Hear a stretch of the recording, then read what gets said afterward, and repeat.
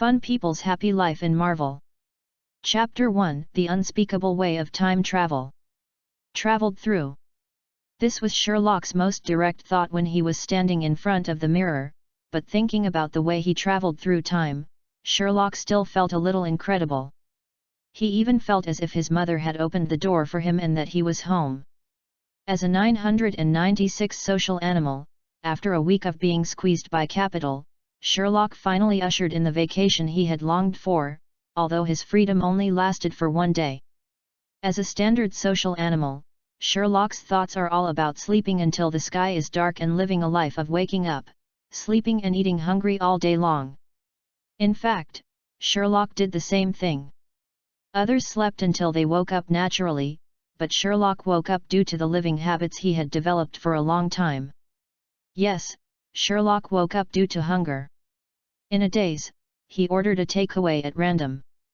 Sherlock didn't even look at what he ordered and fell asleep again. When he woke up, he was woken up by the knock on the door of the takeaway. Bewilderedly, he took the takeaway he ordered from the delivery man. He didn't even forget to politely say thank you to the hard-working delivery boy. Sherlock opened a short video website and began to fill himself with electronic mustard. Belly. Sherlock didn't even know what he ate, he just mechanically stuffed the food into his mouth, focusing on the long-legged ladies in unusually cool clothes who were swaying to the dynamic music on his mobile phone. After mechanically eating the food, which he didn't know whether it should be regarded as breakfast or lunch, Sherlock lay on his bed again. Sherlock, who was thinking about the long-legged lady, successfully communicated in his dream with those who had just watched the young ladies gathered together. Looking at a large group of long-legged ladies wearing stockings that almost made up the entire color card, Sherlock in the dream just wanted to shout loudly, transform into a wolf and enjoy the pleasure of drinking and meat. A sharp pain came from Sherlock's abdomen, which immediately woke him up. Feeling that the ladies were leaving him, Sherlock could only curse the unclean takeaway and took it casually. A cigarette rushed towards the throne in the toilet of his rental house. Everything up to this point is so normal, just the daily rest of an ordinary LSP social worker. However, everything has a but, and what is outrageous is what happened next. Sherlock, who was sitting on the throne with a cigarette in his mouth, seemed to have a premonition of the tragedy that would follow. After taking a deep breath, he started his jet journey with one force. Just as Sherlock was feeling Kikub's indescribable feeling, he just blinked and the originally dark toilet in the rental house in front of him turned into a luxurious toilet about the same size as his own bedroom. At that moment, Sherlock's mind was filled with ideas such as quantum entanglement and cohabitation across time and space. He did not notice the fact that he seemed to have traveled through time. He even thought about commenting on the decoration style of this luxurious toilet. After all, for Sherlock, time travel has only been seen in novels. It is impossible for such a thing to happen in reality. Compared to time travel, Sherlock would rather believe that this is some hallucination caused by his food poisoning. Sherlock even hesitated whether he should call 120 or something for first aid. After all, up to now, apart from the hallucination of this luxurious toilet, Sherlock only had one symptom: wandering around. The cigarette in my hand is still the one with a short holder and a long handle, the Marlboro, the best value for money among social animals. The only difference is that my hands seem to be a little whiter and a little hairier. Etc. A little hairier? A little whiter? He hurriedly threw the cigarette butt into the toilet, hurriedly grabbed toilet paper and wiped his butt. Sherlock left his throne and came to the mirror in 3 steps at a time. At first glance, he saw a white young man who looked a bit more handsome than Leonardo, the earthly ball player. Even his figure was incomparably perfect. With his streamlined muscles, 8-pack abs, and a handsome face, Sherlock admitted that even if he was a man, he would still be attracted to that little piece of flesh in the mirror. Saliva. Just when Sherlock felt that he should call 120 or something for rescue, a wave of vague memories hit Sherlock's mind. After a while, Sherlock finally saw the fact that he had traveled through time. This young man's name was Sherlock Felix, and he was considered a middle-aged rich man. Just like the usual setting of time travel novels, this kid, like Sherlock himself, is an orphan who enjoys the buff of his parents' sacrifice to heaven. But unlike Sherlock, his buff loading seems to be successful, and he was born in New York. About 10,000 people died in 1999. After graduating from high school, he opened a gun store with the help of his parents. Later, with the help of a group of uncles that his parents found, he successfully turned the gun store in the suburbs into a nationally famous gun training center. Even some active military personnel and celebrities would come to the gun store for training from time to time. The boy's parents were also very considerate. After they passed away, they even left him a fund that he could not use up in his lifetime. In short, as long as the boy did not start a business or invest in anything, he could receive a fixed fund of $100,000 every month. Even the car that the boy drove was the dream car that Sherlock could not afford as a social animal for his whole life, the Ford Raptor. In addition to these general memories, Sherlock did not get any useful memories. It seems that this boy is also a social phobia and rarely goes out on weekdays. Sherlock expressed his extraordinary praise for the fact that he had transformed himself from a 996 social animal to a rich second generation with a worry-free life. After all, Sherlock was an orphan in his previous life. Being used to being alone, there was nothing he couldn't let go of. If he had to, it was just his longing for his motherland. The only thing Sherlock couldn't understand was his outrageous way of traveling through time, especially compared to the ways of his predecessors. Who would have thought that he would travel through time? So what? The body that traveled through time was also traveling through time. Sherlock could even be sure that he just blinked during the spraying process and traveled here. He even traveled through time inexplicably without stopping the spraying process. Sherlock made a 6 with one hand, and then he excitedly tidied his clothes and decided to go downstairs to take a look. After all, according to Sherlock's inherited memory, downstairs was his own gun shop, and behind it was a very wide shooting range and training ground. As an old gun fan, Sherlock, who was born and raised here, had been coveting those beautiful guns for a long time. Now that he had traveled through time, he had the conditions. Shouldn't he go downstairs and take his favorite guns to have fun? Sherlock couldn't hold back his emotions anymore when he thought of this, and rushed downstairs quickly. He, AK big baby, AR big baby, big spray gun, small pistol, wait for my love. Chapter 2 Bad News and Golden Finger. After pushing open the door of his gun shop, Sherlock, who was very proud, saw the dazzling array of firearms hanging on the wall, from AK series to AR series, full of them. From firearms to accessories, they were all neatly arranged. The most exaggerated thing was that there was an Italian cannon of the same model as Li Yunlong placed in the middle of the whole venue. Although there was a not for sale sign next to the cannon, Sherlock couldn't help but sigh. It was worthy of being the free America, the beacon country of gunfights every day. This fucking cannon can be put in the store as a display, what else can't it do? Of course, in addition to these firearms that can be called a treasure house for military fans, Sherlock was naturally surprised by his English level. The dense English letters on the display board looked no different from Chinese to Sherlock. Sherlock even tried it and switched between Chinese and English seamlessly. This made Sherlock so excited that he almost cried.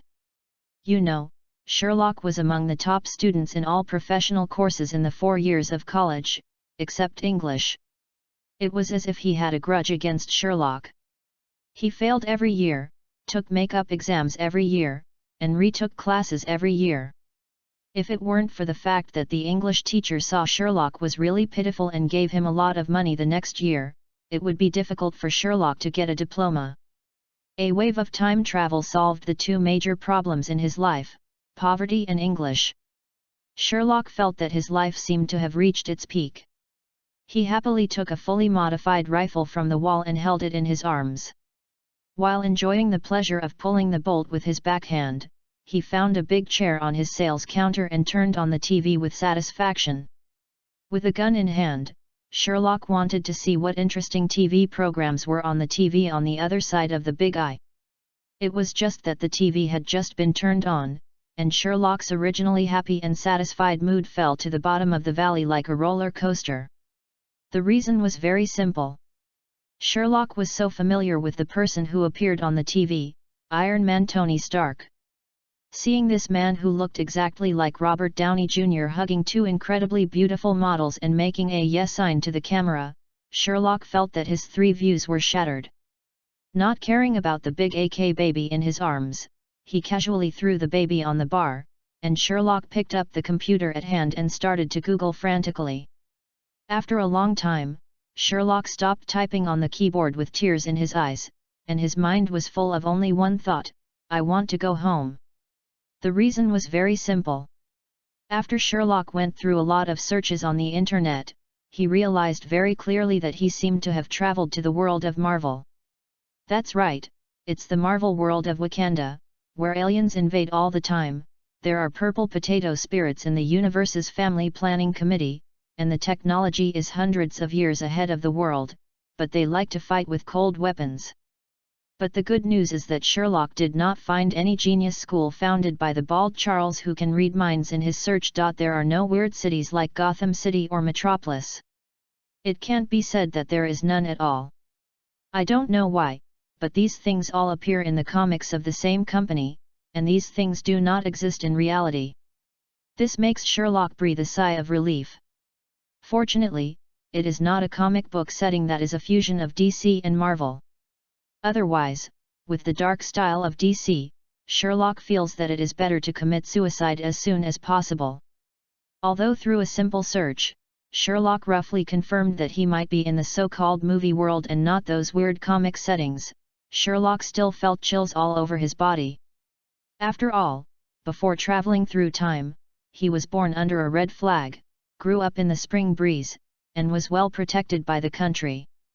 The most evil thing Sherlock had ever seen was the level of gangsters fighting. Now traveling to this Marvel world where human life is worse than that of dogs, or in the troubled New York City, Sherlock feels deep despair.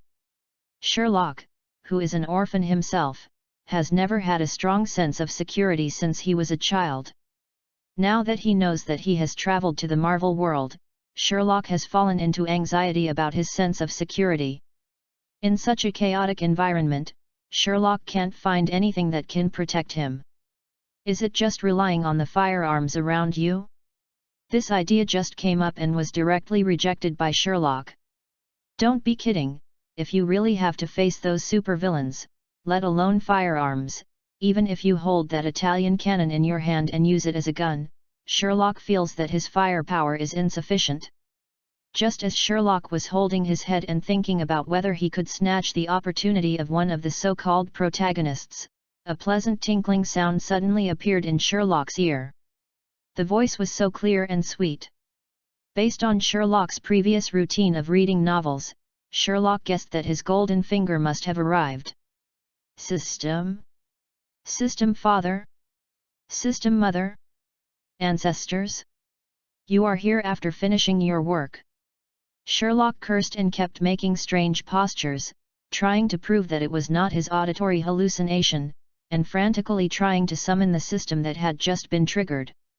Not to mention, Sherlock actually succeeded. The moment he made a strange pose, Sherlock was cursing, but he found that he seemed to have arrived in a place that looked like a library in an instant. The huge bookshelves are lined up in rows with no end in sight, and the books on them all look extremely old, as if they can already be called antiques. Next to Sherlock were two unusually tall things that looked like vending machines. After studying for a while, Sherlock didn't find out what these two vending machines were selling. After Sherlock finished studying the two vending machines, Sherlock's attention was immediately attracted by a long box on a table not far in front. After eagerly stepping forward to open the box, Sherlock was immediately stunned by the contents inside the box. The thing inside was extremely familiar to Sherlock. It was the Elder Wand in Harry Potter. And it is an extremely well-made elder wand that looks just like the real thing. What the hell? Sherlock was a little surprised and picked up the elder wand in the box. In an instant, a stream of memories flooded into Sherlock's head. It's not quite right to call it a memory, but rather a feeling. The moment he picked up the elder wand, Sherlock was almost certain of one thing, that is, this elder wand was absolutely loyal to him, and he could indeed use the magic in Harry Potter with this elder wand. Sherlock, who had been calming down for a while, seemed to have thought of something. The corner of his mouth twitched as he looked at the endless rows of bookshelves not far away. If Sherlock guessed correctly and he can now use magic with a wand, then the rows of bookshelves should be the so-called magic books in Harry Potter, right? Putting the wand on his ear, Sherlock went to the bookshelf and began to verify his conjecture. With just one book, Sherlock shed tears of pain. I never expected that I would have to start my study journey all over again after I graduated a long time ago, and it was totally self-study. Think about the protagonists in the novels I read before traveling through time. They either had a sign-in system or a lay-down system, all kinds of things that got something for nothing. Looking at his endless row of bookshelves, Sherlock couldn't help feeling sad and shed tears of humiliation. Fortunately, it was not like he had never experienced something like this in his previous life. Coupled with the training of 996, Sherlock sorted out his mood in just a short while. Damn it, isn't it just a roll? To be honest, is there any nation in the world that can outdo Great China? For the sake of his own life, Sherlock picked up the basics of magic, from entry to burial in his hand with a look of grief and anger and began to study it. Chapter 3: Those Who Like Cosplay. Just when Sherlock was about to be immersed in the ocean of magic, a crisp doorbell rang in Sherlock's ears, which immediately woke him up. After coming back to his senses, Sherlock found that he was still in the same position as he was in the library just now, holding an ancient-looking magic book in one hand and his own elder wand in the other. Sitting at the checkout counter in a posture that looks silly to outsiders. And the doorbell that made Sherlock wake up was those few Sherlock remembered the sound of those so-called cost-loving uncles pushing open the door. Shaking around, Sherlock hurriedly tried to adjust his posture and hide the magic book and wand in his hand. Sherlock's thoughts had just arisen when he was surprised to find that the magic book and wand in his hand had disappeared without a trace. However, Sherlock could still feel that the magic book and wand he had just read were quiet, lying on the library table. This feeling is very magical. It is obvious that what you are seeing is a gun store that is so real in reality, but you can still clearly perceive the huge library and everything in it. Seeing Sherlock standing there in a posture that seemed silly to outsiders, the tough men who walked in aggressively couldn't help but smile. Some even took out their mobile phones to take a picture of Sherlock. Open!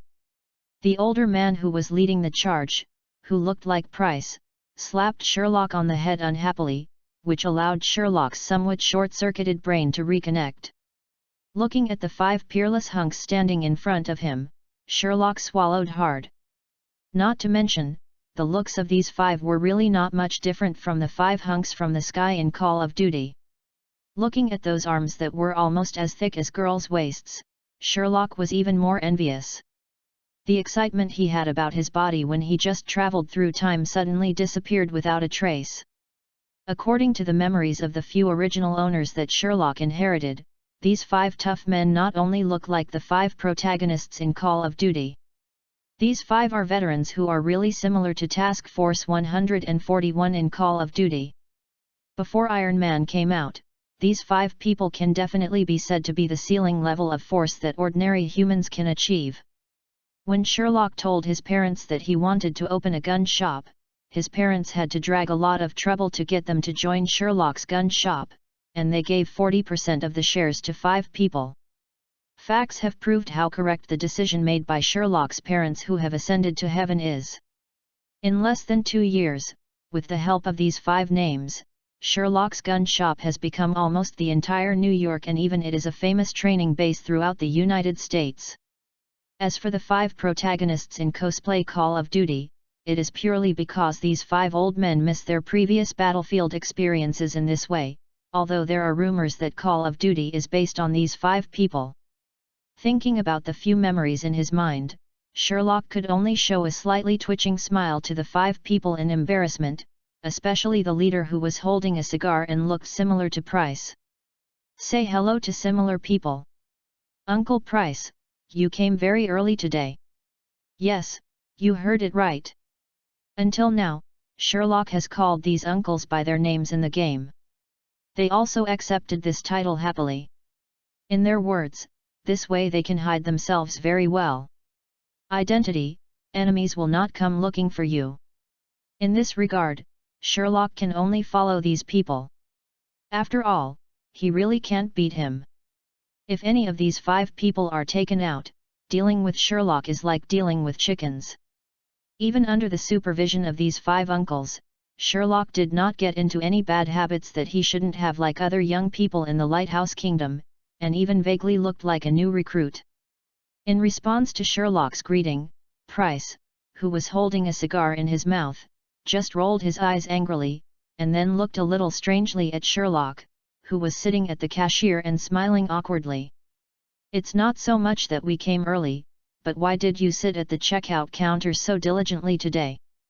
In the past, I was the one who went to your bedroom to pick you out. Regarding Price's question, Sherlock could only smile awkwardly, but his mind was spinning rapidly. After a while, he answered with an awkward smile. Well, I want to make some changes, don't I? You say so, Uncle Price.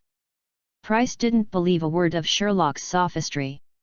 However, Zhao Zhao, who had been standing next to Price, saw the fully dressed one Sherlock put aside and shouted in surprise. Hey, little Sherlock, are you thinking too much and are you ready to train with us? You never touched these things before. At most, you just took customers to target practice or something like that. As Soap said, he walked forward, took the one Sherlock had just taken from the counter, and performed a very professional inspection. Regarding the question about Soap, Sherlock responded with a smile on the surface and wanted to change, but in his heart, Sherlock had already started sending a telegram. Who knows what happened to the original owner, but now he is on the receiving end of a gun. Although Sherlock's reason was extremely nonsense, what was amazing was that none of the 5 people present actually refuted it. Instead, they looked at each other with evil smiles on their faces, and then Price stepped forward and patted Sherlock's shoulders. What a great idea! Starting tomorrow, the 5 of us will train you.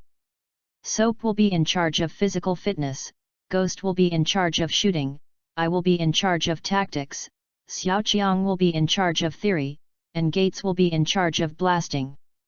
Don't worry, little Sherlock, since you want to change, as your uncle, we will definitely turn you into a real man.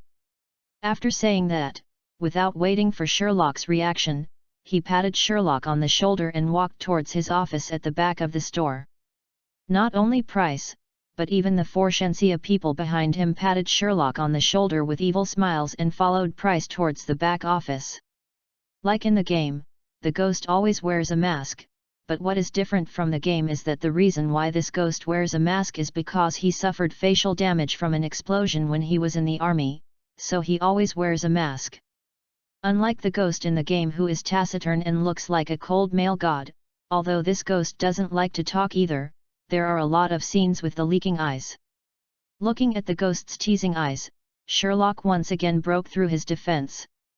If it weren't for the fear of being beaten, Sherlock's character would have collapsed when he lowered his waist and shouted something. Chapter 4 Departure. 7 years have passed by in a flash.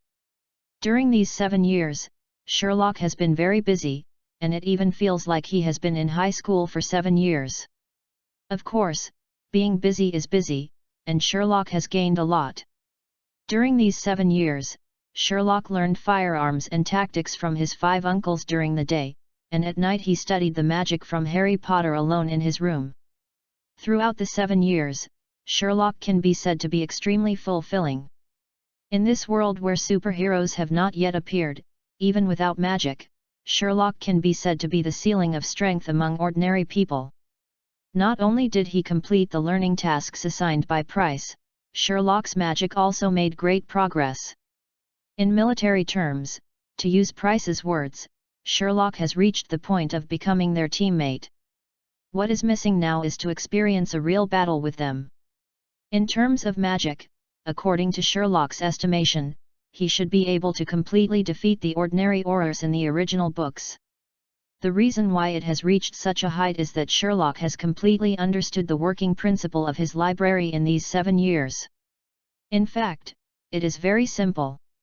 The books on the bookshelf not only have simple functions such as Hogwarts textbooks and information, but also some notes such as magic notebooks.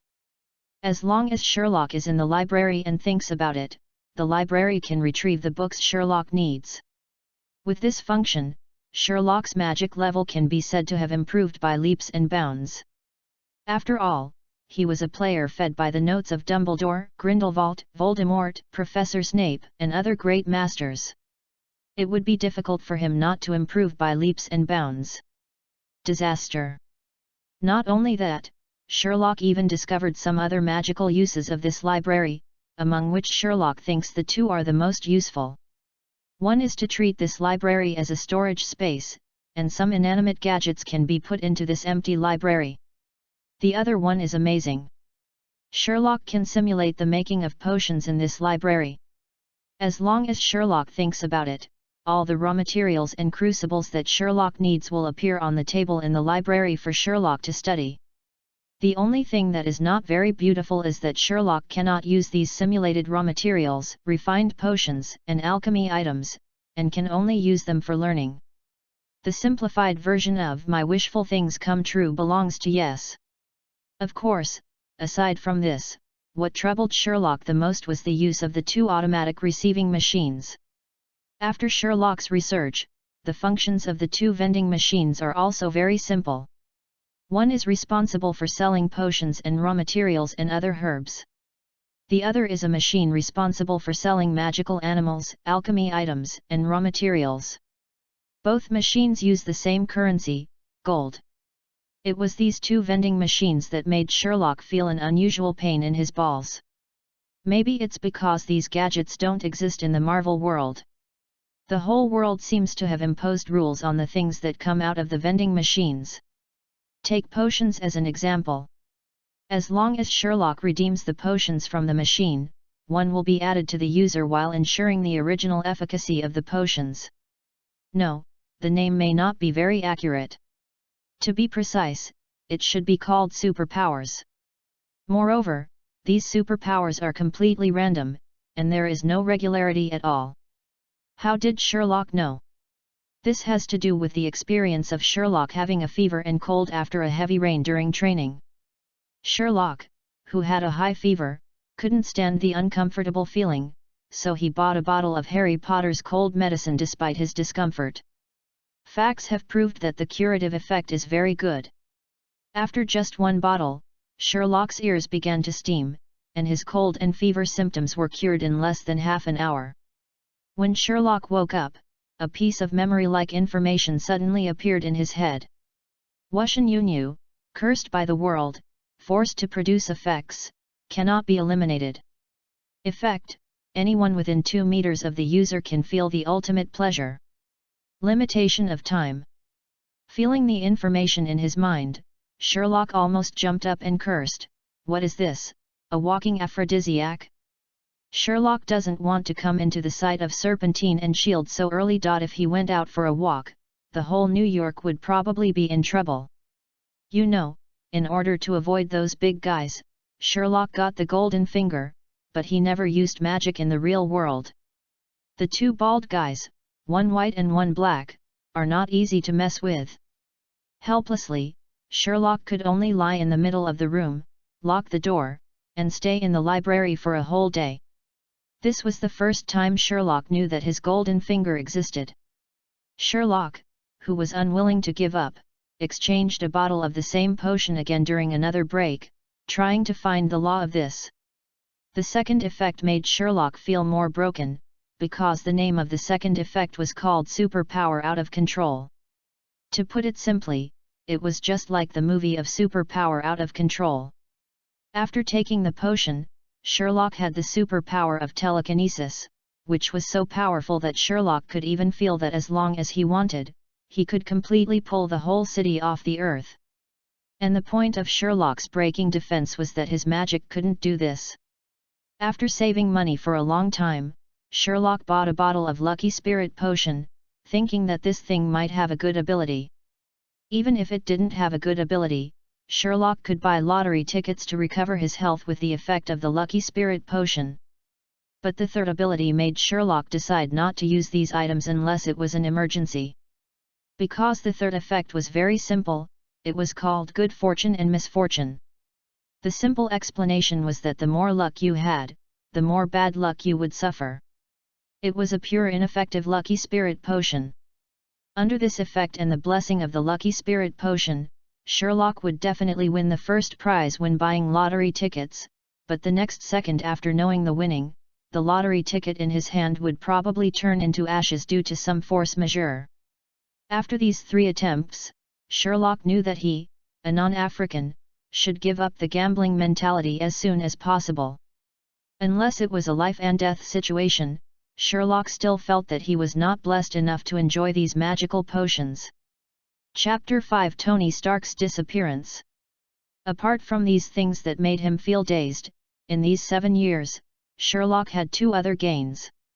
The first is that after 7 years of hard work, Sherlock has gotten used to life on the other side of the ocean. Yes, you read that right, it's a habit. The reason is very simple. The infrastructure of the Great Lighthouse Country, which is known as the world's #1 country, with superheroes everywhere and has saved the world countless times, really makes Sherlock feel dazed. In his previous life, Sherlock, who was used to night markets, takeouts, small supermarkets, etc., was very surprised to find that these did not exist in this country known as the world's #1 country after the excitement of the initial crossing over. Don't even mention the night market. If you are hungry at night and want to order a delicious midnight snack like before the crossing over, it is a pipe dream. Sherlock also understands why pickup trucks and large supermarkets are so popular in this country. It's really far away, not to mention the terrible public transportation. If you want to buy some food and drinks and not be hungry in the middle of the night, then the best way is to stock up. And if you want to stock up, the best place is those large supermarkets. At this time, the huge cargo box of the pickup truck is really useful, that thing can really hold things. Of course, these are all small things. The most important thing is that Sherlock learned something that he would never do before crossing: writing a plan. Don't underestimate this thing, it is really useful in this world. Sherlock was able to learn this skill purely through blood and tears. Don't say Sherlock, if it's anyone who went to the supermarket to buy things without making a plan, and found out what they didn't buy when they got home, and ran back and forth for a whole morning to barely buy everything, they would learn how to make a plan with tears in their eyes. In addition to the occasional free purchase activities, if someone still tells Sherlock that life abroad is better than in China, Sherlock will definitely take out his magic wand and give that guy a heart-piercing blow to wake him up. If he still refuses to change his mind, he can only send him to eat the big melon. Apart from these living habits, Sherlock was most surprised by the identity of his cheap parents who had long since ascended to heaven. These 2 people are actually closely related to Stark Industries. Strictly speaking, his father is actually a little blood related to Maria Stark, the mother of Tony Stark, who is Iron Man. According to his own generation, Maria Stark is his father's aunt, so strictly speaking, Tony Stark is his distant uncle. When Sherlock knew about this, he was so shocked that this matter was simply not worth telling to outsiders. As for how Sherlock knew about this, it was because he had just finished training with Price and others last year and found an invitation in his mailbox. Sherlock opened the invitation with doubts and found that it was an invitation from Pepper, inviting Sherlock to attend his uncle's birthday party. Don't mention it, Sherlock really went, well, dressed up. As a result, not long after he went, Sherlock he came back amid Price's laughter. Can that be called a birthday party? It was simply a supermodel party. Although Sherlock considers himself an LSP, as a LSP with a moral code, Sherlock still cannot bear the feasting and drinking in front of him. Anyway, Sherlock really couldn't stand such a party, and he left without even saying a word to Tony Stark. Before he became Iron Man, Tony was really a lawless and arrogant playboy, and Sherlock really didn't like such a Tony at all. Although he didn't have any substantial contact with Tony, Sherlock was still a junior who accepted the invitation. After giving the gift to Pepper, he still had some communication with the future aunt. Pepper also apologized to Sherlock. She didn't expect Tony to forget about it after inviting his only nephew and call a group of supermodels. Sherlock expressed his understanding of this, and also comforted his future aunt who felt tired. After returning home, Sherlock made up his mind that before Tony disappeared in Afghanistan, Sherlock absolutely did not want to have any contact with this arrogant playboy. In fact, Sherlock did just that. Until the end of his 7-year study career, Sherlock never responded to any invitation from Tony. At most, he would call Pepper on holidays to ask her to convey his blessings. Just when Sherlock finally completed his magic training and Price's training, and became a salted fish for a few days, he was thinking about whether he should drive his big raptor to see the world. Sherlock received a call from Pepper again. On the phone, Pepper's voice was already crying, and told Sherlock that Tony had just disappeared in Afghanistan and Sherlock needed to come to Stark Tower immediately. After all, according to the law of the lighthouse, if Tony really suffered misfortune, then Sherlock, as Tony's only living relative, would have the right to inherit all of Tony's property. After hearing what Pepper said, Sherlock knew, no matter how stupid he was, that the so-called plot of the Marvel world was about to begin. If nothing unexpected happened, Tony was being pressed by an electromagnet in an unknown cave in Afghanistan. Without any hesitation, Sherlock greeted Price and, at Price's request, drove to Stark Tower with a bucket of weapons. Although Sherlock looked anxious on the surface, only Sherlock knew that he was not anxious at all. After all, according to the plot, this was something Tony Stark had to go through. Because the terrorists needed Tony to help them make weapons, if nothing unexpected happened, although the situation looked extremely critical, in fact, nothing happened. Even after Sherlock left his gun shop for a distance and disappeared from Price's sight, he slowed down a little. Just when Sherlock was thinking about whether he could buy a cup of coffee on the way to Stark Tower, a spark suddenly appeared not far from Sherlock's path.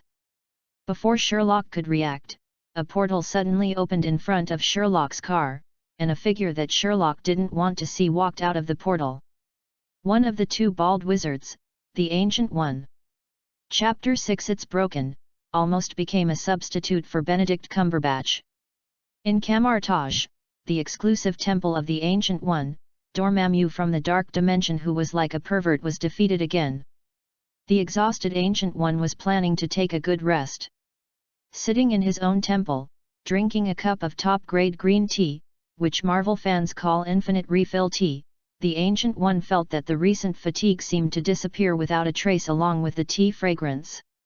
He habitually controlled the time gem in the eye of Agamotto to see the future that he had already determined countless times, but it was such a habit that made the Ancient One discover something different. The future that was originally like a movie began to become as vague as if it was shrouded in a fog. Even the optimal solution that had been determined at this moment became like a mess. Discovering a different Ancient One, she exclaimed in surprise. The long life and pattern rarely made her interested in anything. This was the only time in hundreds of years that she was surprised. Driven by curiosity, Ancient One began to reorganize the timeline. Soon, Ancient One discovered the anomaly and found out who the person who was shrouded in the optimal solution like a fog was. It was our protagonist Sherlock.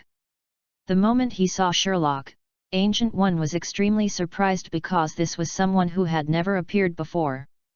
According to the original trajectory of the world, Sherlock should be an ordinary person. He even had no contact with Tony after parting ways at the only party. Even after Tony became Iron Man, in order to protect his only relative, he did not have much contact with this relative until he snapped his fingers. But now, in the future pictures, this little guy is everywhere. Not only that, this originally ordinary little family, the guy seemed to have some incredible power. Ancient One even saw this little guy standing with the Avengers.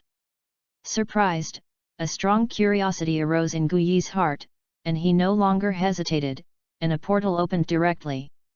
This was the beginning of the scene. Sherlock saw one of the two bald mage Guyi that he least wanted to see. Compared to Guyi's full curiosity, Sherlock only felt uncomfortable at this time. Sherlock, who had always been very strict, had never used magic even once except for using potions 3 times. He didn't know why Guyi will notice him.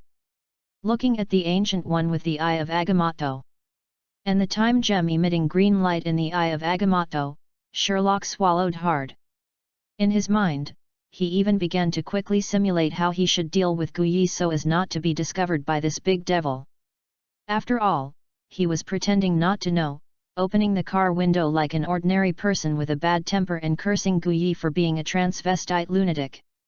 You should still take out your wand and fight Guyi, then retreat while fighting, and try to find a way to go to your own cargo box to see if there is anything powerful.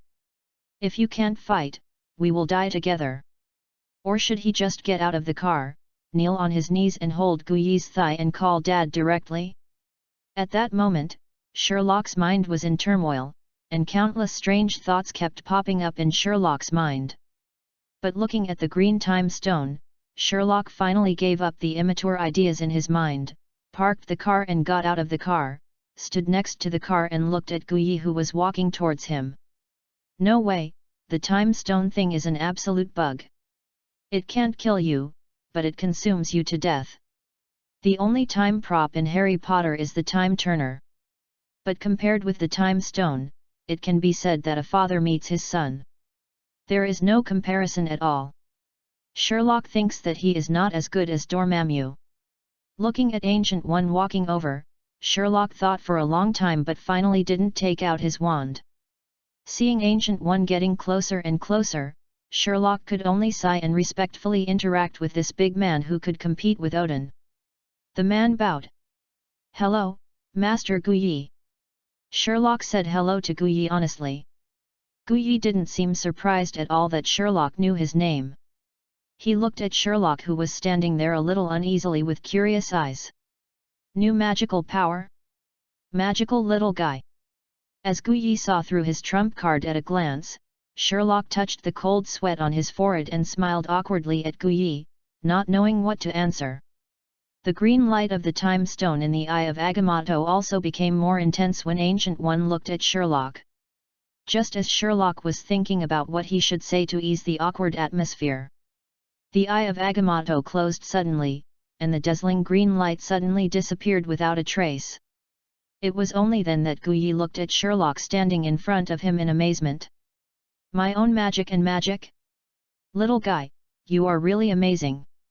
In response to Guyi's sigh, Sherlock could only smile awkwardly and scratch the back of his head. Sherlock, who didn't know what kind of medicine Guyi was selling in the gourd, could only say embarrassing words like praise.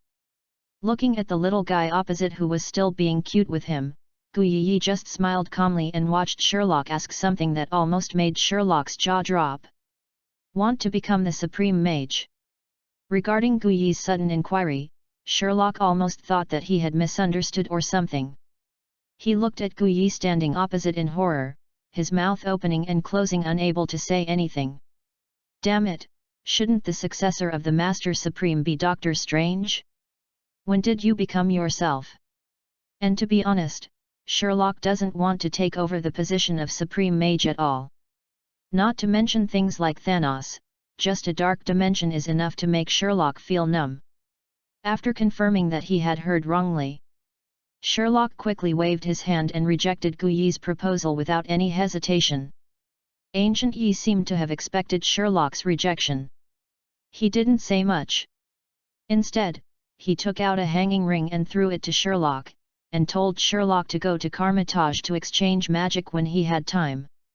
After saying that, he turned around, stepped into the portal and disappeared. With the disappearance of Ancient One, before Sherlock could relax, the surrounding environment shattered like glass, then disappeared bit by bit, and finally returned to its original state. Seeing this scene, Sherlock almost couldn't stand. He had been in the mirror space just now. And I don't even know when I entered the mirror space. Then, if you hadn't thought about it just now and actually started fighting with Guyi, you might as well be like this for the rest of your life. Feeling palpitation, Sherlock almost climbed into the car with his own hands. After sitting in the car for a while, he gradually recovered and looked at Xianring, who was lying there quietly on the passenger seat. Sherlock took a deep breath and finally picked up the hanging ring and put it on his left hand. After all, judging from his performance just now, Guyi didn't seem to have any ill intentions towards him. So this hanging ring should be a safe thing. Just when Sherlock was thankful that he had survived, one of the two bald men, Guyi, who had returned to his temple on the other side, picked up the teacup and took a sip with a smile before sighing. What a funny little guy! What Sherlock didn't know was that in just a short period of time, Guyi had already played hundreds of games with Sherlock through the time stone. Sherlock's so-called trump card could be said to have been taken away by Guyi. Not even my underwear left. Chapter 7 Obadiah Stainy's Malice. After calming down for a while, Sherlock finally returned to his original state of mind, and then he remembered why he appeared on this road. Hurrying through the one-stop service of putting the car in gear and getting gas, Sherlock could say he never wanted to go on this trail again in his life. With the powerful power of the Raptor, Sherlock arrived at the downstairs of Stark Tower in less than half an hour. It still looked like the Stark Tower where people were constantly coming in and out. After Sherlock took a deep breath, he thought for a while and then took out a Glock pistol from the glove box next to him. After thinking about it again and again, Sherlock gave up on the second-rate gun-hiding posture, took out an armpit holster from the armrest box, stuffed the Glock into the holster, and then got out of the car with satisfaction. After all, this Glock is just a disguise. The security of Stark Tower is not free of charge. You will never be allowed to enter the building with weapons. The real weapons are hidden in Sherlock's library. Middle. The reason why I carry this Glock is to better suit my personality. After all, I am the owner of a gun store. It would be abnormal if I really didn't get some weapons found. You must know that this is when the plot of Iron Man has just begun, and Obadiah Stane as a villain is still active in Stark Tower. This ruthless man was capable of killing even the company's money-making tree, Tony, whom he had seen growing up since he was a child. Sherlock didn't want to be obsessed with this person. Sherlock, who was ready for everything, walked into the building. Just as expected, the Glock he was wearing was found by the security check. Sherlock cursed and handed over his weapon. Then he walked quickly to the elevator, and with the ding of the elevator, Sherlock arrived in front of Pepper's office on the top floor of Stark Tower. Just when Sherlock was about to knock on the door was suddenly opened from the inside, and a tall and fat white man walked out. With a look of extremely hypocritical concern on his face, the person who came was none other than Obadiah Stane. Sherlock looked at Obadiah Stane with a cold face, who walked out of the room and seemed to have just comforted Pepper. Just like an ordinary young man. Sherlock almost clearly saw a trace of contempt flashing in Obadiah Stane's eyes, as if he saw something disgusting. Before Sherlock could speak, little Chiliya spotted Sherlock's figure, stood up quickly, wiped her eyes which were red from crying due to worry, and came to Sherlock's side. Pulled Shylock to Obadiah Stane, and said to Obadiah Stane, "Uncle Obadiah, this is Sherlock Phoenix, Tony's only living relative, Tony's nephew. Sherlock, this is Obadiah Stanley, Tony's uncle. Since the death of Tony's parents, Uncle Obadiah has been taking care of Tony. Except that he is not related by blood, he is no different from a real uncle." After hearing Pepper's words, Obadiah Stane looked at Sherlock with a dangerous look in his eyes. Although he hid it well, Sherlock, who had Dumbledore's notes, leaned on the camera. Divine Mind also clearly sensed Obadiah Stane's malice. Although the two of them seemed to have other thoughts about each other, neither of them showed it right away. Instead, they exchanged very enthusiastic greetings. "This is our first meeting, Grandpa Obadiah. Uncle Tony often talks about you to me," Sherlock said to Obadiah Stane with a smile on his face. Obadiah Stane is also a human spirit. Although he hates Sherlock's existence, he is still kind on the surface, just like an ordinary old man. "Really? You must know that Tony has never mentioned you to me once. This boy actually covers you so tightly. I will definitely talk about him well when he comes back." After Obadiah Stane watched Sherlock finish these words, he released his hold on Sherlock's hand, turned to look at Pepper, who was standing next to Sherlock, and continued. "I still have something to do, Pepper. I'll go back first. Don't worry, Tony is so smart, nothing will happen to him. If I continue to urge those bastards from the military, I will definitely be able to get Tony back." After hearing what Obadiah Stane said, Pepper, who didn't understand the situation, looked at him gratefully, as if he really expected Obadiah Stane to get Tony back. Looking at little Pepper, whose eye circles were gradually turning red again, Obadiah Stane no longer hesitated. After saying hello, he took the bodyguard walked toward the door in a hurry. Until the door closed, the smile on Obadiah Stane's face disappeared without a trace, leaving only a sinister expression. Very roughly, he suddenly pulled the bodyguard beside him to his side and said to the bodyguard fiercely, "Go and find out who that little bastard is. Tony, that bastard, is hiding something from me. Go and find out all the information about that little bastard. I want to see everything about that little bastard on my desk tomorrow morning." After hearing what Obadiah Stane said, Obadiah Stane's bodyguard nodded solemnly and turned around to leave, and began to arrange for his men to investigate everything about Shylock. Obadiah Stane himself looked at the closed door fiercely, spat lightly, and then opened the elevator to his office. Standing in the empty elevator, Obadiah Stane finally revealed his true face, and his entire expression seemed to become distorted. "No one can stop me from getting the Stark group that should have been mine, Tony, you're so good looking. Not even that little bastard who hid it well." Chapter 8 Jarvis, I hate people who have no sense of boundaries. Sherlock didn't know anything about Obadiah Stane's investigation, but even if he knew, he probably wouldn't care. After all, although Obadiah Stane is rich, he has not been exposed to any superpowers or black technology blessings. Before Tony's Iron Overlord was made, this old man was just a rich old man. It is precisely because of this that Sherlock is not afraid of any provocative behavior by Obadiah Stane. After all, strictly speaking, the only people related to Sherlock in this world are Tony and those who like the task force. Uncles. Tony aside, if Obadiah Stane really takes action against Sherlock's uncles and wants to use them as bargaining chips to blackmail Sherlock, then he really has the wrong person. Putting aside the connections within the army of those beasts, the gangs, killers, and private armed forces trained by these beasts over the years alone are not comparable to what Obadiah Stane now has. If Obadiah Stane really dared to take action against Shylock's uncles, Obadiah Stane would probably be able to experience what it means to hunt down black, white, and grey together. Except for Sherlock's group of uncles, the only ones left are Sherlock, the LSP, and the fun-loving person himself. If Obadiah Stane takes action against Sherlock, then Sherlock will be even less afraid. Damn, can a majestic magician be bullied by a muggle? It is precisely because Sherlock is single enough that it creates the illusion that Sherlock doesn't seem to be very worried.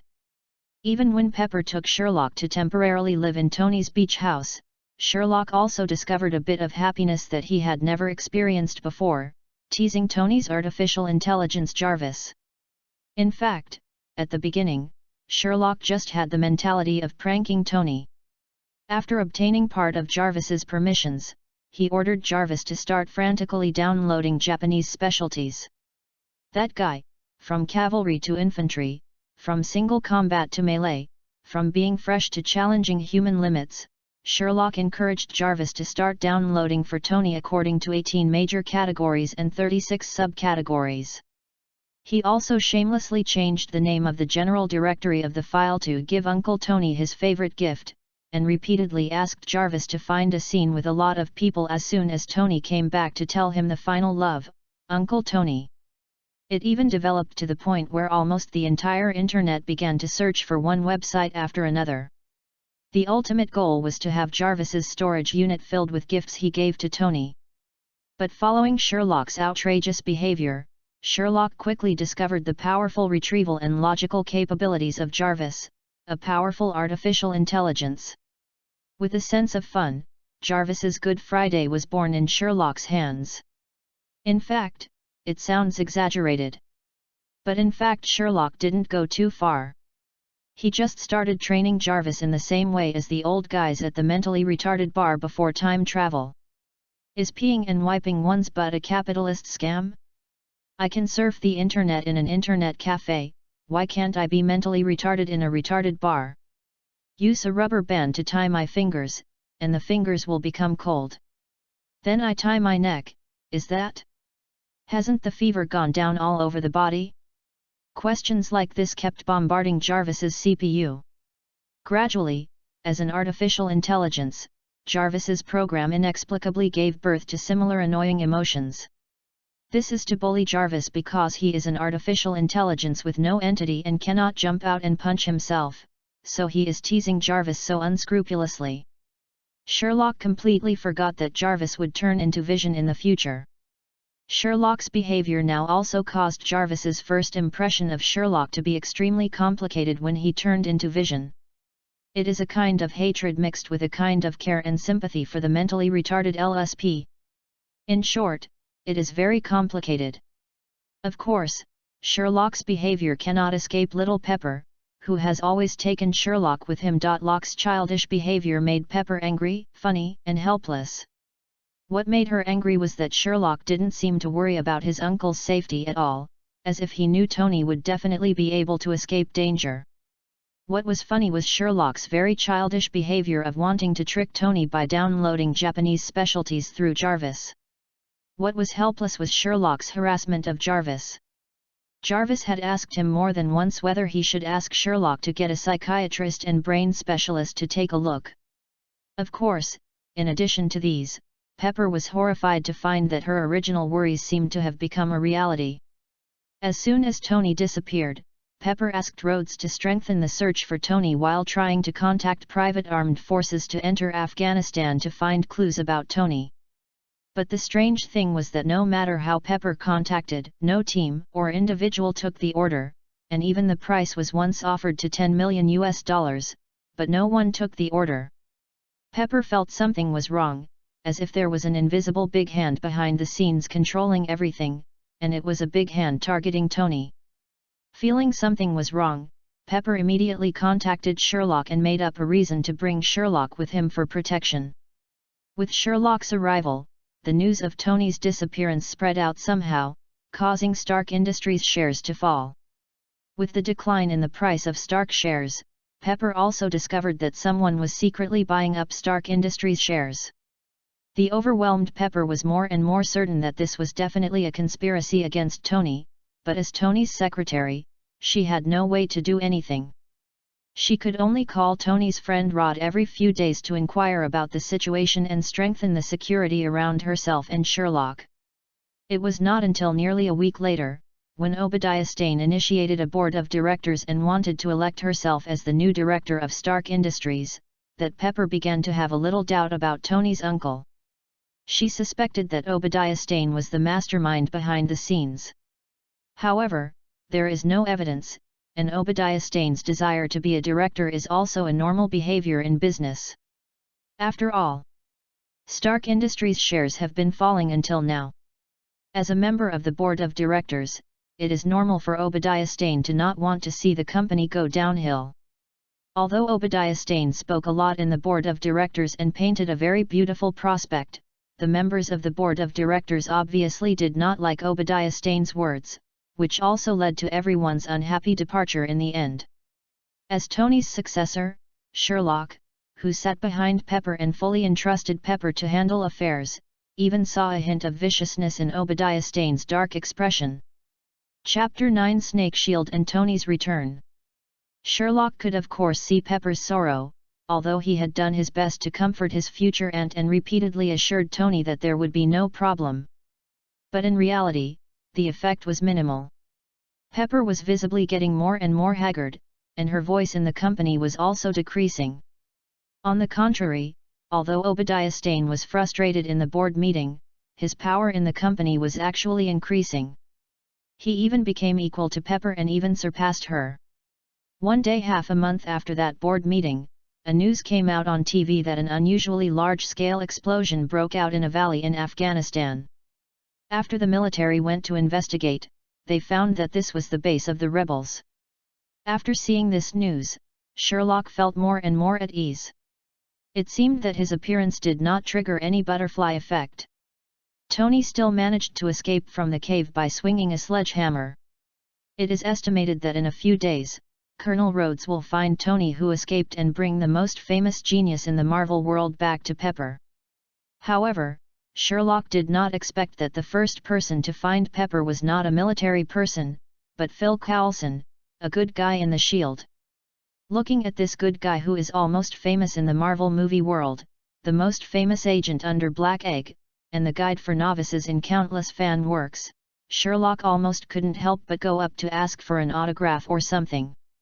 Of course, as an ordinary person who has never shown his specialness, although Phil Coulson was puzzled by Sherlock's eyes that seemed to be very familiar with him, he did not ask any questions, but simply introduced himself to the two. Then he took out a stack of documents to prove that he had found clues to Stark. Pepper thought that this guy was here to collect the reward at first, and wanted to transfer money to Phil Coulson immediately. But Phil Coulson refused with a wry smile, and said that he was here to assist Pepper as a national public official. Regarding Phil Coulson's statement, Sherlock just curled his lips and said nothing. Although Phil Coulson did not tell the truth, it was very likely that S.H.I.E.L.D. came to investigate Tony's escape from the base by hunger. But after all, his identity was there. Pepper's safety is also a guarantee, and Sherlock naturally has no objections. As the saying goes, good things come in pairs. Just 3 days later, Rhodes called Pepper and informed him that he had found Tony lying in the desert. At this time, Tony was on the plane returning to the base. This made Pepper almost cry with joy. She was about to fly to Afghanistan to find Tony. Sherlock and Phil Coulson talked hard before making Pepper change her mind and wait for Tony to come back at the airport. Early the next morning, Sherlock was pulled out of bed by Pepper while he was still sleeping. He kept urging Sherlock to wash up quickly because Tony would be back soon. Sherlock could only move faster because he was full of anger, and then he was put into the car by Pepper and Phil Coulson in a daze and set off towards the airport. However, in fact, after the few people arrived at the airport, Tony's private plane from Afghanistan did not arrive at the airport. Sherlock even felt that he had fallen asleep for a long time before he was woken up. Following the crowd to the tarmac, Sherlock watched as a plane landed steadily and then stopped not far from the crowd. After the corridor bridge was connected to the plane, a slightly embarrassed Tony walked out of the plane. This was the second time Sherlock saw his cheap uncle.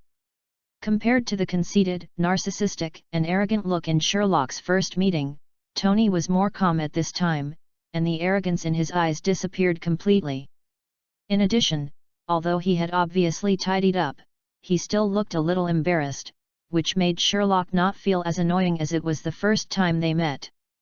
After Tony dismissed Phil Coulson, who came up to talk to him, and hugged Pepper, whom he was thinking about, he turned his attention to Sherlock, who was standing behind everyone. "I didn't expect you to come too, my dear nephew." The moment he faced Sherlock, Tony seemed to have turned back into the arrogant playboy he was at the beginning. Even without activating legilimency, Sherlock could sense that Tony didn't have any ill intentions.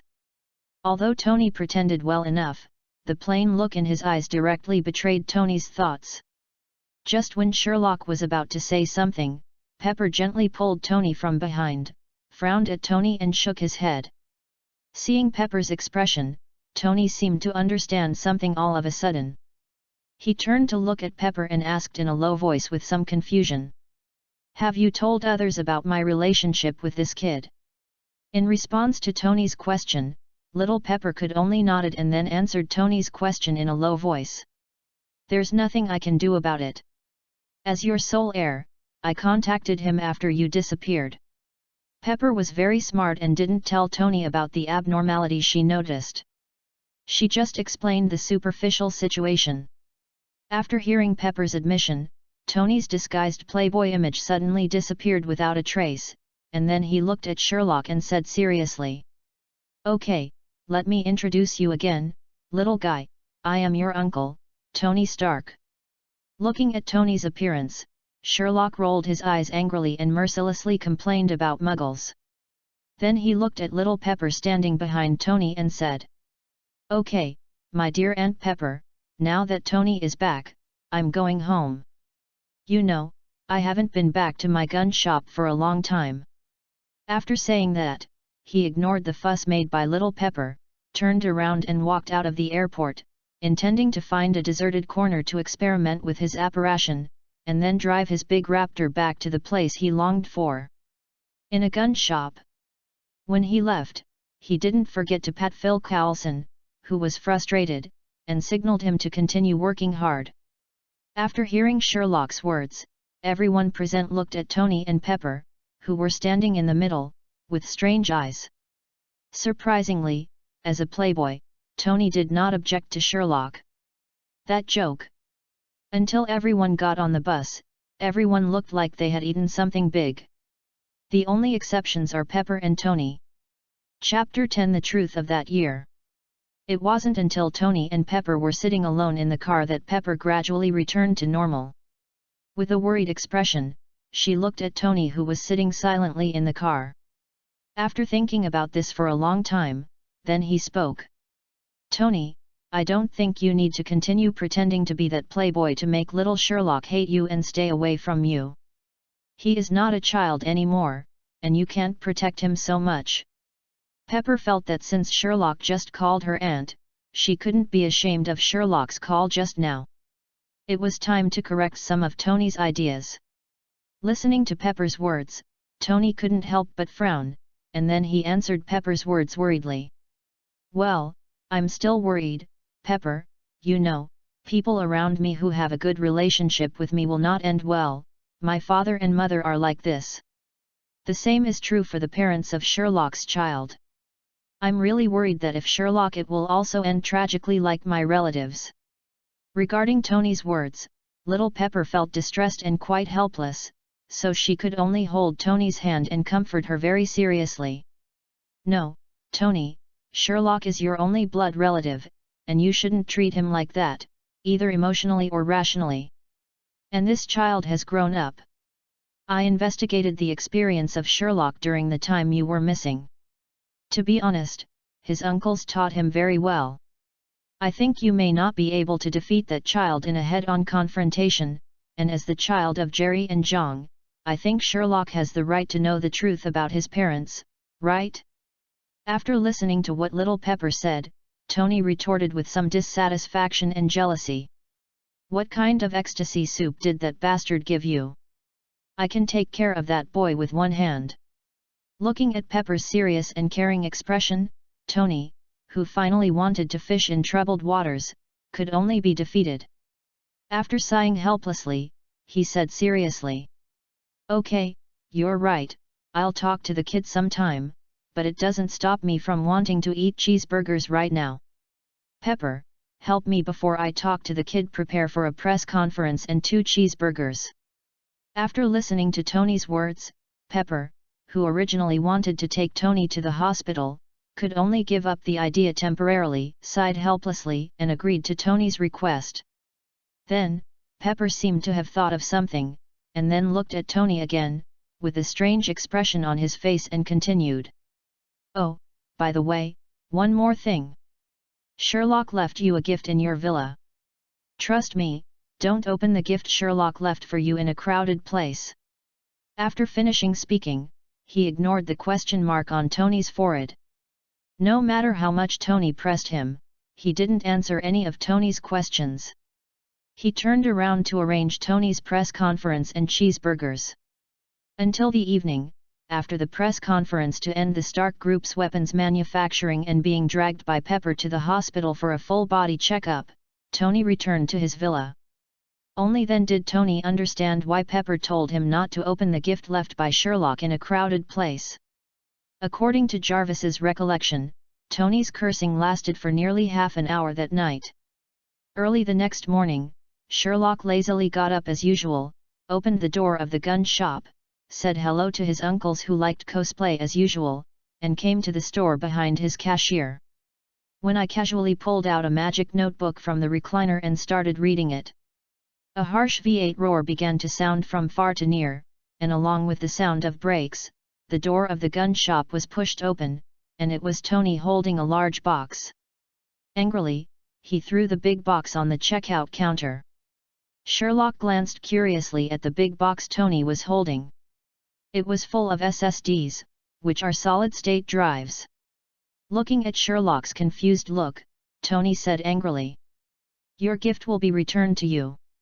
Please don't ask Jarvis to do such vulgar things in the future." In response to Tony's request, Sherlock just rolled his eyes angrily and lay down on the recliner again holding the notes in his hand. "Come on, my dear uncle, I don't have access to these. Compared to me, I think you can try it at the party. It's definitely worth the money." In response to Sherlock's teasing, Tony could only sigh helplessly, put the hard drive aside for the time being, and then looked at Sherlock and said, Okay, putting these little things aside, Sherlock, I think I need to talk to you." Sherlock did not refuse Tony's request. He stood up and closed the notes in his hand. With a flick, the notes in his hand disappeared without a trace. Tony looked at Sherlock's hand with some surprise, but didn't say much. Led by Sherlock, the two came to the living room where Sherlock lived upstairs. After giving Tony a glass of water, Tony explained to Sherlock what he had done before. In fact, it is very simple. On the one hand, Tony is worried that Sherlock will suffer the same misfortune as his other relatives if he stays with him. On the other hand, the experiences of Tony's parents and Sherlock's parents also made Tony more determined to make such a decision, and then he handed over the still young Sherlock to the group of uncles who liked cosplay, and transferred him out in front of Sherlock's eyes. His appearance of pride and arrogance kept Sherlock away from him. Sherlock said he didn't care about anything else, except when Tony said that Sherlock's parents were shot to death like Tony's parents. Sherlock felt an unknown anger rising from his heart. It was obvious that the parents of this body had already ascended to heaven when he traveled through time, and according to his own memory, the original body always believed that his parents died in a car accident. Charles understood this nameless rage as the obsession left behind by his original body. He took a deep breath for a while and then managed to suppress his nameless rage. However, Sherlock understands Tony's behavior. After all, Sherlock, who has watched the movie, also knows that Tony likes to shoulder everything by himself. After understanding the whole story, looking at Tony, who still had scars all over his body, Sherlock no longer had the disgust he had when looking at Playboy. After thinking for a long time, before Tony left, he gave him a bottle of white moss medicine for treating trauma, and told Tony how to use it, as well as the unpredictable side effects. As for whether Tony uses it or not, that is beyond Sherlock's control. Chapter 11 Magical Potion. After seeing Tony off, Sherlock returned to the recliner behind the cashier, thinking about who killed his parents. After all, if you can attack the parents of the original person, you can definitely attack yourself. And the most important thing is that Tony, the richest man in the United States, has not found any clues until now. This is the most troublesome point. Sherlock lay on the recliner with a headache, holding his head and thinking about what would happen next. The magic notes were casually covered on his face. From a distance, it looked like Sherlock was taking a nap. On the other side, Tony also had a headache. The reason for his headache was the bottle of magic potion that Sherlock had just sent. At this time, the bottle of magic potion was lying quietly on the passenger seat of Tony's favorite sports car. To be honest, Tony believed that the so-called potion sent by Sherlock would have the effect of healing wounds, but Tony absolutely did not believe that the bottle of potion would have the magical and fast effect that Sherlock said. Even the so-called side effects that Sherlock vaguely mentioned seemed more like Sherlock's revenge to Tony. After all, the relationship between the two is very strange now. In terms of trust, the family relationship derived from blood can make Tony and Sherlock absolutely trust each other. Let's just say they don't trust each other. The two of them have been playing pranks on each other since Sherlock attended Tony's party. Even Tony at this time is more willing to believe that Sherlock's so-called side effects may be caused by the useless human tissue he found in the bottle after drinking the bottle of medicine, that is, something like big nose. Severe nausea. But speaking of it, Tony was indeed tormented almost crazy by the small wounds on his body. After all, he had decided to update the suit of armor he had built in the cave. The wounds on this body can be said to be like toads jumping on the insteps. If they don't bite, they will bite others. Every time he thought of this, Tony couldn't help but have the urge to drink up the potion Sherlock gave him. The only thing that reassured Tony was that this morning, he updated the arc reactor on his chest through the industrial equipment in the villa with the help of Pepper. This can be regarded as a complete farewell to the experience in the cave. Every time he thinks of this, Tony can't help but feel sad for his comrade Ethan in the cave.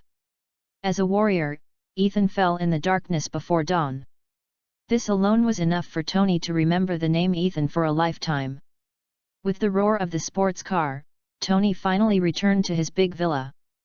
Picking up the potion on the passenger seat, Tony strode directly to his studio. Tony put the potion on the table, poured himself a glass of whiskey, and then began to give Jarvis a series of orders. "Jarvis, scan this bottle of medicine from my dearest nephew. I want to know all the ingredients in it, mainly to detect the biological activity in it. Now I have begun to wonder if this kid is secretly adding ingredients." Then I projected the drawings of Mark I. I thought it was time to optimize my armor. "Okay, sir."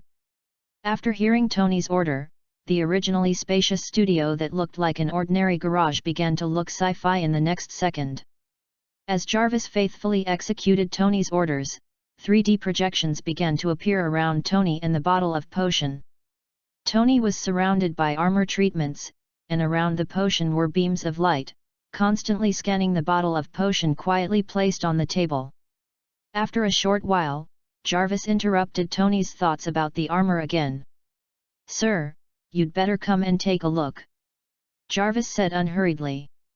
A feeling of anxiety and surprise was well hidden by Jarvis under the mechanical voice.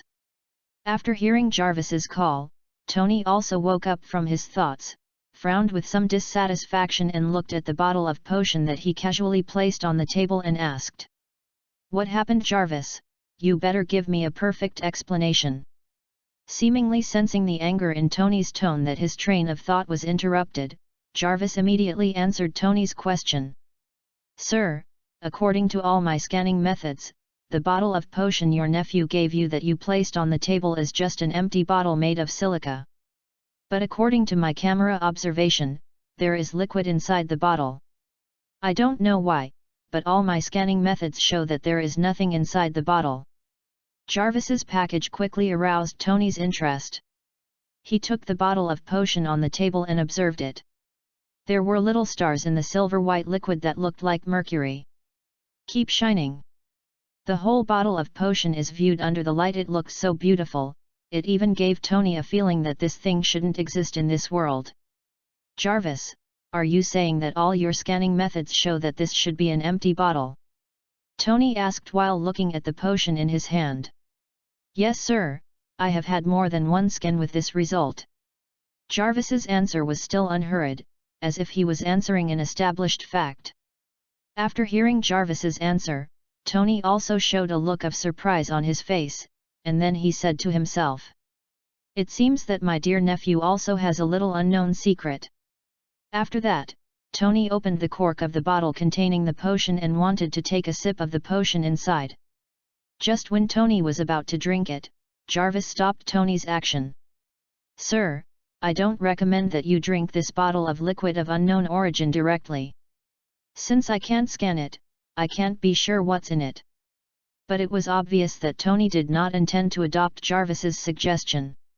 After just hesitating, Tony drank the potion in his hand and said, "Obviously, Jarvis, sometimes we need to be a little adventurous." As Tony's voice fell, the next second, the effect of the potion began to show. Tony was surprised to find that the wounds on his hands began to heal quickly as if they had gone back in time.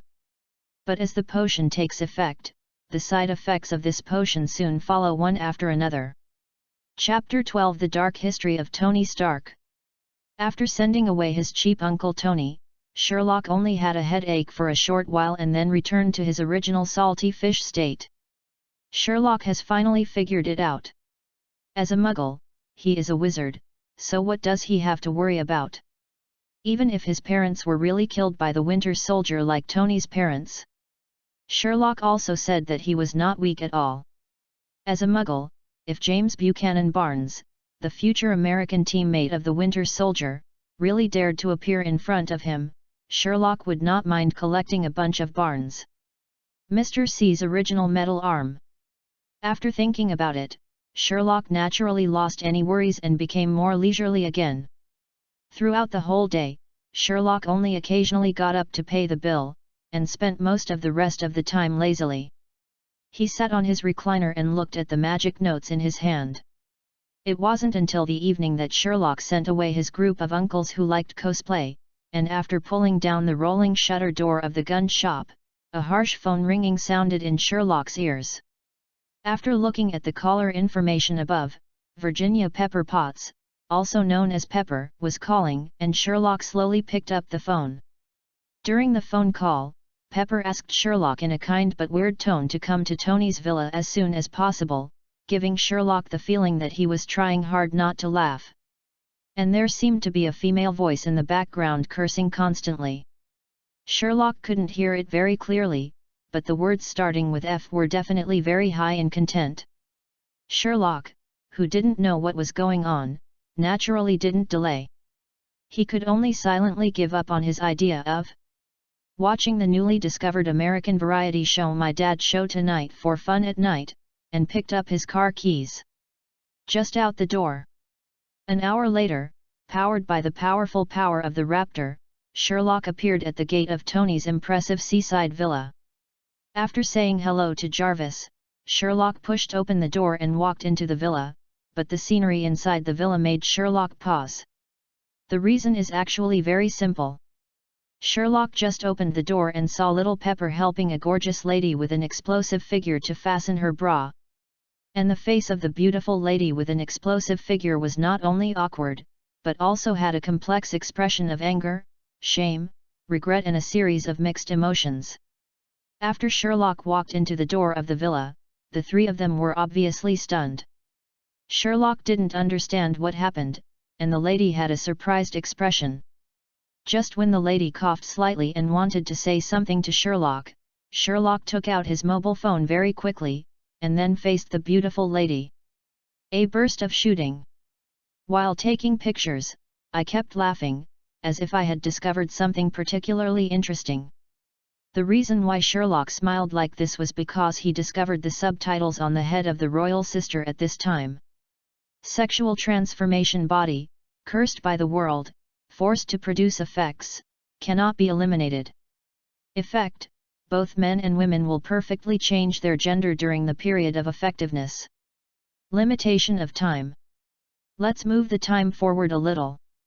The moment Tony he took this bottle of potion, the small wounds on his body healed at an unreasonable speed.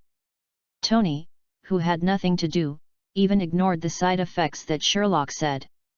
He returned to his seat happily and wanted to continue the design work of his Mark II armor, completely unaware of his own changes. As for Jarvis, he originally wanted to remind Tony what happened.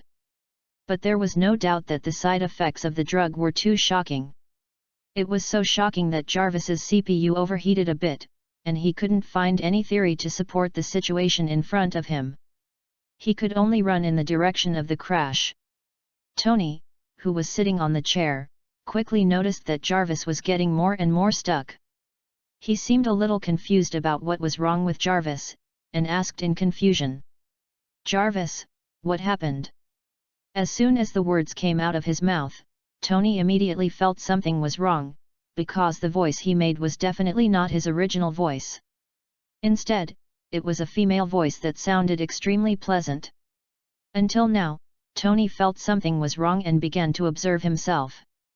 It was okay if he didn't observe it, but something big happened once he did. His male engineering hands had become extremely slender at this time, and the skin on his hands had become breakable. Tony was even sure that even though he had seen countless women, he had never seen hands more beautiful than these. Feeling something was wrong, Tony lowered his head, but what he saw was not his own body, but two unusually tall and soft peaks. At this moment, even Tony, no matter how stupid he is, can realize what happened. With his face changed drastically, Tony reached out his hand and touched it hurriedly, and found it was flat. No more, the family heirloom left to me by my father. At this moment, not to mention Jarvis's CPU was about to burn, even Tony's brain, which was cursed by knowledge, began to feel trembling. After a long time, a sharp roar echoed throughout the beach villa. When Pepper returned to Tony's beachside villa after a day's work, she saw an extremely beautiful lady lying on the sofa of the villa with a look of despair on her face, still wearing Tony's clothes. Pepper subconsciously thought that this poor lady was also a victim of Tony's playboy reputation, and was about to step forward to wipe the butt of her good boss. But gradually, Xiao Qiao also gradually discovered something was wrong. This beautiful lady seemed not familiar with women's products at all, and no clothes changed by women were found in the villa. The most important thing is that some of the little habits of this ridiculously beautiful lady are exactly the same as those of her boss Tony.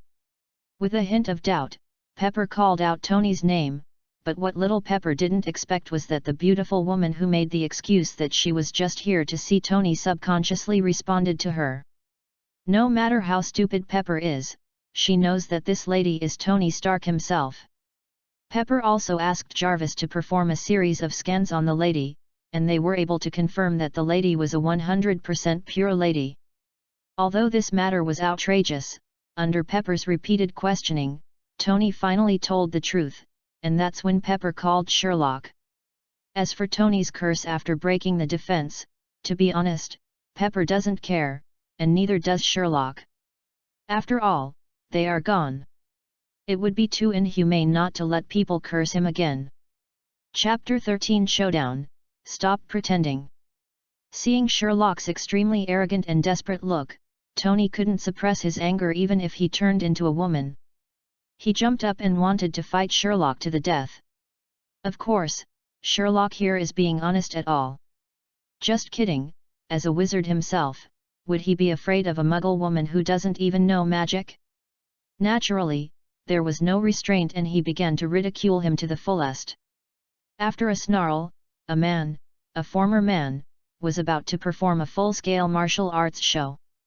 It took a lot of energy for little Pepper to calm down the two of them, sit on the sofa and have a calm conversation, looking for a solution. Although as the one who gave the potion, Sherlock had no way to deal with this. Therefore, when Tony expressed that he had satisfied Sherlock's many unequal treaties and asked Sherlock to change his own, Sherlock just spread his hands, saying that he had nothing to do, and even suggested that Tony could feel the happiness of a woman. Tony was so angry that he immediately stood up and rolled up his sleeves to let Sherlock know why the flowers were so red. This means that Tony has not finished the Mark II armor yet. Otherwise, Tony will definitely put on the armor and practice with Sherlock. Fortunately, in the end, under the intimidation of Pepper's eyes, the two men became honest. Finally, due to the majesty of Aunt Pepper, Sherlock still told the truth. Okay, don't be angry. The potion I gave to my Aunt Nini was made by me, but the potion is not recognized by the world, or it is excluded from the universe. When the magic takes effect, there will be a completely random side effect that lasts for 24 hours. Even I, the potion maker, have no control over this kind of side effect. In the end, Sherlock could only bite the bullet and put the matter of the potion on himself and explain it to the two of them. But it was obvious that except for Pepper, who listened to his words, Tony's focus was all on Sherlock's words about Nini. "You little bastard, why don't you call me Nini again? I'm your Uncle Tony Stark." Although Tony was showing off his teeth and claws, Pepper and Sherlock obviously didn't want to talk to Tony. Pepper even felt that Nini's name was very suitable. Fits Tony's appearance now. After Tony calmed down for a while, he temporarily suppressed his anger and began to care about Sherlock's situation. He kept asking about the raw materials of Sherlock's potion and why he made such a potion. Sherlock was stunned by Tony's question. Sherlock couldn't think of any way to explain to Tony, the smartest person in the world, without exposing his own library. After thinking for a long time, Sherlock could only break the pot and say that he no longer pretended to be a magician. "You muggles don't understand the greatness of magic." Regarding Sherlock's statement, neither Pepper nor Tony expressed that much belief. In desperation, Sherlock could only take out his wand and demonstrate to these two muggles what magic was. Tony and Pepper were almost dumbfounded as they watched Sherlock, who was sitting on the sofa, casually flipping it over, and a small wooden stick that looked extremely ugly appeared in his hand. Then, with just one finger of the small wooden stick in his hand, the quilt on the table floated in the air, and began to circle around Sherlock in the air under Sherlock's control. With another wave of the small wooden stick, the originally delicate water glasses turned into crystal daggers, shining with colorful light under the light. With the pointing of the magic wand, several crystal daggers jumped out, smashed the balcony glass and flew outdoors. Even after Sherlock summoned the crystal daggers, he showed Pepper and Tony what transfiguration was. Finally, Tony, who has believed in science all his life, looked at Pepper on the unicorn and the balcony glass that Sherlock had just repaired, and felt that his three views were impacted. As for Pepper herself, at this time she was already immersed in the unicorn that Sherlock had made out of a chair. No woman could refuse the charm of a unicorn, not even Pepper. And Tony's outlook was reshaped. After being stunned for a short while, Tony returned to his original appearance. No, it should be said that he became more excited. Like a mad scientist who discovered some new world, he pulled Sherlock towards his laboratory without any explanation and tried to use science to explain magic. With the help of Jarvis, Sherlock was constantly asked by Tony to use various magics. After a while, when Sherlock felt that his magic power was about to bottom out, Tony did not figure out the reason. Jarvis, on the other hand, with the help of various instruments, Jarvis finally came to the conclusion that Sherlock's magic is not so much magic as the ability to change the rules. Take the simplest floating spell as an example. The floating spell that Seal released on an object did not change any physical properties of the object. The gravity, mass, and density did not change in any way. But the object still floated, as if a rule had been set for the object that required it to float. Listening to Jarvis's analysis, even Sherlock couldn't help but gasp. Now he finally understood why Guyi would sigh one after another when he saw him. The magical ability to change the rules, let alone Guyi, it is a very explosive thing even if it is placed in the entire dimension. The most important thing is that this magical ability is exclusive to him. Sherlock has even thought that if others find out about this, the dimensional demons in the universe will probably turn towards the earth like dogs smelling shit. Swarms of people. Although Tony doesn't know what's going on in the universe now, he still looked serious after listening to Jarvis's analysis. Looked at Sherlock, who was standing there very seriously, and ordered. "Sherlock, from now on I will never reveal your identity when using this magical magic. The only people who know about this are you, me, and Pepper. I will tell her. If your ability is exposed, it is very likely that you will face a lot of trouble and even cause harm to people around you. Do you understand? After listening to Tony's instructions, Sherlock nodded very seriously, and solemnly swore that he knew and would never reveal his identity. But deep down in my heart, there was an idea that kept popping up. Should I find time to go to Comitage to meet the ancient master? Chapter 14: The Happy Life of Magic Salted Fish. Ever since he showed off his magic skills with his uncle, the most famous richest man in the Marvel world and the superhero Iron Man, Tony Stark, Sherlock's life can be described in one sentence. Ever since I got mentally ill, I have become much more energetic. Sherlock was almost in the same situation, because at the beginning he was worried that his random casting of spells would attract the attention of Boiled Egg Ancient One and Black Braised Egg Nick Fury. It's okay to say that Nick Fury is just a little troublesome with snake and shield. The Ancient One Sherlock is really scared. After all, that guy is a ruthless character who can fight with the Dimension Demon at every turn. Sherlock thinks he is no match. At most, he just practices magic in his own library. Sherlock has never performed any magic in the real world. But since he faced Ancient Yi last time, and the big boss even gave him a hanging ring very thoughtfully, Sherlock felt that there should be no problem with Ancient Yi, so he revealed his skills in front of Tony. Magical facts. But it's just one day within a short period of time, Sherlock understood why in the original Harry Potter books, there were no young wizards of Muggle origin who returned to live in the Muggle world after completing their studies. Because magic is a real thing. When you get used to using magic, you will find that life becomes extremely easy and pleasant. Many things that you didn't like before can now be solved by waving a magic wand. Precisely because of Sherlock's freedom of self, you can often see the coffee pot moving for himself in Tony's beach house, pouring a cup of coffee and then returning to its original position. Then the coffee cup seemed to be alive. It floated in midair and came to the sugar cube. After the 2 sugar cubes flew into the quilt, it slowly floated towards Sherlock, who was lying on the sofa. Even in the air, the spoon did not forget to stir the coffee in the cup to melt the sugar cubes more thoroughly.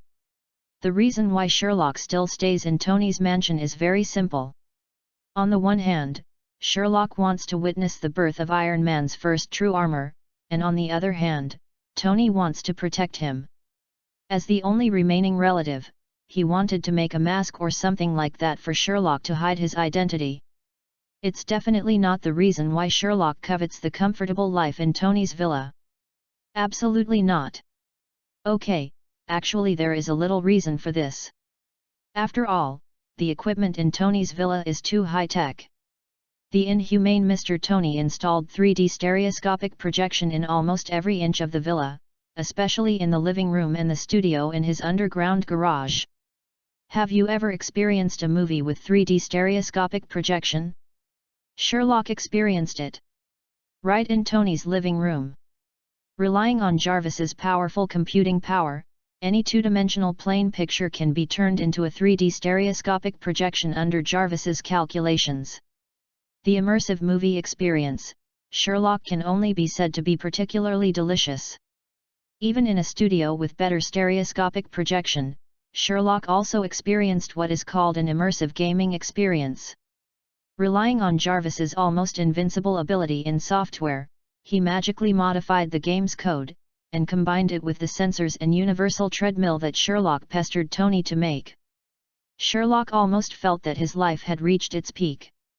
He served as a soldier in Call of Duty, picked up the Master Sword and saved the continent of Hyrule, and even carried the Blade of Rebellion and Ebony White Ivory to exchange swordsmanship with Virgil. He will also transform into Light in Dark Souls to save the world. Of course, the most addictive ones are some simulation games. With the help of Jarvis, Sherlock even managed to watch Tony's fancy wrestling while charging into the ancient battlefields of Europe with a long sword. As for Tony himself, it is naturally impossible for Sherlock to live such a carefree life, especially since this guy often hides in the corner while playing games and laughing at himself when he is experimenting with making armors. Tony's revenge was also extremely cruel. First, he tricked Sherlock into playing a so-called favorite game, but in fact, this game was a local Marvel horror game that Sherlock had never heard of. Despicable Tony even personally went down and teamed up with Jarvis to severely enhance the game's environment, plot, and monsters. The result was that Sherlock was so scared that he even subconsciously took out his wand and prepared to fight to the death with the monsters in the game. If Tony hadn't ordered Jarvis to stop the projection immediately with quick eyes and quick hands, Sherlock would probably have taken the entire villa into the sea. After this battle alone, Tony no longer dared to let Sherlock play any more horror games. Sherlock himself was not sensitive to such immersive things with horror elements.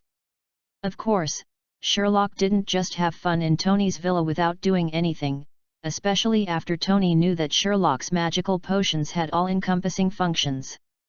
It can do everything from curing bruises to making people live forever, and it can be exchanged for gold. After that, Tony, who was poor and had only money left, was very brave and directly bought a ton of gold. Looking at the golden nugget about 0.5 meters long, 0.4 meters wide and 0.25 meters high in front of him, Sherlock cursed the big dog in his heart countless times. But after all, he paid the money, and he was his only blood relative in the Marvel world. Sherlock finally helped Tony exchange a lot of potions. Of course, most of them are potions used to tonic and treat illnesses and injuries. Even when little Pepper learned that Sherlock had a potion specifically for women's beauty and maintenance, she took gold coins and exchanged them with Sherlock for one wave. Even Sherlock himself used his own money to prepare some very useful potions. As for the performance of the two after exchanging the potion, Sherlock can be said to have a deep understanding of the difference between a European emperor and a non-chief. After taking the magic potion, most of the things that happened to little Pepper were positive, or they had very little impact. The most outrageous thing was a buff named Return to Youth. It is forced to make people 20 years younger. If they are under 20 years old, they will directly become infants. Sherlock could swear that when Tony saw the 20-year-old Pepper, his eyes made him want to look at the little girl. Pepper swallowed it directly. As for Tony himself, he was definitely a reincarnation of a non-African. He was obviously taking some tonics to replenish his body, and some magic potions to treat injuries. At most, he used bone spirit to heal the broken bones. But the effects of that were more outrageous than the others. There was even one time when Tony, a muggle, learned animagus and turned into a horn eagle. It was the horn eagle with an invincible side profile and unbearable front face. The most important thing was that this guy could talk after turning into a horn eagle, which made Pepper and Sherlock laugh at him for a long time.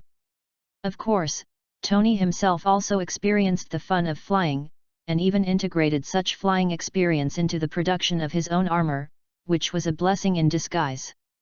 Chapter 15: The Birth of Iron Man, Part 1. It must be said that Sherlock's life in Tony's mansion was the happiest time for Sherlock after he traveled through time, but no matter how happy the time was, it would end one day. Especially after Tony completed the production of his own armor for the first time. Sherlock could be said to have watched Tony complete the final design and manufacturing of his armor, and then stood on the workbench of the circular industrial arm. Watching the metallic silver armor being put on Tony one by one, even Sherlock, who was on the magic side, had to admit that few boys could refuse this silky disguise. Even watching Tony put on the armor was so pleasing to the eye, and every screw seemed to hit the boy's G-spots, making Sherlock want to pull Tony down to experience the highest achievement of the scientific side himself. But it was obvious that Tony would not give Sherlock this opportunity. After the armor was fully put on, Tony gave an excited weird cry and disappeared in the garage with flames. Looking at Tony flying away, Sherlock just pouted, asked Jarvis to open Tony's first-person perspective, and held popcorn to work as a ground tower for Tony. Facts have proved that after successfully manufacturing Mark II, Tony was indeed floating. Although Sherlock repeatedly advised him not to fly too high, Tony still turned a deaf ear. In the end, just like in the original movie, Tony encountered the problem of ice freezing in the high altitude. The only difference may be that there are various magic potions stored by Tony in the steel armor at this time. According to Sherlock, as long as they are not killed on the spot, they can basically be saved.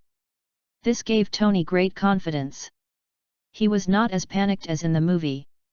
In just a short time, he reconnected with Jarvis and successfully restarted the armor. After circling New York for a whole circle, Tony excitedly returned to the sky above his villa. Just like in the movie, he misjudged the weight of his armor and finally smashed it on his collection of cars in an extremely funny posture. Looking at the big hole in the ceiling and Tony lying in the front cabin of the car with a confused look on his face, Sherlock took out his mobile phone very consciously. Under the illumination of the flash, Tony's black history was successfully +1. Fortunately, Tony still had reason and did not force Sherlock to delete the photo with his palm cannon while wearing the armor. He stood up silently and walked to the workbench to dismantle his armor. Looking at the smashed luxury car and the big hole on the ceiling, Sherlock, who had been eating and drinking for free for so long, finally curled his lips and took out his magic wand. Under the blessing of restoration, it was like time was reversed. In a blink of an eye, the luxury car and the villa were repaired by Sherlock without a trace. This move made Tony, who had seen Sherlock pour coffee with magic many times, marvel at it and even asked Jarvis to scan it.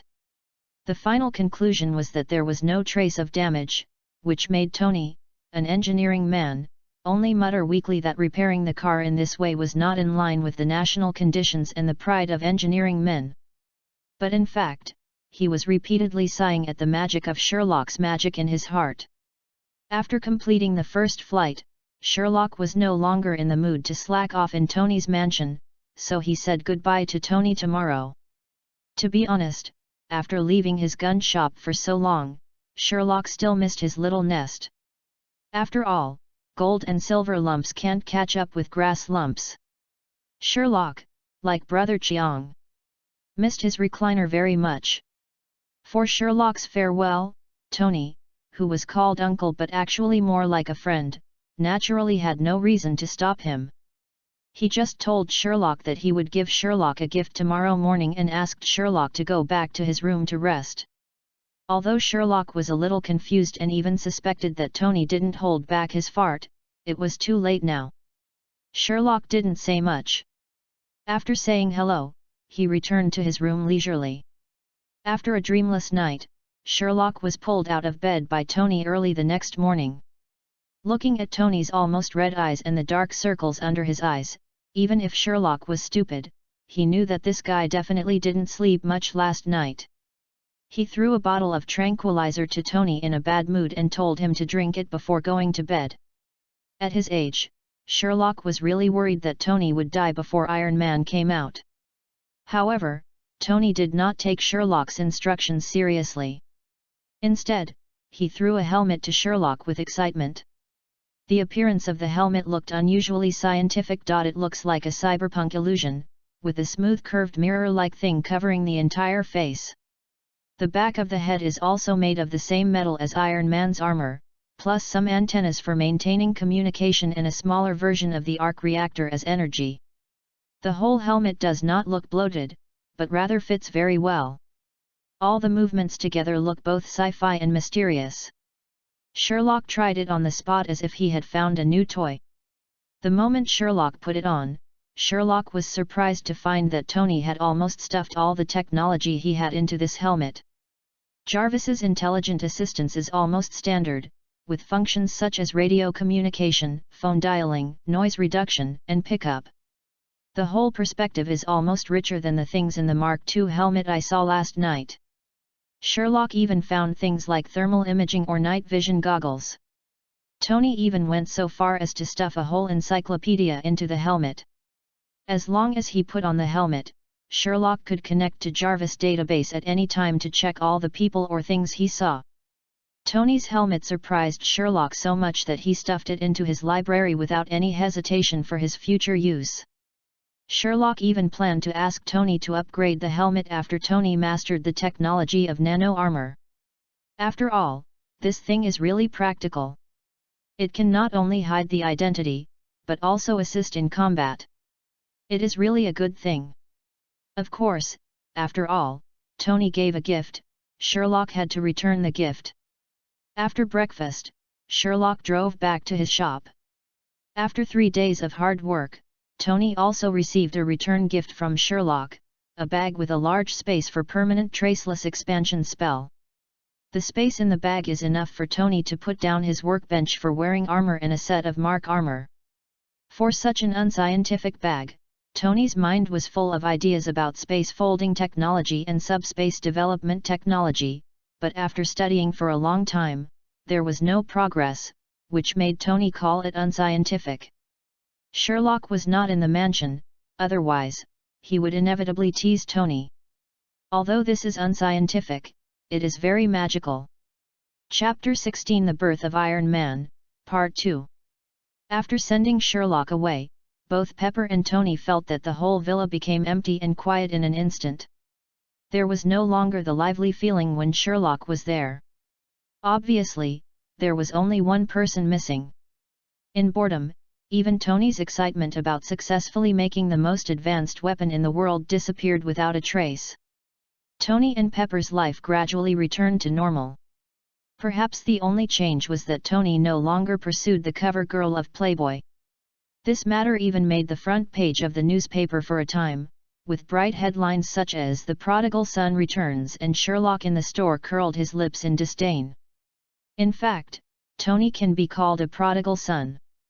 At least after so many days of getting along, Sherlock can be sure of this, but he is still far from becoming Iron Man. What really changed Tony was some photos handed to him by a reporter at a cocktail party not long after. The terrorists who kidnapped Tony in the photo carried boxes of weapons with the Stark logo, which made Tony fall into deep thought. Even the whole person became a little depressed. Until he returned home, Tony could not get up the slightest interest. His mind was full of the scene in the cave and Ethan's figure. Tony felt that his mind was in a mess and he could not find a good way to relieve it. He could not help but think of Sherlock watching TV in the living room without any heart. Like Sherlock, Tony quietly lay on the sofa for the first time and turned on the audio-visual entertainment system that he had never used before. But what Tony never expected was that, as if it was fate, the moment he turned on the TV, he saw images of terrorists in Afghanistan, watching the terrorists on TV holding guns and shooting unarmed civilians. For the first time, Tony felt a fire burning in his heart, as if he had come here and experienced so many things and felt his mission. The wailing of the civilians on TV made Tony determined, and he turned back to his garage, and ordered Jarvis to spray the armor with his favorite color. Tony had never felt so determined to accomplish something. Accompanied by a burst of mechanical assembly figures, the golden and red Iron Man appeared in this world for the first time and began to fulfill his destiny. On the other side, Sherlock was lying behind the cash register of his store, reading the magic book in his hand and listening to the news reports on TV. After seeing the images of terrorists in the Middle East, Sherlock seemed to have a sense of his heart, and a smile appeared at the corner of his mouth, looking far away in the direction of the Middle East.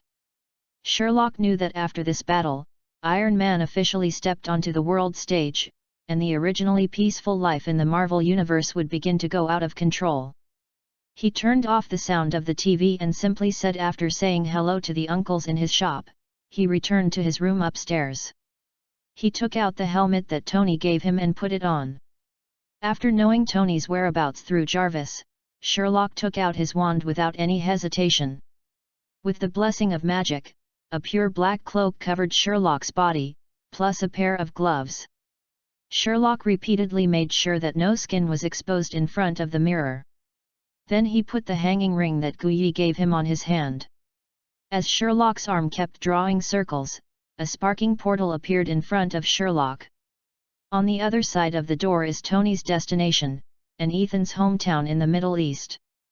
After stepping out of the door, Sherlock went from the bustling New York to the sandy Middle East almost in an instant, looking at the small town in the distance with the sound of gunfire. Sherlock just waved the wand inside and disappeared into the yellow sand flying in the sky.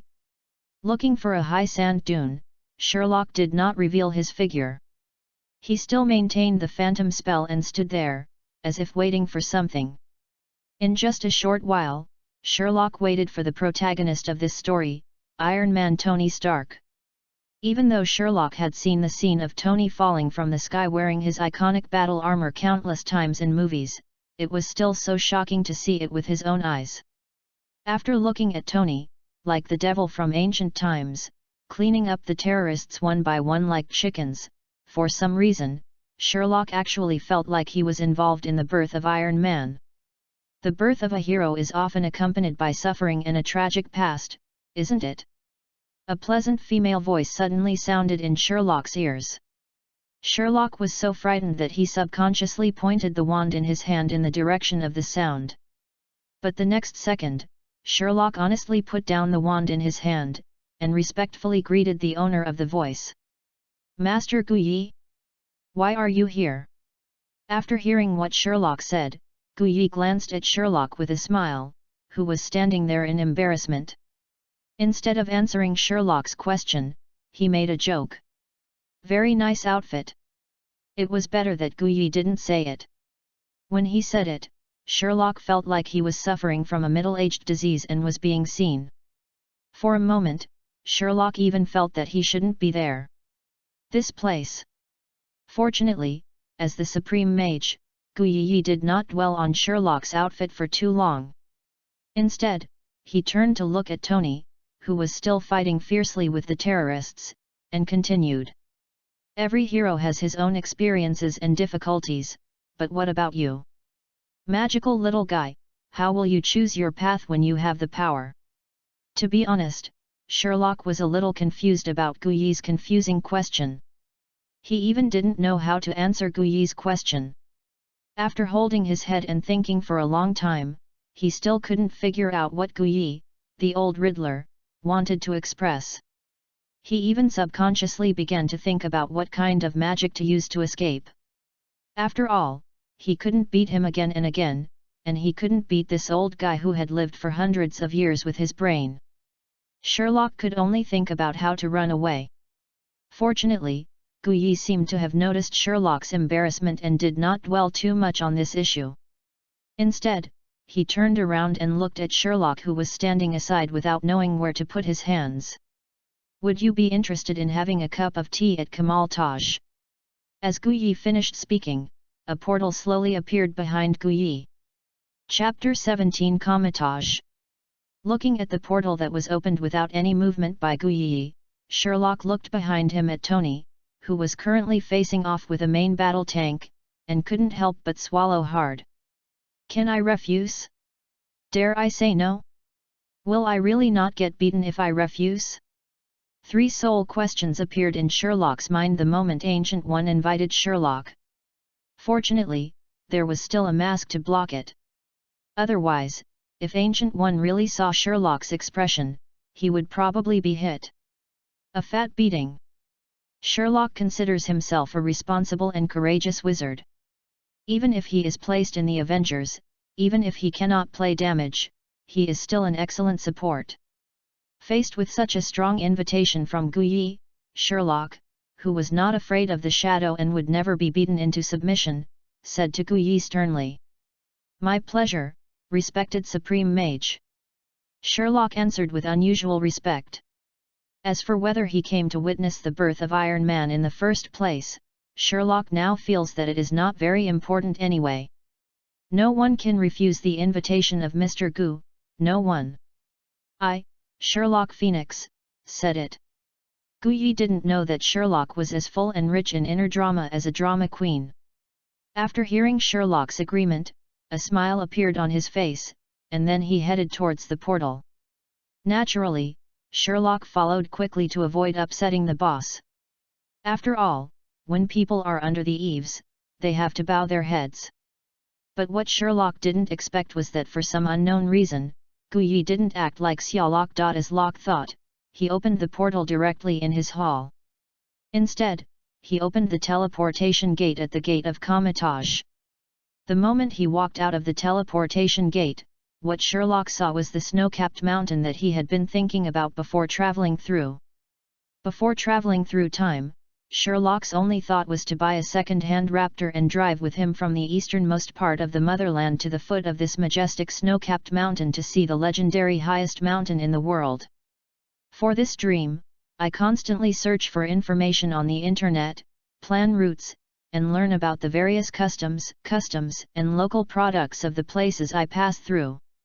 Even when I was fishing, in addition to Audiobook, Dandao competition and Pakistan railway car repair, there were all kinds of self-driving travel strategies and vlogs.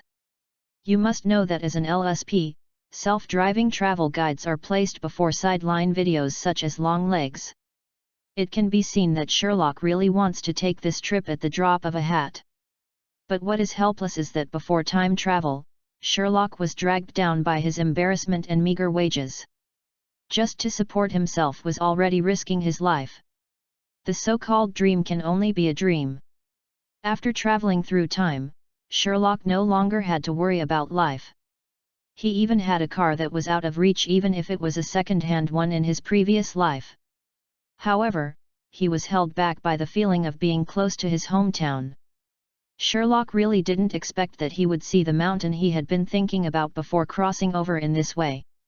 Seeing that Sherlock seemed to be staring at the snow-capped mountains not far away, Guyi just smiled slightly, thinking that Sherlock was immersed in the shock of seeing the highest peak in the world for the first time. "It's majestic, isn't it?" Guyi said something to Sherlock as if he was chatting with an old friend. Sherlock, who was originally immersed in his own emotions, was awakened by Guyi's words and returned to the real world, smiling awkwardly. "It's indeed shocking, Master Guyi, I'm sorry that I got distracted." Regarding Sherlock's words, Guyi just waved his hand calmly, motioning for Sherlock to follow him, and said as he walked, "It's nothing, you know, even I will be shocked by the majesty and magnificence of this mountain from time to time." Sherlock did not refute Guyi's answer. He just smiled and followed Guyi's pace. The two of them walked into this gathering place of wizards that had been hidden on the earth for who knows how many years. Middle. Along the way, Guyi introduced every building in Comitage to Sherlock. Sherlock listened and looked attentively. Perhaps due to the geographical proximity, the entire Comitage has a strong Tibetan flavor. The familiar architectural style made Sherlock feel more familiar. Even under Guyi's introduction, Sherlock, as a spectator, felt that his eyes were almost full. Used. Sherlock is visiting Comitage, and the magician inside Comitage can naturally see Sherlock being led by Ancient One to visit Comitage. Especially Sherlock's outfit, it spread almost quickly throughout the entire Comitage. Anyone who sees Sherlock's outfit will undoubtedly comment on Sherlock's outfit. However, this evaluation is a bit polarizing. When the young mages looked at Sherlock's outfit, it could be said that their eyes were shining. The handsome and mysterious helmet and black cloak almost pierced the eyes of those young mages. On the G-spot. And those older mages, although on the surface they looked down upon Sherlock's slightly middle-class outfit, deep down they couldn't help but sigh that this outfit was really handsome. After all, men are still teenagers until they die. No matter how old they are, they can't resist the joy of a naturally straight wooden stick and the joy of inserting firecrackers into cow dung. Of course, the above comments are only for male mages. As for female mages, well. In summary, in addition to being curious about the identity of the person led by Ancient One, there are no comments on Sherlock's outfit. Also unusually unified. The best in middle school. As Ancient One led Sherlock to visit continuously, Sherlock seemed to have discovered the curious attitude of these mages towards him. The curious eyes made Sherlock feel like he was a monkey in the zoo. Fortunately, with the protection of the helmet, Sherlock behaved quite normally, but he had no intention of continuing the visit. Ancient One also seemed to notice that more and more mages were gathering secretly not far away, and seemed to understand Sherlock's feelings. After coughing lightly, he led Sherlock across in a generous manner. The practice grounds of the mages went directly to their own halls. It wasn't until he entered Master Guyi's hall that Sherlock breathed a sigh of relief. However, Guyi came directly to his tea table and poured Sherlock a cup of clear tea. Seeing Gu put the cup in front of him, Sherlock even felt a little excited. Come yet? Marvel's most famous drink, unlimited refills of ancient tea. Chapter 18 Sherlock. Sherlock almost picked up the cup of tea in front of him in a pilgrimage mood. Looking at the light green tea soup in the cup, Sherlock was extremely excited, but he always felt that something was missing. Until Sherlock brought the teacup close to his mouth, Sherlock was stunned for a moment and said that he felt that something was missing. Damn it, he was wearing a helmet, not one. Smell the tea. Damn it, you're wearing a helmet and still drinking tea? Thinking of this, Sherlock wanted to put down the teacup in his hand and take off the helmet on his head, but the next second, something unexpected happened. A crack suddenly appeared near Sherlock's chin where the mirror-like mask was originally connected. Then, with the sound of mechanical rotation, a hole opened near Sherlock's mouth. The original full-coverage mask turned into a half-coverage mask in an instant, and the strong scent of tea rushed into Sherlock's nose the moment the mask was opened. Secretly sighing for the good tea, Sherlock then leisurely picked up the teacup and put the tea soup into his mouth. Feeling the aroma of the tea soup in his mouth, under the stimulation of the tea soup, Sherlock seemed to suddenly understand the reason why the helmet becomes like this. Good guy, he is indeed one of the smartest people in the Marvel Universe. His cheap Uncle Tony even considered the situation that he needed to drink the magic potion. As expected of you, Tony shit. Satisfied, he swallowed the tea soup in his mouth, and looked at the empty cup in his hand that was filled with new tea soup as if time had gone backwards. Sherlock couldn't help but sigh in his heart. It is indeed an unlimited refill, which is awesome. B. Just as Sherlock was leisurely preparing to drink his second cup of tea, Guyi's voice came from the other side of the tea table. Little guy, do you really not think about the position of the Supreme Mage? As Guyi finished speaking, Sherlock almost breathed out and sprayed the tea soup in Guyi's face. After using up a lot of strength, he regained his composure, swallowed the rich tea soup in his mouth, and then looked at Guyi, who was sitting opposite with a smile, with resentful eyes. What kind of hatred or resentment is there? Is this the second time? Is this the second time Guyi has invited himself to become the Supreme Mage? Where is Strange? Where did you put such a big role? If Wan Fu knew that he had robbed him of his position as Supreme Mage, would he use Kamatage's spell to trap himself in the mirror space? Don't doubt it, Sherlock really thinks Strange can do this. After thinking for a long time, Sherlock sighed, looked at Guyi, who was still sitting calmly opposite, and said, I don't understand, Master Guyi, why it must be me. Obviously you should have a better choice. Compared to that person, I feel that I am not as enlightened or responsible as that person. After hearing Sherlock's words, the smile on Guyi's face became even brighter, and he actually answered Sherlock's question. It seems that your magic also has the ability to see the future. Are you worried about Strange? No, don't worry about Strange, his fate will not be changed. But little guy, you don't have to underestimate yourself. In terms of talent, you have surpassed Strange by a lot. And you have even reached a level that I would envy even now. Listening to Guyi's words, Sherlock seemed a little confused about what Guyi said about his talent. In Sherlock's own opinion, he only knew a little bit of the magic in Harry Potter. In terms of scope, Sherlock felt that he would never be able to defeat the Scarlet Witch. Look at the witch's magic that enveloped a small town. Sherlock felt that he would never be able to do that. In terms of power, the Scarlet Witch was a ruthless person who defeated Thanos in the final battle. Sherlock felt that even if he risked his life, he might not be able to reach the level of a witch. If we really talk about talent, Guyi should have chosen Scarlet Witch instead of himself. Seemingly sensing Sherlock's doubts, Guyi picked up the teacup in his hand and took a sip before explaining to Sherlock. It seems that you don't know how rare your talent is, little guy. You must know that all magic in the universe is a loan-return relationship without exception. Take Karmataj as an example. If we want to use magic, we need to use mental power to communicate with Emperor Weishan and borrow magic power from Emperor Weishan to perform magic. Looking at the entire universe, there are only a few people who can possess their own magic power, but without exception, they are the most powerful people in the universe. Even the masters of dimensions from whom we borrow magic power are mostly assimilating the magic power in their own dimensions. But you have to know one thing, even the assimilated magic power is not essentially the own magic power of the Lords of Dimensions. As long as the fact that you have your own magic power is known to others in the universe, then it is estimated that the threshold of the earth will be breached by various forces.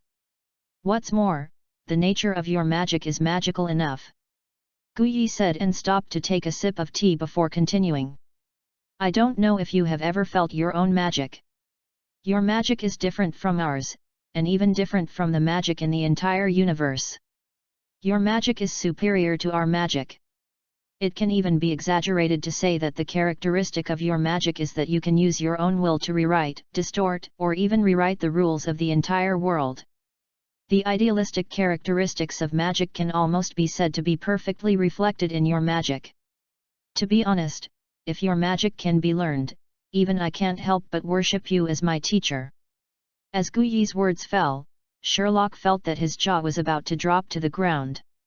Sherlock had a premonition that his magic seemed to be a very awesome existence, but he did not expect that it was so awesome. As for the learning that Guyi said, Sherlock doesn't know. After all, according to the current knowledge of magic that Sherlock has mastered, the magic in Harry Potter is more like the existence of blood magic. Without understanding the magic of the Marvel world, Sherlock doesn't know whether the magic he masters can be learned by people native to this world. Guyi seemed to have noticed Sherlock's thoughts, and he still smiled calmly before continuing. If you are willing, Kamataj's library will be open to you. You can read and experience it to your heart's content, but be careful not to use these magics. After all, for now, the entire earth cannot withstand those dimensions. The destruction of the devil. Sherlock never thought about Guyi opening the library by himself. It was like a huge piece of pie falling on his head. Sherlock also put aside his worries. Why the hell is the Supreme Mage not the Supreme Mage? Magic books are Sherlock's favorite. As for Ancient One's invitation, let's talk about it later. Although Sherlock has no intention of taking over as Ancient One, after all, thinking about the various dimensional demon gods that the Supreme Mage will face in the future, Sherlock feels that unusual headache. But no matter what, Sherlock will not give up the opportunity to free the magic book. We will talk about what happens next. Anyway, with Strange taking care of everything, Sherlock is not afraid. Chapter 19 Kamataj's Salty Life. Having figured it out, Sherlock immediately stood up, bowed slightly to Guyi, and then said, "Thank you Master Guyi for your generosity." Sherlock's thank you really came from the bottom of his heart. After all, he had not yet clearly agreed to Guyi's succession to the position of Supreme Mage, but he had already generously opened the library to him. In this regard, he still made open and bright. Guyi didn't seem to continue to worry about the idea of making Luo Luo his successor. He nodded with a smile, seeming to have thought of something before continuing.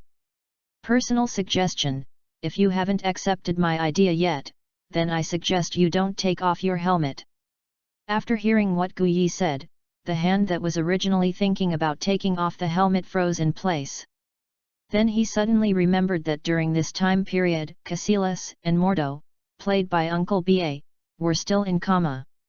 Among Taj. Putting down his hand in embarrassment, Sherlock suddenly felt an inexplicable feeling of guilt, as if he was enjoying the benefits but was unwilling to help the poor Ancient One mage. In short, it is a very strange, inexplicable sense of guilt. However, Guyi didn't seem to notice Sherlock's embarrassment at all. Instead, he cast a spell. After a while, a knock on the door sounded in the room. After Ancient One called out, a fat Asian face walked into Ancient One's temple. It was during the 5 years since Doctor Strange disappeared that he became the King of Sorcerers Supreme. Watching Wang, who had a serious face and seemed to be meticulous in his work, walked into the hall and bowed respectfully to Guyi, Sherlock also felt a little bit broken. Although the king looks extremely serious on the surface, even after inheriting the Supreme Mage, he still gives people a majestic feeling, but in fact, Sherlock, who has watched some movie clips, knows. Just like him, this guy is a pure fun-loving person with a funny personality. He is one of the few characters that Sherlock likes.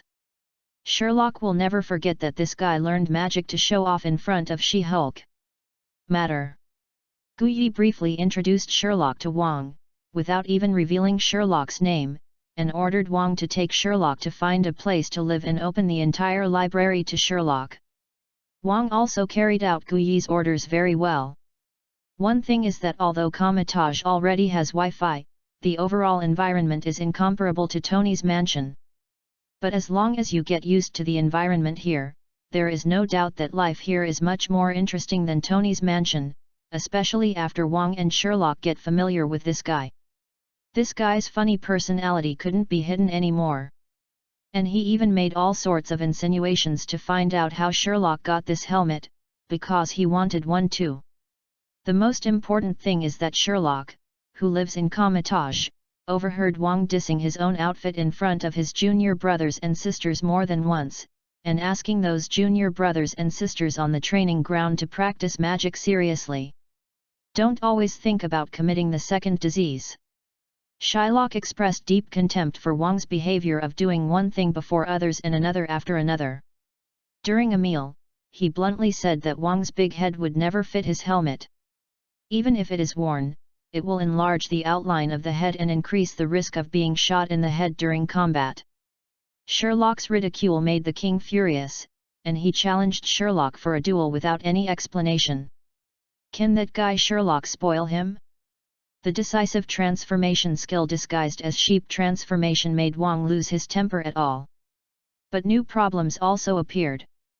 Wang seemed to be obsessed with Sherlock's disguised sheep changing skills, and he began to ask Sherlock how he managed to transform into a sheep. Apart from these happy daily routines, most of Sherlock's life is spent in the library with Wang holding a magic book and chewing on it.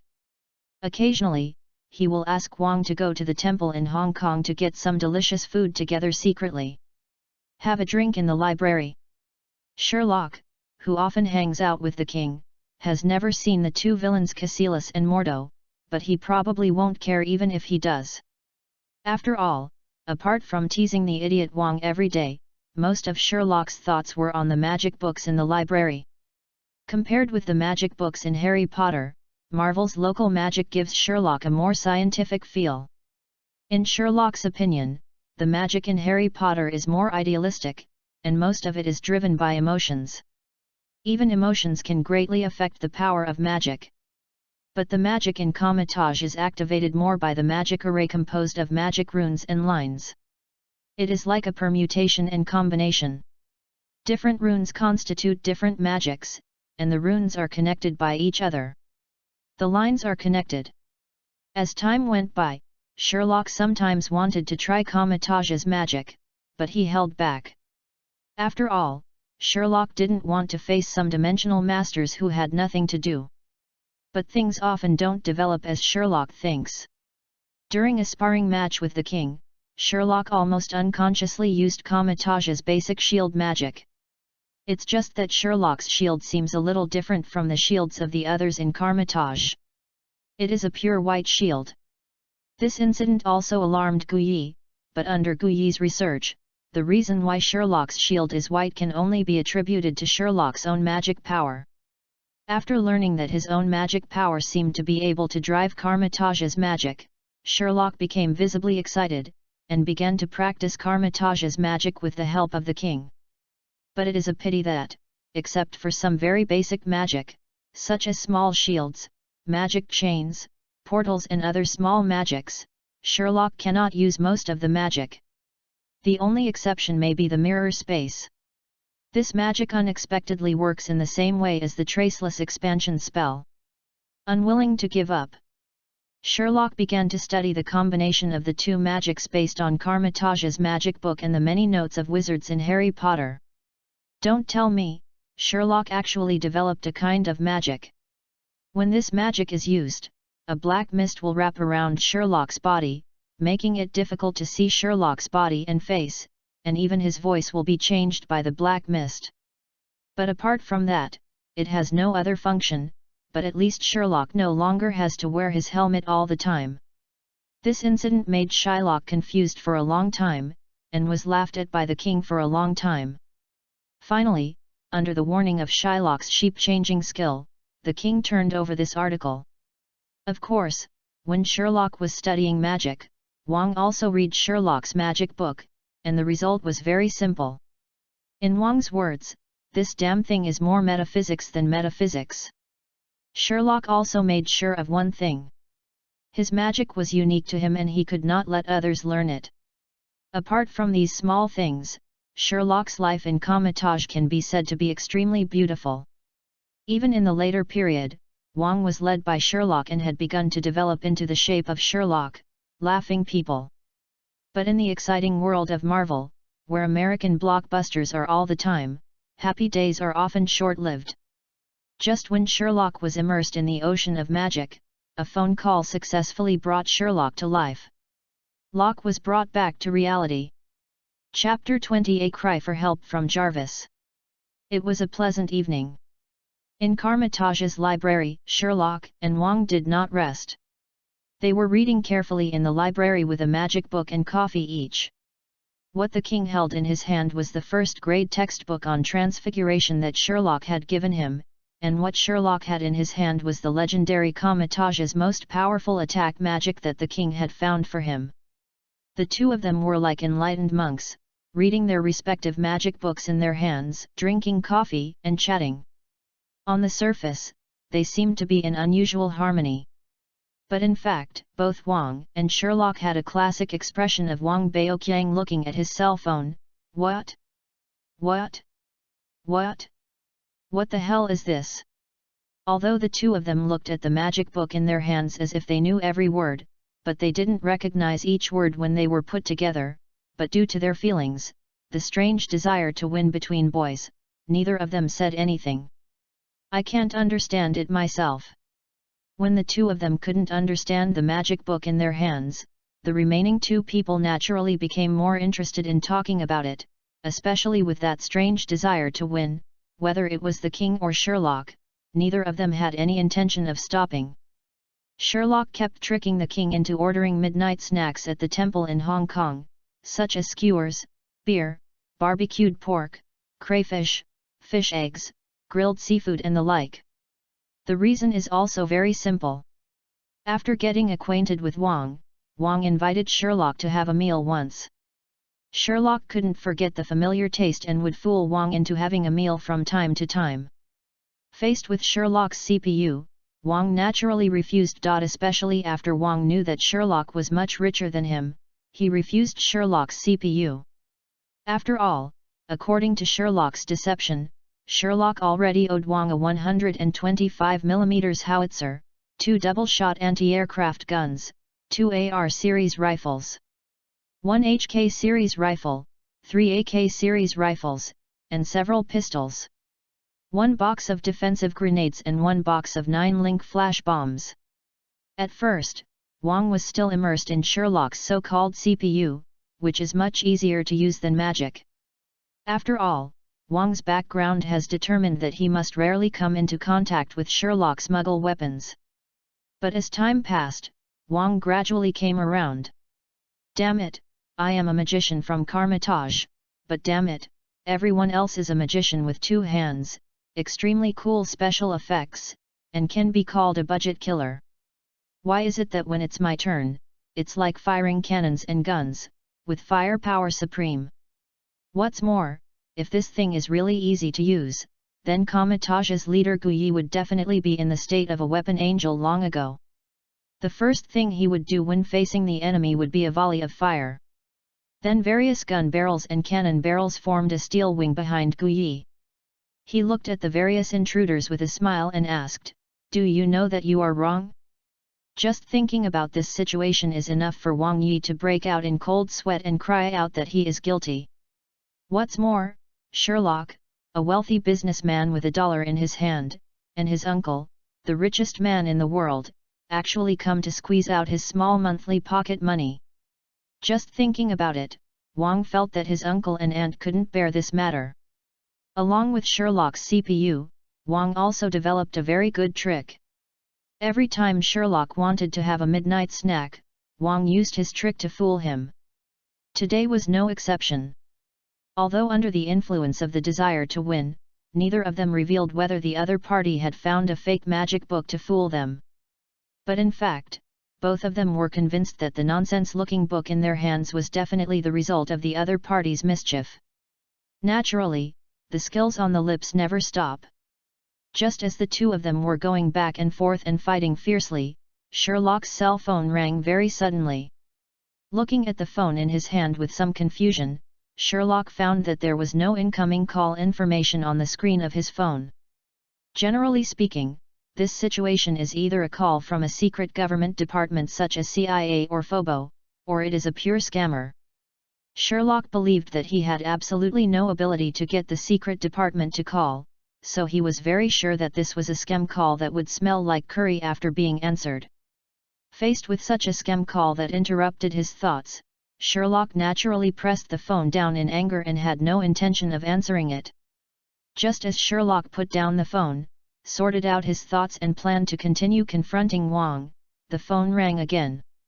It was still the familiar phone call without any caller information. Sherlock frowned and answered the phone angrily. Loved. Not dating. Lan Xiang. Save my mother. Save my mother. No regrets. I can't do this question. I have something to do tomorrow. I've lost weight before. Not a Virgo. I don't have much money left. I haven't finished my homework. I don't know about Amway. Drink yogurt and lick the lid.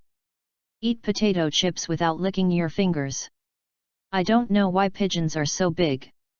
I didn't buy insurance or express delivery. I'm not in the country, so I spent the money. I've already eaten the giant panda I just bought, and the meat doesn't taste good. The force exerted by the slap on your face just now was 32.2 N. The harm I caused to you at this moment caused an area of about 9 square centimeters in your psychological shadow.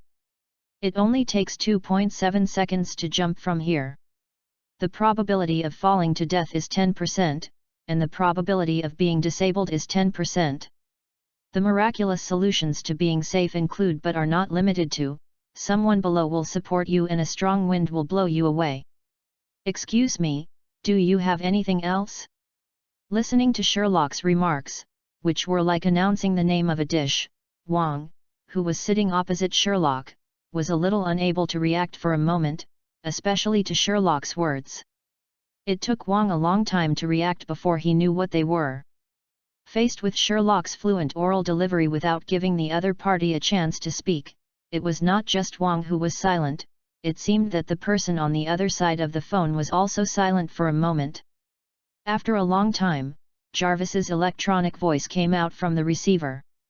I'm sorry, Mr. Sherlock, I don't understand what you are talking about. I am only contacting you because your Uncle Tony is in danger at this time and may need your rescue. As Jarvis's voice fell, Sherlock went through the plot of Iron Man in his mind for a moment, and then seemed to realize something. Jarvis sent me Tony's location, and I'll rush there right away. King, help me tell Master Guyi that I'm sorry that I can't say goodbye in person.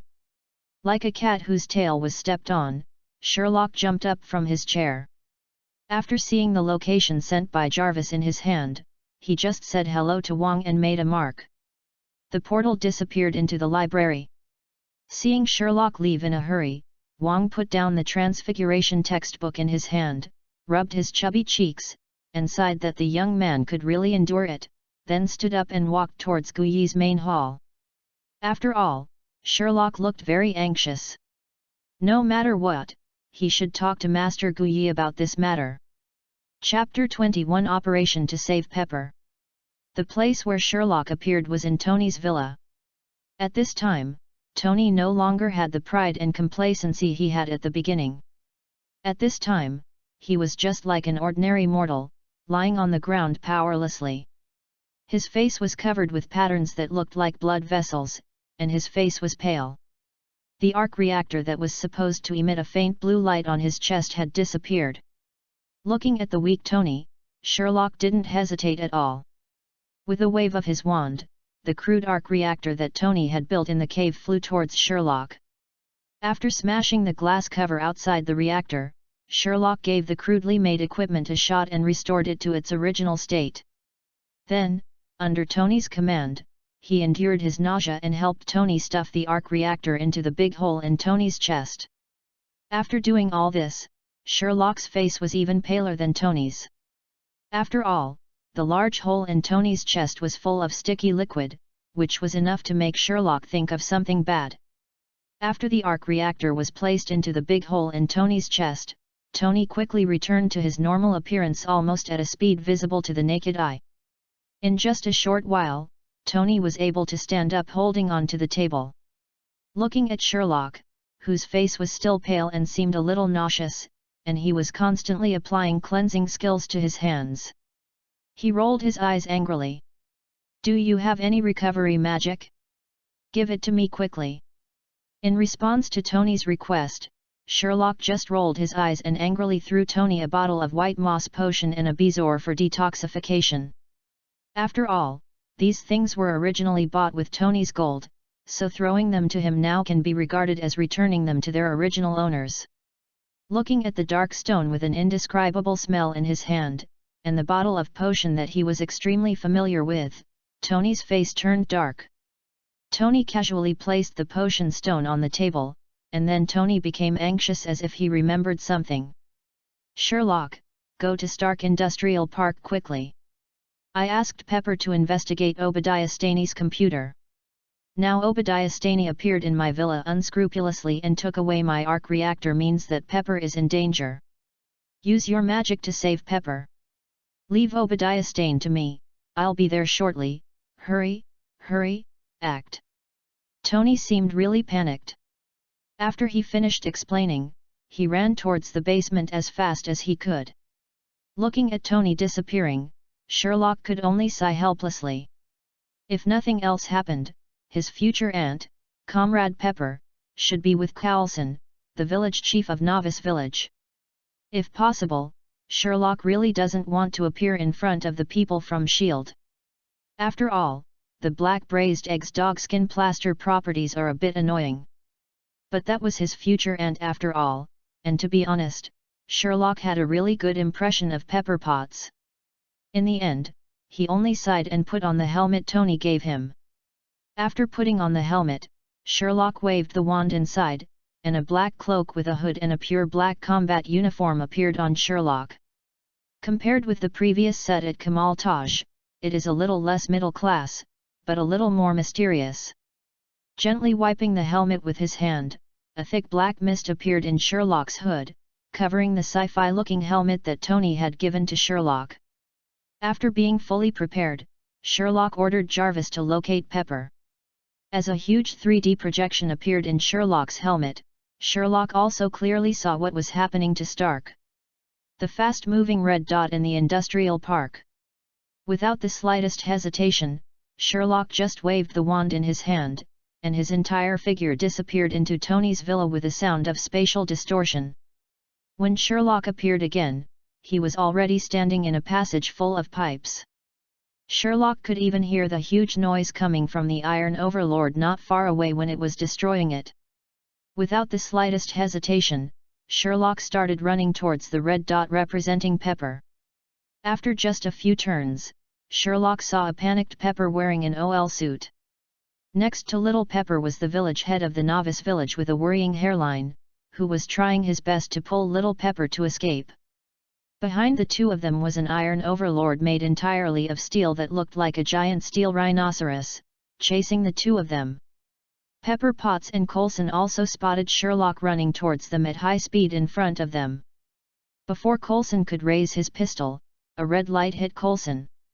With the hit of the red light, Coulson felt as if the pistol in his hand suddenly came to life. He began to struggle in his hand. In less than a second, the pistol in his hand flew away without his control. "Go out!" With the disappearance of his only weapon, Coulson's face, which was already a little rosy due to the violent exercise, suddenly turned a lot pale. Behind him was the Iron Overlord chasing after him. Here, another unknown person with strange means appeared. Coulson even thought that his career was over. Sherlock obviously didn't think that much. The reason why he used Expelliarmus to attack Coulson was just because Coulson raised his gun at him. In an emergency, Sherlock didn't have that much time to take care of this novice village. The village chief. After knocking off Coulson's weapon, Sherlock's wand did not stop. Obstacle spells were issued from Sherlock's wand and flew towards the charging Iron Overlord. Facts have proved that the effect is very good. The Iron Overlord, who was originally charging like a rhinoceros, began to stumble under the deceleration of Sherlock's curse. This also gave Sherlock time to reunite with Pepper and Coulson, although Pepper and Coulson didn't know who this mysterious-looking person was. But watching him take action against Obadiah Stane behind him, the two of them were probably sure that this man was not an enemy. What the two did not expect was that the mysterious man grabbed their shoulders with both hands the moment he approached them. The next second, the two of them felt as if they were stuffed into a twisted and extremely thin rubber tube. When the two of them woke up, they were now in the building of Stark Industrial Park. Upvoted. Chapter 22 Iron Man vs. Iron Overlord. Just when the two of them didn't understand what was happening, an indescribable feeling made them hold their stomachs and perform a wave of gastrointestinal emptying. After a while, the two of them finally recovered. Similarly, Pepper also knew the identity of the mysterious man in front of her. It was definitely Sherlock who had not escaped. Such bad behavior, or such evil magic with great side effects, is definitely the style of that bastard Sherlock. Seeing Pepper looking at him with a murderous look, Sherlock could only scratch the back of his head in embarrassment and helplessness and explain. "It will always be like this for the first time, and you will gradually get used to it." Regarding Sherlock's explanation, Pepper didn't believe a word of it. After snorting coldly, she looked down with worried eyes. Just when the two were vomiting, Tony had already flown over in his classic red and gold steel armor. At this time, the two Iron Men had already struggled from the industrial park to the road. Obviously, Tony has the upper hand. This thing is just like ordinary people fighting. The weight has an absolute advantage, compared to Tony's close-fitting armor. The Iron Overlord, which is more like a mecha, undoubtedly has more weight and power. Seeing that the fight between the two was about to reach the fish pond, Sherlock greeted the two of them loudly and warned them not to leave. Then another apparition came near the battlefield. Sherlock's purpose is very simple, just to save those innocent people who have caused disaster in the fish pond. The Iron Overlord driven by Obadiah Stane seemed to be crazy at this time, and everything on the road became his weapon against Tony. Cars and motorcycles, under the Iron Overlord's huge body, were like sticks, constantly thrown towards Tony. Tony could only help those innocent hapless people while trying to find ways to deal with Obadiah Stane. The addition of Sherlock has obviously relieved Tony's pressure a lot, and it can even be said that he has no worries. So far, whenever Obadiah Stane grabs a car and throws it towards Tony, Sherlock will use the levitating spell to steadily catch the cars flying in the air. After placing the car safely on the ground, Sherlock did not forget to give the car a shot to restore it to its original state. He would even approach the car very considerately and ask if the people in the car were injured. If they were injured, Sherlock would ask them to stop not far away and someone would take them for treatment after a while. If there were no injuries, Sherlock would pat the car door and signal them to leave quickly. It was very dangerous here. The two of them were fighting to the death, and Sherlock made it seem like children were fighting and adults were wiping their butts. Even Sherlock didn't forget to take the time to give Tony, who had been badly beaten, a shot to restore it to its original state, repairing the already scratched armor until it looked like new. This scene made Obadiah Stane scream in anger, and he even began to rant uncontrollably. Faced with Obadiah Stane's rhetoric, Tony didn't panic at all and still dealt with Obadiah Stane with ease. But as time passed and the energy of Tony's old arc reactor weakened, Tony found that he had no way to break the defense of Obadiah Stane's Iron Overlord. The two of them fought back and forth for a long time, and there seemed to be a feeling that neither could do anything to the other. Obadiah Stane seemed to have discovered this situation, and smiled proudly. He was not panicked at all, because his arc reactor had more energy than the second-hand reactor on Tony's chest. It is also more suitable for a war of attrition. Obadiah Stane believes that even if Tony is a genius, he cannot build a new reactor in such a short time. The proud Obadiah Stane even completely forgot about Sherlock standing on the outside of the battlefield while competing with Tony. While talking, he told everything he deserved one by one. But I don't know if Obadiah Stane was too proud. When talking about Tony's father, he mentioned Sherlock's parents intentionally or unintentionally. At this moment, a nameless anger surged into Sherlock's heart. Fortunately, Sherlock, who was on the outskirts of the battlefield, was still rational and directly called Pepper on the distant roof to inquire about the situation. Under Sherlock's questioning, Pepper revealed a fact that Sherlock couldn't accept. The death of his parents was actually man-made. And according to the information on Obadiah Stane's computer, the man behind that man-made accident was Obadiah Stane. The reason for this is simply because Sherlock's parents have the right to inherit the shares of the Stark Group. After knowing the truth of the matter, Sherlock could no longer hold back the anger in his heart. With just a wave of his wand, he flew in the air and charged towards Obadiah Stane. Tony was as if he was being held by an invisible rope. As if tied up. Suddenly being dragged away from the center of the battlefield, Tony, who was a little confused, quickly learned what happened from Jarvis, and came to Sherlock's side with some worry. "Boy, I'm sorry, I just found out about this." Faced with Tony's apology, Sherlock didn't make any further reaction. He just gritted his teeth and said something to Tony. "Now, change." Having said that, Sherlock didn't care what Tony's reaction was, and strode towards Obadiah Stane's Iron Overlord. Facing Sherlock, who walked over, Obadiah Stane didn't panic at all, and even felt like laughing, because according to Iron Overlord's systematic observation, Sherlock had no armor at all. He is just an ordinary person wearing the same clothes. Although this person has some unknown magical tricks, in Obadiah Stane's view, this does not mean that Sherlock can bear the burden on him. Weapon fire. Ha ha ha ha ha ha ha, Tony, have you given up now, and even pushed this person who doesn't even dare to reveal his identity to die? Facing Obadiah Stane's ridicule, Sherlock didn't care. He didn't even pay attention to Tony's reaction behind him, and went straight to Obadiah Stane's Iron Overlord.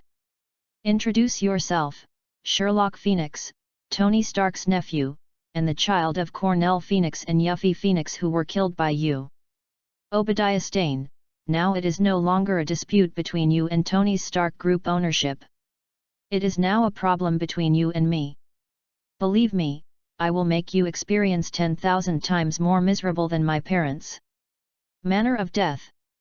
Sherlock said in an unusually calm tone, as if he was stating an established fact, leaving no room for doubt. Chapter 23 Sherlock vs. Iron Overlord, Part 1. Obadiah Stane didn't take Sherlock's threat to heart at all, and even wanted to laugh a little. He controlled his huge body to bend slightly, and the eyes of the helmet that Tony punched out in the cave exuded blue. The lustful light looked at Sherlock. "Ha ha ha ha ha ha, little bastard, a death 10,000 times more painful than your parents? Just you? Ha ha ha ha ha ha ha ha, I think you should thank me and your dear Uncle Tony. I made your parents die in a plane crash. It happened in a moment, and there was no pain.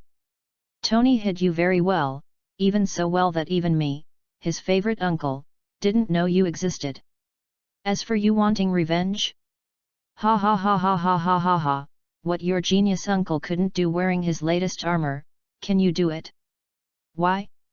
Just rely on the small wooden stick in your hand?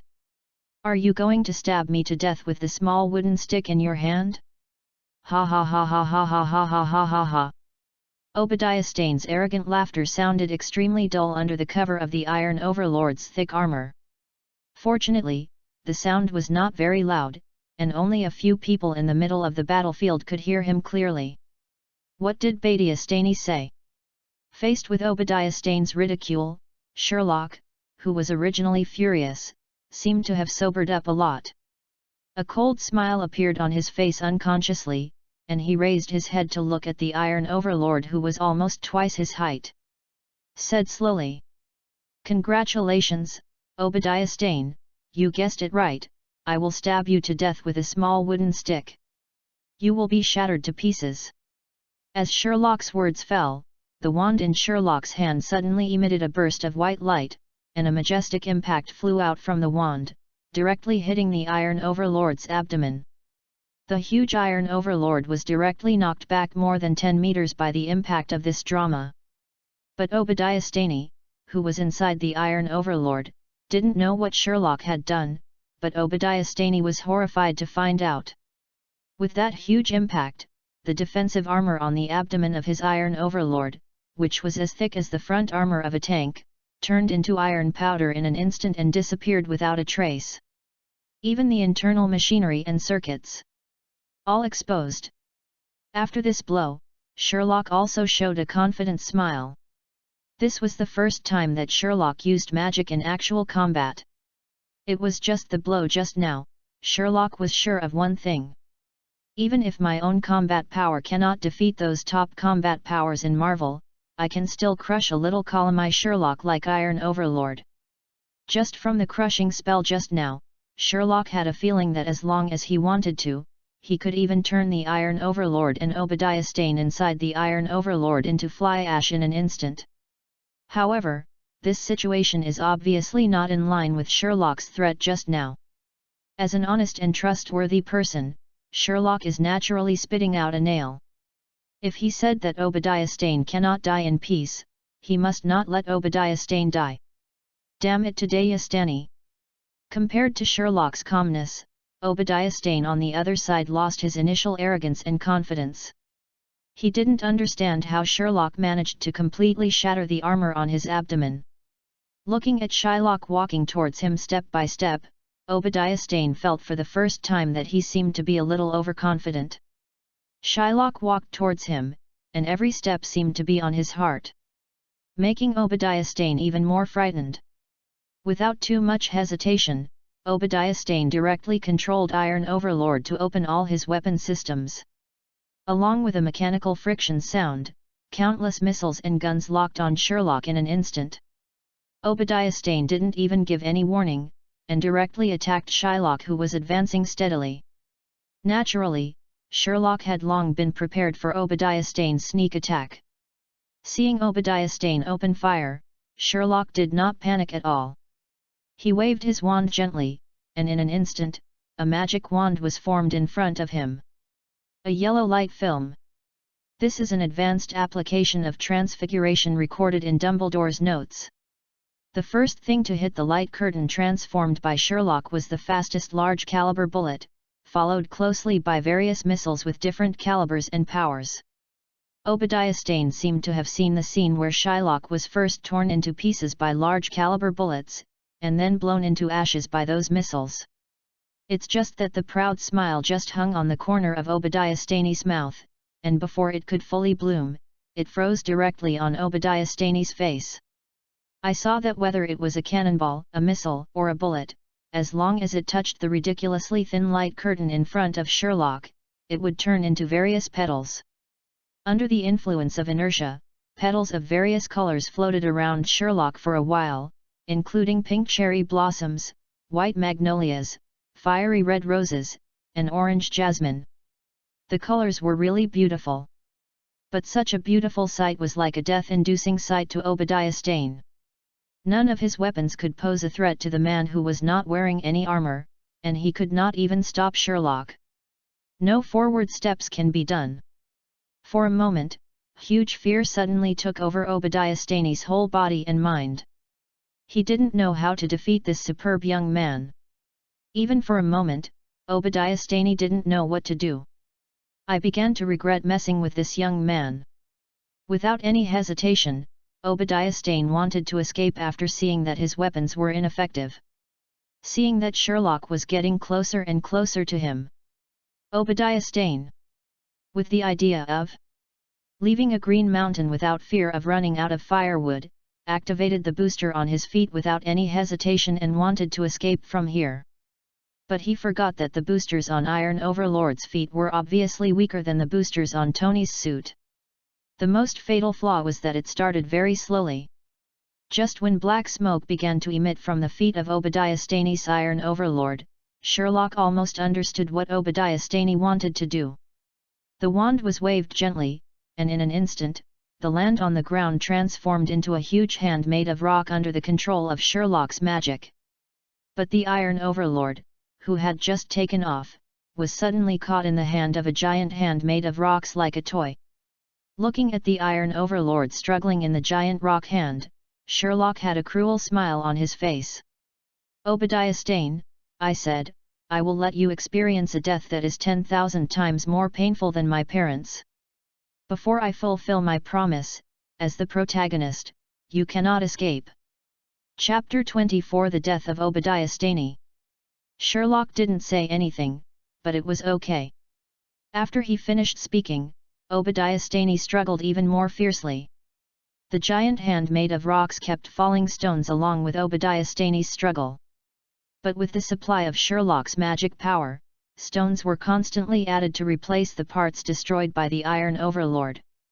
Without giving Obadiah Stane more time, Sherlock's eyes narrowed slightly, and as he waved the wand, a giant snake composed of blue flames spurted out from Sherlock's wand. The moment the giant flame snake appeared, it seemed to have a target. It clung to the giant hand made of rock with almost no stagnation, and the next second it appeared in front of Obadiah Stane. Before, just like the giant python that preys on nature, the flame snake obviously regarded Obadiah Stane and the Iron Overlord it controlled as its prey, and it directly wrapped around the giant hand made of rock and the Iron Overlord. That huge body. The body composed of Li Huo is almost in an instant, the giant rock hand holding Iron Overlord was burned into hot magma and shattered one after another. The ultra-high temperature also made Iron Overlord lose the ability to resist. Obadiah Stane looked at the constant alarm sounds inside the mecha. He could no longer conceal his inner panic, and almost screamed to activate its last resort. An escape device hidden inside the Iron Overlord. Along with the sound of mechanical transmission, Obadiah Stane was ejected by the Iron Overlord like a waste. Falling down not far away in an extremely embarrassed state, the Iron Overlord, who had lost control of Obadiah Stane, also turned into a puddle of molten iron almost instantly under the scorching flames of the giant flame snake. Seeing that the giant flame snake had completed its mission, Sherlock did not hesitate to use a counterspell to make the giant snake composed of fierce fire disappear without a trace. This is the magic from Grindelwald's notes. Compared to Dumbledore's notes, Grindelwald's notes contain more various kinds of black magic. Among them, Li Huo is the one Sherlock knows better about. But the control of sharp fire has always been a difficulty for Sherlock. Even mastering Grindelwald's improved sharp fire is still quite laborious for Sherlock. It is precisely because of this that Obadiah Stane was almost ejected, and the moment the Iron Overlord turned into molten iron, Sherlock immediately stopped the fire magic. Obadiah Stane looked at Sherlock in horror, who was still advancing steadily towards him. The white hood and cloak, coupled with the black mist under the hood, made Sherlock look like he came from hell. Like a demon. Even the hot molten iron formed by the Iron Overlord, Sherlock just waved the magic wand in his hand to make the pool of molten iron disappear without a trace. "Devil! You must be the devil!" Obadiah Stane had almost lost his mind. Looking at Shylock, who was constantly approaching, Obadiah Stany almost climbed up from the ground using his hands and feet, howling as he ran towards the distance. Boundless fear has almost taken over Obadiah Stany's reason. Under the fear, Obadiah Stany did not notice anything unusual around him. But Tony, standing on the edge of the battlefield, could see clearly, even though Obadiah Stany seemed to be running away in the opposite direction. But the space around Obadiah Stany was constantly compressing as Obadiah Stany advanced. Although Obadiah Stany had tried his best to escape, he almost looked the same as standing still. But Shylock behind Obadiah Stany did not have such a situation, and still moved forward step by step. Even since Obadiah Stany was repelled by Shylock just now, Shylock has kept moving forward. Footsteps. Regardless of Obadiah Stany's attacks or strategies, they have not been able to stop Shylock's progress. Even now, Obadiah Stany has not been able to escape Shylock's control. The magic that Sherlock used to control Obadiah Stany's escape, making him appear to be standing still, was a variant of the space magic that Sherlock learned at Carmitage, which can be regarded as the splendid space magic of the Ancient One. Simplified version of. In just a short while, Sherlock stood behind Obadiah Stany, looking at the embarrassed Obadiah Stany with a half-smile and said slowly. I said, as the protagonist of this scene, you can't run away. The voice coming from behind him startled Obadiah Stany. He didn't understand why the devil behind him could still catch up with him even though he had been running for a long time. In panic, Obadiah Stany almost threw his left foot over his right foot in a funny posture. Even though he was in a state of embarrassment, Obadiah Stany still had an extremely strong desire to escape after he fell. He turned around and sat up, looking at Sherlock and begging for mercy. Let me go. I shouldn't compete with Tony for control of the group. I shouldn't be obsessed with murdering your parents and Tony. Let me go. As long as you let me go, everything I have will be yours immediately. As long as you let me go. Listening to Obadiah Stany's begging for mercy, Shylock stopped his movements, as if he was really thinking about Obadiah Stany's proposal. Seeing that Sherlock seemed to be thinking about his proposal and looking distracted, Obadiah Stany took out a carved 1911 from his arms without any hesitation. This was a self-defense he had always kept on his body. The weapon has never left his side for decades. But it was obvious that Obadiah Stany had made a wrong calculation. Shylock was not thinking about Obadiah Stany's proposal. It could even be said that he had been preparing for Obadiah Stany's sneak attack. Even if he stopped and looked like he was thinking, it was just a cat playing with a mouse. The moment Obadiah Stany took out his pistol, Sherlock's wand emitted a milky white light and hit Obadiah Stany sitting on the ground. Almost instantly, Obadiah Stany, who had just aimed at Sherlock, was horrified to find that except for his eyes, his whole body seemed to be frozen, and he could no longer move at all. Obviously all the fingers are gone. He had already pulled the trigger, and only half a second at night was enough for him to fight back to the limit, but now there was no possibility of resistance. In an instant, a huge sense of despair almost overwhelmed Obadiah Stany. The next second, that sense of despair turned into deep fear. I saw that after Sherlock used the petrification spell to petrify Obadiah Stany, the wand in his hand shook slightly, and the original wand disappeared without a trace, turning into a handle the size of a tea needle. Of ice picks. I said, I will let you meet your death in a way that is 10,000 times more miserable than that of my parents, and I will do it. As the voice fell, Sherlock walked around Obadiah Stany's hand holding the gun, and pushed the ice pick against Obadiah Stany's heart. Then, using the slowest speed, he pushed the ice pick in his hand bit by bit into Obadiah Stany's heart. Chapter 25 Everything is over. As Sherlock's ice pick penetrated deeper, Sherlock watched Obadiah Stany's eyes change from the initial panic, to hysterical madness, and finally turned into nothingness, and his eyes no longer had any sparkle. Looking at the ice pick on Obadiah Stany's chest that was almost up to the hilt, Sherlock stood up and took a deep breath. Then he waved his wand, and in the blink of an eye, Obadiah Stanley's body was turned into ashes by the flames. After doing all this and killing his enemy with his own hands, Sherlock felt as if a big stone had been put down in his heart, and a feeling of blessing could not help but arise in his mind.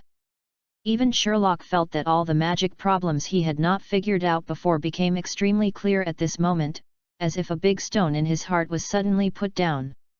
Maybe Sherlock helped the original owner fulfill his wish and killed his enemy. Even Sherlock could feel that his connection with the world seemed to have become a little tighter. Just when Sherlock felt the clarity he had never experienced before, Tony controlled the armor to land from Sherlock and opened the mask of the armor. Tony looked at Sherlock, who was standing there with a worried look. "You bastard, you!" Before Tony could finish speaking, he was interrupted by Sherlock. "No, don't be sensational. My dear Uncle Tony, Obadiah Stane's matter has nothing to do with you. As long as you don't blame me for killing your uncle with my own hands." Listening to Sherlock's nonsense, Tony rolled his eyes angrily, patted Sherlock's shoulder very hard, and then continued. "What are you thinking about, brat? That's not my uncle. You know, I almost died in the hands of this guy, twice." Tony seemed to have forgotten that he was still wearing the armor. This shot almost caused Sherlock, who was still in the flesh, to kneel down. Sherlock had a very reasonable suspicion that this guy was taking revenge on his enemy who robbed him. Obviously, Sherlock can be calm and composed when facing the Iron Overlord. If Tony really knocks him to his knees, the powerful, cold and mysterious persona that Sherlock has just established will probably completely collapse. Sherlock rolled his eyes angrily at Tony, who was standing next to him with a proud look on his face. For a moment, Sherlock even considered whether to let Tony experience the joy of transforming into a sheep. Sheep wearing armor is definitely a very interesting thing. Sherlock's face was hidden under the helmet and the thick black fog. Tony had no idea that he seemed to have tried his best to avoid the sheep-turning crisis, and still looked at Sherlock with pride. Looking at Tony's appearance, Sherlock sighed helplessly. Looking at the black suits that kept gathering towards the two of them in the distance, and Pepper rushing at the front, Sherlock decided to let Tony go for the time being and find some time. Come back with revenge. Looking at the dilapidated battlefield around him, Sherlock, with the idea of a good man fighting to the end, gently waved his wand, and it was restored to its original state. The originally dilapidated environment with debris and rubble everywhere seemed to have pressed the pause button for an instant. The next second, the originally broken environment began to go backwards, as if the rewind button had been pressed. The broken stones slowly came together and turned into a complete stone, and then were pulled back to its original position by an inexplicable force. The twisted and broken cars that were affected also began to slowly return to their original shape at this moment with the sound of metal twisting. In just a few breaths, the street that originally looked like Syria changed back to its original appearance, and even the wall of the Stark industrial zone that the two broke through was repaired intact. Looking at the changes in the surrounding environment, Tony whistled happily, then looked at Sherlock and said, "Cool. Honey, you helped me save a lot of compensation." Sherlock just smiled at Tony's words.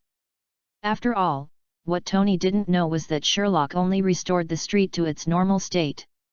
Sherlock's magic had no effect on injured and frightened people.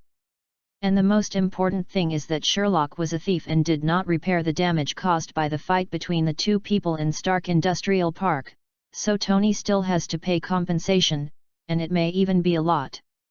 It's just that as a rich man, Tony doesn't really care about this. Just a sum of money.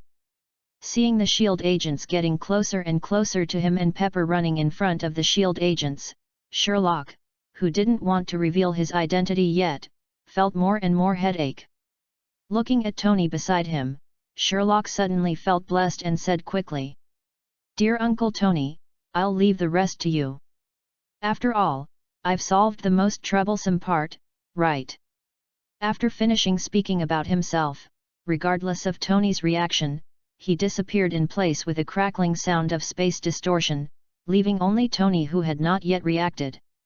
Watching Sherlock disappear without a trace, Tony was stunned for a moment and then just smiled and cursed a brat, and then opened his arms to welcome Pepper, who was flying towards him.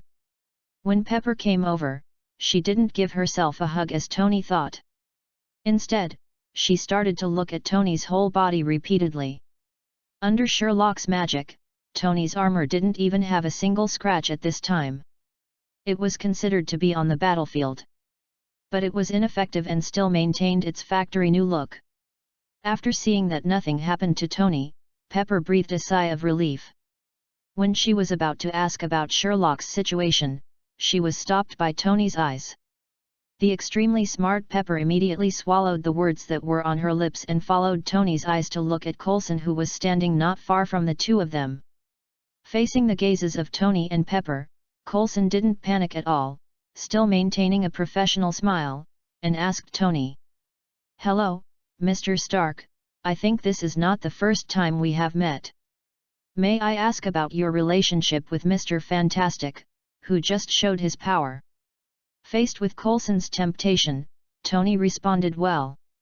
Ah, you are, let me think about it, what is the name of that guy from some country or bureau or logistics or something?" "Phil Coulson, Homeland Strategic Defense Attack and Logistics Support Agency." Seeing that Tony seemed to want to pretend to be stupid and change the subject, Coulson didn't give Tony the slightest chance. Facing Coulson's pressing step by step, Tony was not polite at all. "Okay, Homeland Strategic Defense Attack and Logistics Support Agency. This name is really confusing. Let's just call you SHIELD. As for Mr. Fantastic you are talking about, I'm sorry, I don't know. Maybe it's just a kind-hearted man who acts out of justice. What about people, Kovash?" "It's Coulson, forget it, I get it, leave it to us, Mr. Tony. I think Miss Potts has been frightened enough tonight, hasn't she?" After hearing Coulson's words, Tony no longer hesitated. He immediately shouted hello and pulled Pepper directly towards his Stirk Industrial Park. It wasn't until Tony's figure disappeared that Coulson put his hand on his headset. "Director," he denied it. After hearing Coulson's words, the person on the other end was silent for a while before continuing to issue the order. "Leave the rest to me, Coulson. You must maintain the scene and I will arrange for the science department to inspect it." "Copy that, Director." Chapter 26 Return to Life. Tony didn't know how to deal with Sherlock from S.H.I.E.L.D., and Sherlock didn't want to know. After killing Obadiah Stane, Sherlock felt as if a big rock had finally fallen to the ground. Even when he got up the next morning, this feeling did not weaken at all. The ever-present feeling of freedom made Sherlock make a decision. He decided to pursue the dream he had before traveling. Although Sherlock did not dare to return to the big country in the east driven by his nostalgia, this did not delay Sherlock from going on a very hardcore time travel in the lighthouse country on the other side of the ocean, right? What's more, after arriving here, all the conditions have been mature. With an American-style Big V8, an environmentally friendly time travel artifact, and an environmentally friendly girl's angry big raptor, there is no need to worry about funds.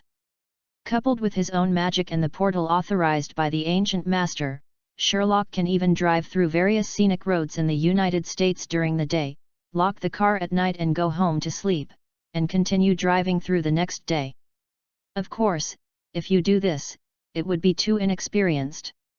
Therefore, Sherlock made a bold decision to buy a tent. Even if he doesn't go home to sleep and sleeps in a tent, Sherlock can still sleep in 3 rooms and 1 living room through magic. Ma quoi? How can magic be such an inconvenience? As soon as he thought of it, he did it. After saying hello to the uncle in the store, Sherlock drove to the largest outdoor products supermarket in the local area. After a whole day of shopping, Sherlock almost filled the cargo bed of the Raptor pickup truck and returned to his store. In the next few days, Sherlock did not appear on the salted fish lounge chair in his shop. He was alone in his room tinkering with the necessary equipment. To be honest, Sherlock never thought that it would be so difficult to make a magic tent with 3 rooms and 1 living room. It was not as much as Sherlock imagined that it could be done with a few traceless expansion spells. Fortunately, there are all kinds of books in the magical library.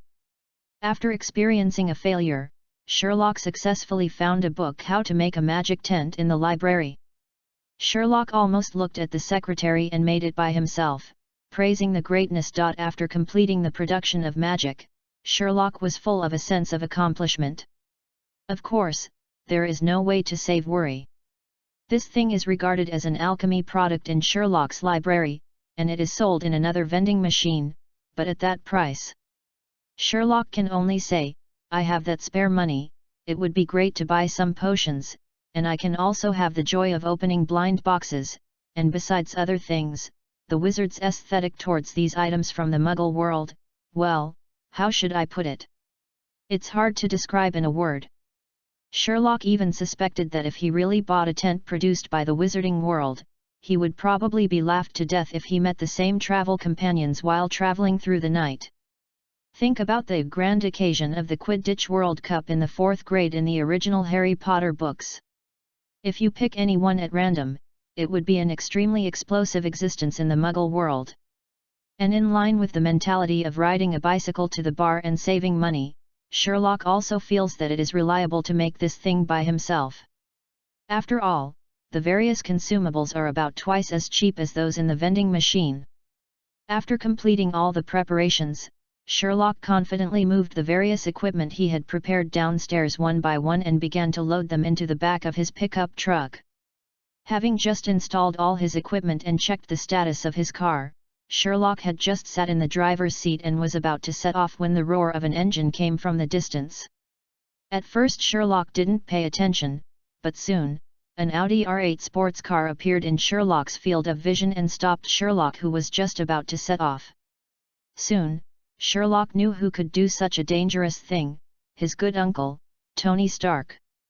Watching Tony get out of his supercar, go to the window of his Raptor and knock on the window, Sherlock opened the window helplessly, looking at the man who announced that he was Iron Man not long ago.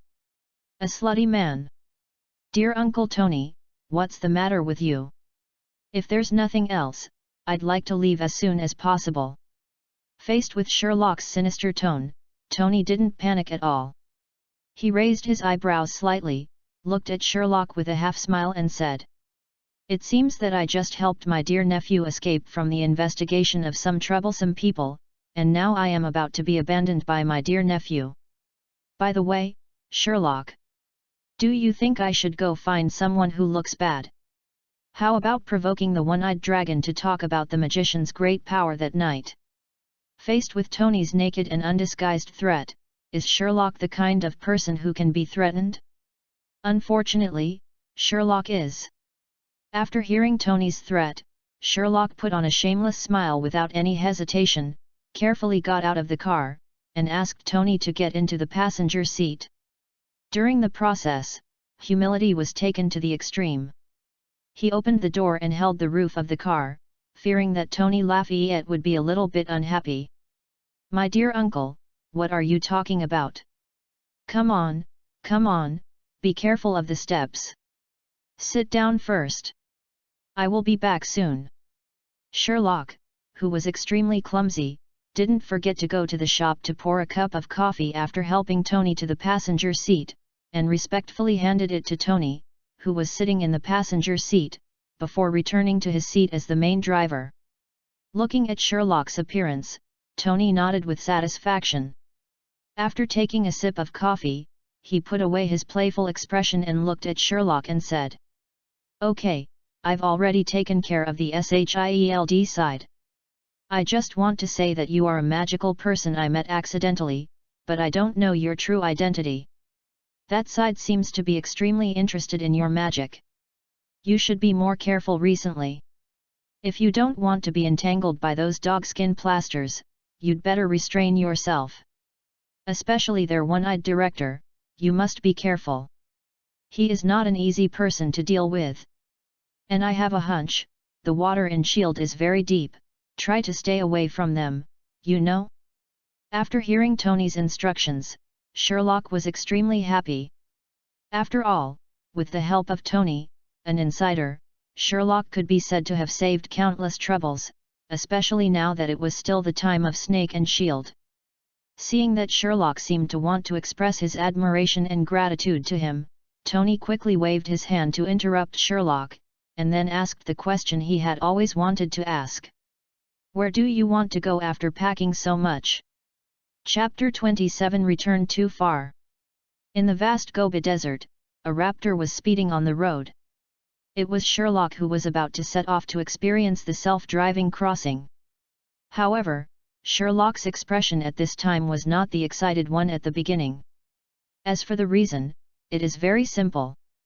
What was originally planned as a solo spiritual journey suddenly turned into a journey for two people. When you travel, just travel. Look at the legendary Iron Man in the co-pilot, Mr. Tony. This guy even wears a suit when traveling. It has been 2 full days since Tony stopped him at the door of his shop. My dear Uncle Tony has also been wearing a suit for 2 full days and is sitting in his co-pilot.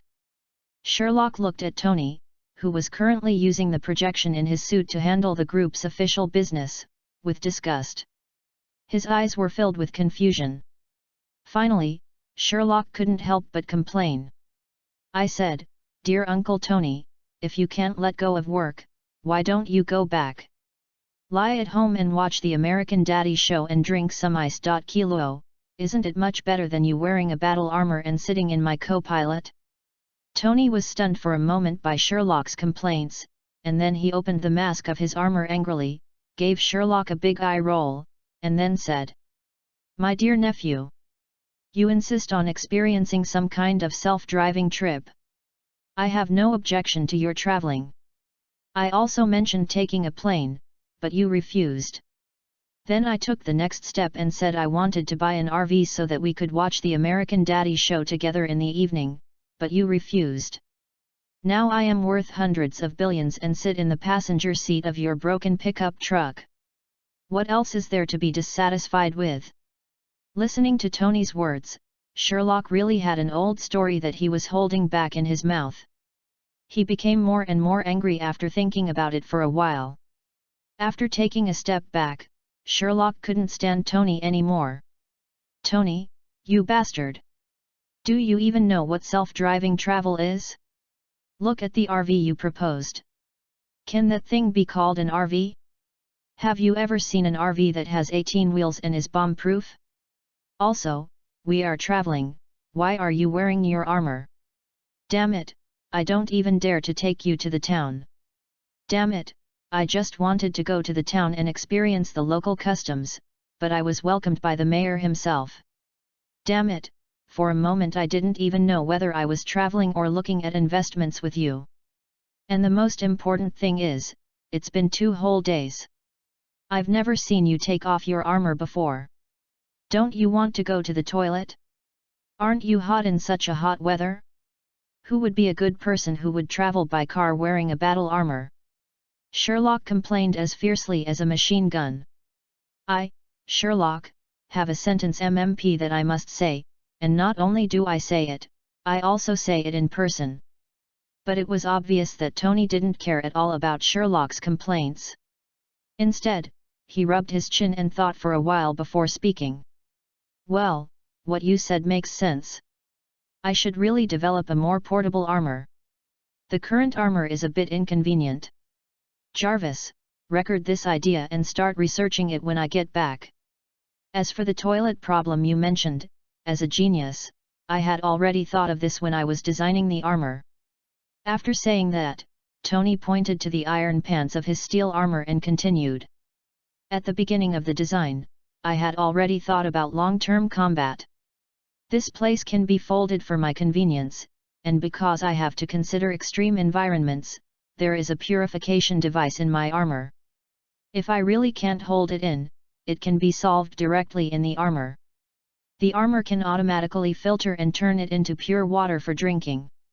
And thanks to your magic potion, I can solve problems in a variety of ways." Having said that, Tony no longer hesitated. He placed his hands on both sides of his pelvis. With a slight exertion, he made a sound, just like the sound of Lego being pulled out. Tony directly pushed his hip shaft. He was picked up from his own body. The most amazing thing is that the hip shaft that Tony is holding in his hand is still wearing steel armor, and after the hip shaft was taken off, Tony did not lose support and slumped in the chair. On the contrary, it was still as usual, as if after taking off the hip shaft, there was still an invisible thing supporting Tony's body, and even all the functions of the armor were still intact. Sherlock's brows jumped as he saw it. He finally understood the meaning of the entry that had been on Tony's head. Entry, doll life. Entry effect, the user will turn into an extremely realistic doll. Time. What is the life of a doll? It's like transforming into Lego. But the next second, Sherlock felt his blood pressure suddenly rise. I saw Tony opening the car window, holding his hip shaft with both hands and sticking out the window. The next second, Tony's face showed a comfortable expression. Watching this scene, Sherlock felt his blood pressure rising. He stepped on the brakes to slow down and roared at Tony. Tony, you're a big piece of shit. If you dare to pee on my car, I'm not done with you. Regarding Sherlock's threat, Tony seemed not to have heard a sheep. Outside the window was the uninhabited desert, and Tony was not afraid that his behavior would be seen. After a while, Tony took his hip shaft back out of the window and gently pressed it to its original place, followed by a crisp wave sound. Tony's hip shaft returned to its original position, and there was no gap visible on the armor, as if Tony taking off his hip shaft just now was an illusion. Sherlock hopes that this is an illusion. Tony's behavior in the past 2 days has truly broken all the filters about Iron Man before Sherlock traveled through time. At this moment, Sherlock felt that he was about to suffer from high blood pressure. If possible, what Sherlock wanted to do most at this moment was undoubtedly to give his dear uncle a good beating. Give me back the Iron Man I saw in the movie. Unlike Sherlock's filter, which was shattered and he felt hopeless, Tony himself didn't feel anything inappropriate about his behavior at all, and just looked at the entry that was about to end. At the end of the countdown, a tube protruded from Tony's armor, and Tony bit the tube without hesitation and took a sip. Watching Tony drink the potion, Sherlock's frown deepened. After thinking about it, he said to Tony, "Tony, magic potions are not omnipotent. Antidotes cannot always help you. You must know that magic potions are also medicines, and medicines will have resistance. If you drink like this, the effect of the antidote on you will become weaker and weaker. Seriously, if you have time to spend with me here, you might as well go home and study new armor or new elements." Regarding Sherlock's proposal, Tony just gave a perfunctory hum and said nothing more. But the next second, Tony's expression changed drastically, and he said to Sherlock seriously, "Stop." After listening to Tony's words, Sherlock quickly stepped on the brakes. After the car stopped, Tony got out of the car and closed the armor without any hesitation. Just when Sherlock didn't know what happened, Tony left a message that he needed to find Pepper for something, and asked Sherlock to leave first, and he would catch up. Before Tony left, Sherlock saw clearly that the entry on top of Tony's head had changed. Entry, rubber life. Entry effect, a certain part of the body will be enlarged every 30 minutes, replaced every 30 minutes, and the parts will be random. Entry time. As if he understood something, Sherlock slapped the steering wheel jealously, then sinfully picked up his cell phone and called his future aunt, Pepper. Chapter 28 What I Saw Along the Way. Who knows what Sherlock said to Pepper that day? Anyway, Tony never came back after he left. After Sherlock waited all day, he drove directly to Yo-Yo without any hesitation. Without Tony's presence, Sherlock could truly experience the fun of traveling by car. Sherlock also knows why the Ford Raptor is said to be a treasure for self-driving travel. With the blessing of the powerful American large displacement V8, this car can be said to be that as long as you have enough fuel, it can take you running, no matter whether there is a road or not. Not only that, in addition to the fun of cars, Sherlock also experienced what it means to be happy as a rich person. It can only be said that rich people really know how to play. No wonder so many rich people were addicted to driving raptors before time travel. The dragon is running through time. As long as this thing starts running, it will be really happy. Especially boys, there is no way to refuse this feeling. Imagine driving a big raptor on the vast Gobi Desert and stepping on the accelerator. The powerful shock absorption and power make the vehicle feel like it is running on the road. The smoke and dust that was raised were left behind before it could even land on the car. From a distance, it actually gave people the feeling of a man riding alone and charging on the battlefield. What male creature can resist such temptation? Especially human beings, who have experienced thousands of years of cold weaponry and have almost engraved battlefield charges into their DNA. Anyway, Sherlock felt that he couldn't refuse this feeling, and he was even a little addicted for a while. This kind of feeling was not magical, and even the top-notch Iron Man armor on the technological side could not give Sherlock such a feeling. And thanks to the vast land and sparse population of the lighthouse country, there is no need to care about pedestrians or other vehicles. The feeling of just pressing the accelerator and not the brakes makes Sherlock feel addicted. Apart from such a happy feeling, Sherlock was also fascinated by the scenery along the way, although it was definitely not as shocking as the legendary Dokko Highway with 4 seasons in his previous life.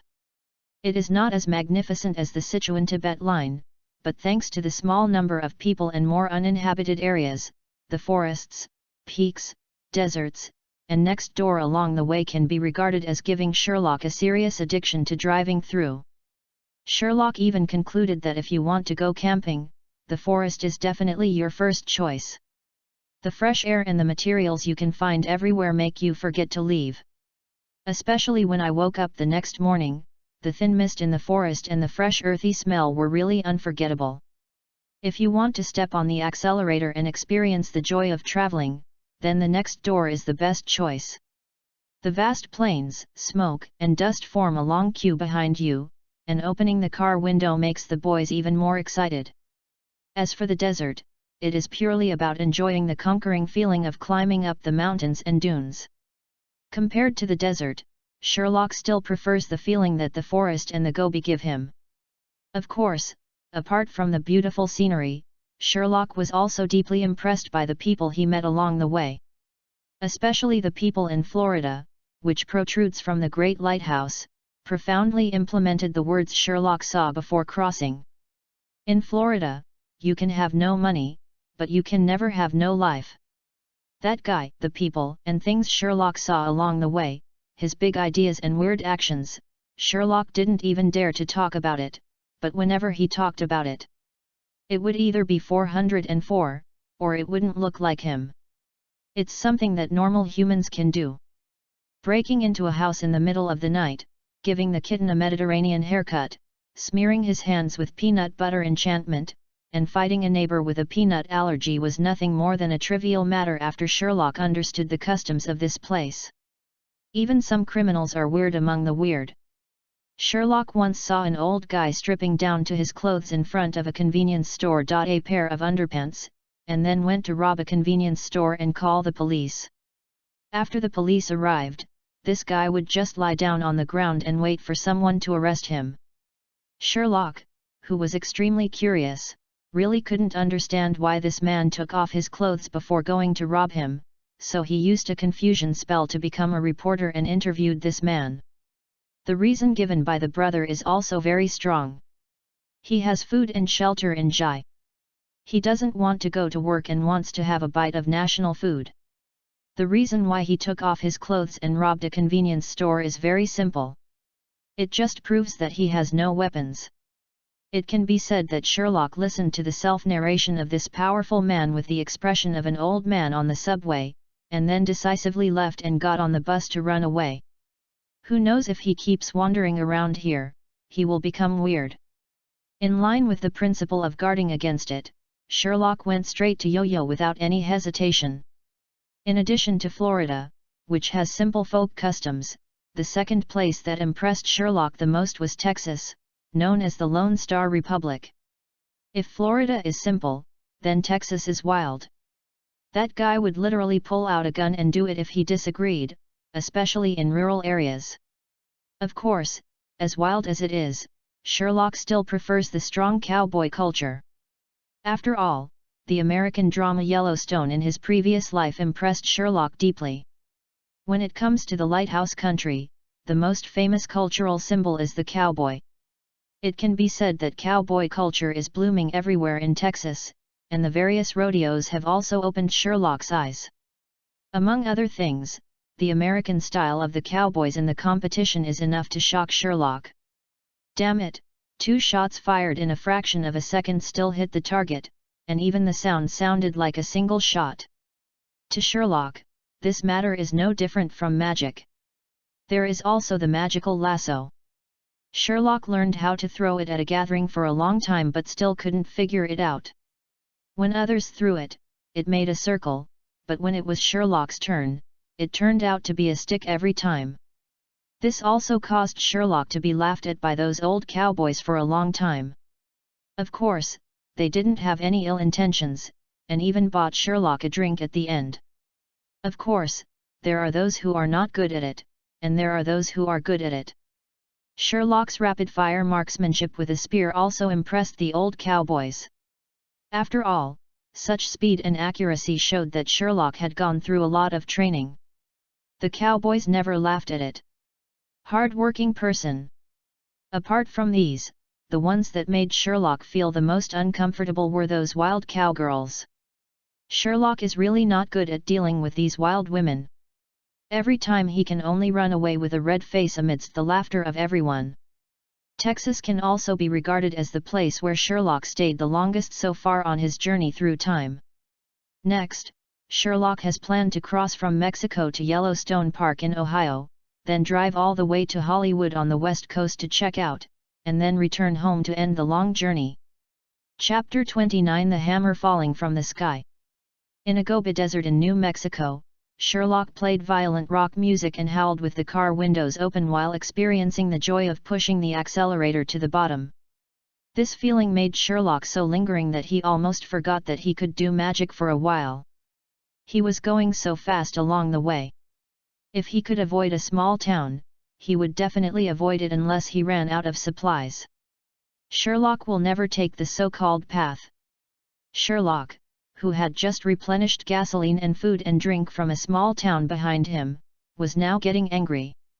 In order to get to the park of the past as quickly as possible, Sherlock could be said to have completely unleashed the raptor's violent attributes. As the speed of the car got higher and higher, Sherlock's mood began to become more and more excited, and the music playing in the car began to become more and more violent. However, unknown to Sherlock, Asgard in the distant universe is undergoing a change. Their prince Thor was deprived of his divine power by the god King Odin. He even threatened to exile Thor to the earth. At this time, Thor was arguing with his father in front of the throne. But it was obvious that god King Odin had no intention of arguing with Thor. With just a casual move, Mjolnir, nicknamed Meowth Hammer, flew into the hands of god King Odin. After giving the Meowth Hammer a magical ban, Odin just threw it away, and the Meowth Hammer flew towards the Rainbow Bridge. Even Heimdall didn't even react. The Meowth Hammer had already flown to the Rainbow Bridge. And Sherlock, who was above the earth, naturally couldn't find Meow Hammer in mid-air, who had just flown out of the Rainbow Bridge. He was still charging with the accelerator down, as happy as a god. With the charging of Sherlock and Sherlock, the distance between the two became closer and closer. Finally, in an instant, the back of Sherlock and Sherlock's raptor came into close contact. Thanks to the characteristics of the Meow Hammer, the huge inertia of Sherlock's raptor could not shake the Meow Hammer at all, but this characteristic caused Sherlock's raptor to suffer. For a brief moment, the impact point of the Meow Hammer happened to appear on the rear wheel beam when it smashed through the rear bucket of the raptor. Under the combined action of the huge inertia of the raptor's advance and the relatively stationary Meowth Hammer, the rear bucket of Sherlock's pickup truck was violently torn open. Even under the influence of the huge inertia, Meowth Hammer tore apart the rear end of Sherlock's car. Under such circumstances, Sherlock's car was thrown over his shoulder. Fortunately, Sherlock's reaction was relatively quick. The moment the Meowth hammer hit the back of his car, he subconsciously cast a magic wand and silently to give himself a layer of shield. Coupled with the vehicle's airbag, it was finally no injuries. Although he was not injured, the impact at that moment was enough to stun Sherlock for a long time. After waiting for a while, Sherlock slowly climbed out of the cab. Just one glance at Sherlock made him feel his blood pressure rise all of a sudden. The reason was very simple. His beloved car, the big raptor that took him across half of the United States, could be said to have been turned into pieces at this time. Except for the cab, which was relatively intact, there were fragments of Sherlock's car all over the floor. You could even vaguely see the fragments of the tent that Sherlock had worked on for several nights before taking it out. Sherlock, who was attracted almost instantly, wanted to see what kind of ghost thing could destroy his car like this. Damn it, what kind of hatred or grudge could make someone hit him, an innocent civilian, with missiles? As an LSP, Sherlock refused even those wild cowgirls who approached him. How could he provoke such a ruthless character? Fortunately, the missile did not explode. If it had, he probably wouldn't have been a little confused. So simple. Cursing and staggering to the landing point, Sherlock was stunned for a moment, because what appeared in Sherlock's eyes was not the missile or the like that he initially thought, but a hammer. And it was a hammer that he was extremely familiar with. What the hell? Meowth hammer? The plot of Meowth Thor has already begun? So, it was God King Odin who smashed my car. As if he was sure of something, Sherlock looked up at the empty sky, raised his hands and made an internationally recognized gesture. Heimdall, I know you can see and hear, help me tell that old swallow Odin, I at number % his mother. Don't pretend you can't see it. I know you can see it. I %, his mother's. Heimdall stood at the entrance of the Rainbow Bridge and watched Sherlock lively send telegrams for nearly half an hour. The most important thing was that not a single sentence was repeated during this half hour. The content is so dirty and the scale is so large that almost all the women in Asgard are almost finished by Sherlock. After a while, Sherlock stopped sending the telegram, and Heimdall, who was far away in God's realm, couldn't help but touch the sweat on his forehead. He secretly sighed that this little guy could really squirt. As for Sherlock's words that he wanted to convey these words to God King Odin, Heimdall decided to forget it after thinking about it. Putting aside whether he could remember the entire text of Sherlock, even if he did, Heimdall felt there was no need to tell Odin. If he did tell Odin, he might not be able to make this old man angry. Can't sleep. Even if I can't sleep, maybe I can go to Earth with my precious big gun and have a solo with this young man. The gain outweighs the gain, well, it just outweighs the gain. It's definitely not because I'm afraid that God King Odin will find out and get angry at me. Aside from Heimdall's side, Sherlock was indeed tired of scolding him. After all, he had been scolding him for a long time, but there was no response from above, which only meant that he didn't seem to be paying attention to this. Sherlock, who gradually calmed down, looked at the Meow hammer in the center of the ruins. Sherlock remembered it clearly. Ever since it appeared in the movie, the surrounding items have been sold out. Sherlock even bought one at first, but now that he has met the genuine one, Sherlock is determined to try it. Arriving next to the Meow hammer, Sherlock took a step forward, held the handle of the Meow hammer with both hands, took a deep breath, and then moved chi to his dantian, followed by Sherlock's burst of strength. Porphyrin. Well, Sherlock farted. As for Meowth hammer, he was still motionless in place. Sherlock was not surprised at all. Just for the half hour he had just turned into a troll, Meowth hammer did not dare to recognize him. Sherlock still has this self-awareness. Although he knew that Meowth hammer would not recognize him, Sherlock still got playful and took out his wand and tried it with the levitating spell. Surprisingly, it actually succeeded for Sherlock. Sherlock's spell successfully made Meowth Hammer levitate. This situation would probably kill Meowth Hammer if he was conscious, and even Meowth Hammer himself would be a little confused. However, Sherlock was not surprised at all. After all, according to Ancient One, his magic represented that his will was above the rules and could make the Meow Hammer levitate. Sherlock was not surprised at all. After decisively taking out his mobile phone and letting the Meowth Hammer float in his hand to take a few photos, Sherlock carefully controlled the Meowth Hammer back to its original landing point without even changing its posture. After making sure, Sherlock nodded with satisfaction and picked up the phone. "Hello? Is it insured? I want to apply for insurance. You may not believe it, but my car was smashed into pieces by a hammer that fell from the sky." Chapter 30 Coulson takes action after hearing the news, Part 1. Sherlock spent nearly half an hour explaining to insurance that he was not having fun with him, but that a hammer really fell from the sky and killed his raptor. Smashed to pieces. But the operator on the insurance side refused to believe it, and once thought that Sherlock was a young man who stole his parents' phone to play a prank. A hammer falling from the sky?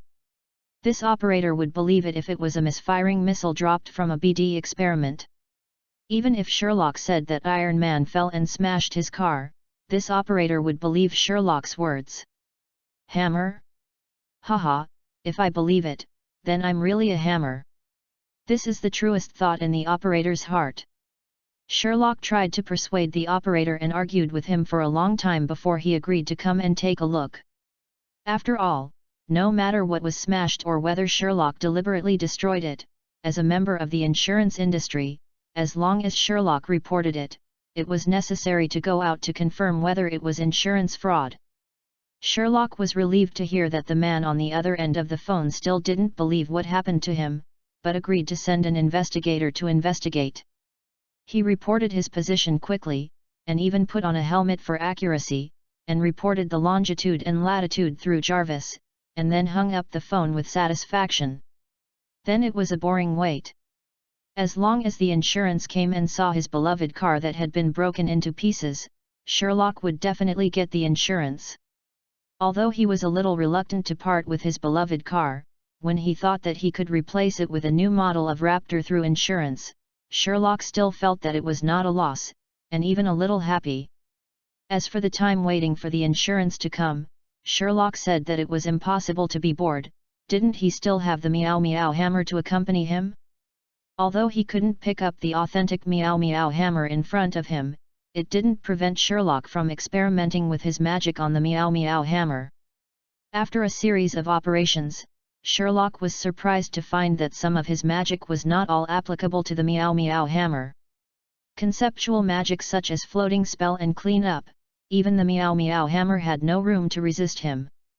However, when it comes to magic with physical properties such as blazing flames and cutting spells, Meow Meow Hammer can be said to be completely immune, although Sherlock has reduced the scope and power of the magic as much as possible in order to keep the scene as it is.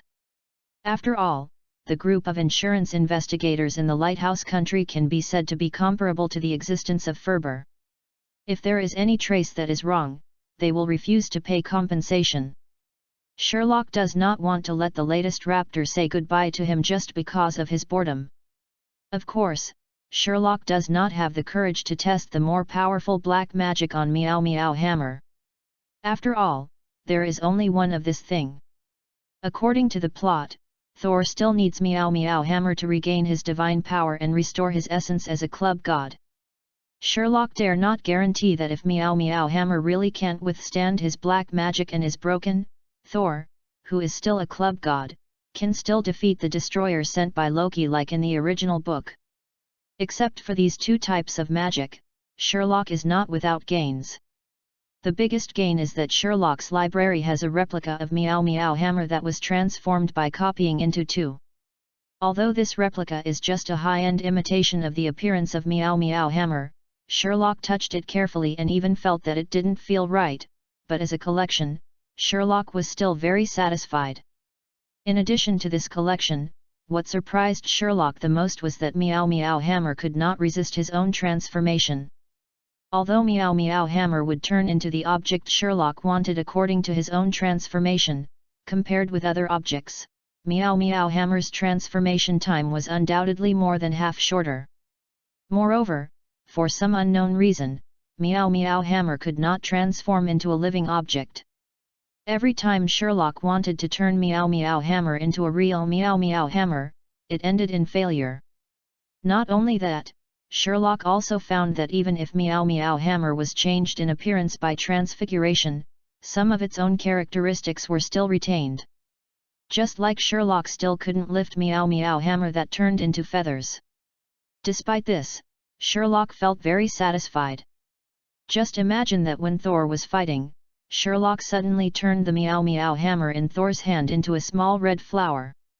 Although this little red flower looks extremely fragile, as if it will break in the next second, in Thor's hand, it is just like a real Meowth hammer, killing gods and Buddhas.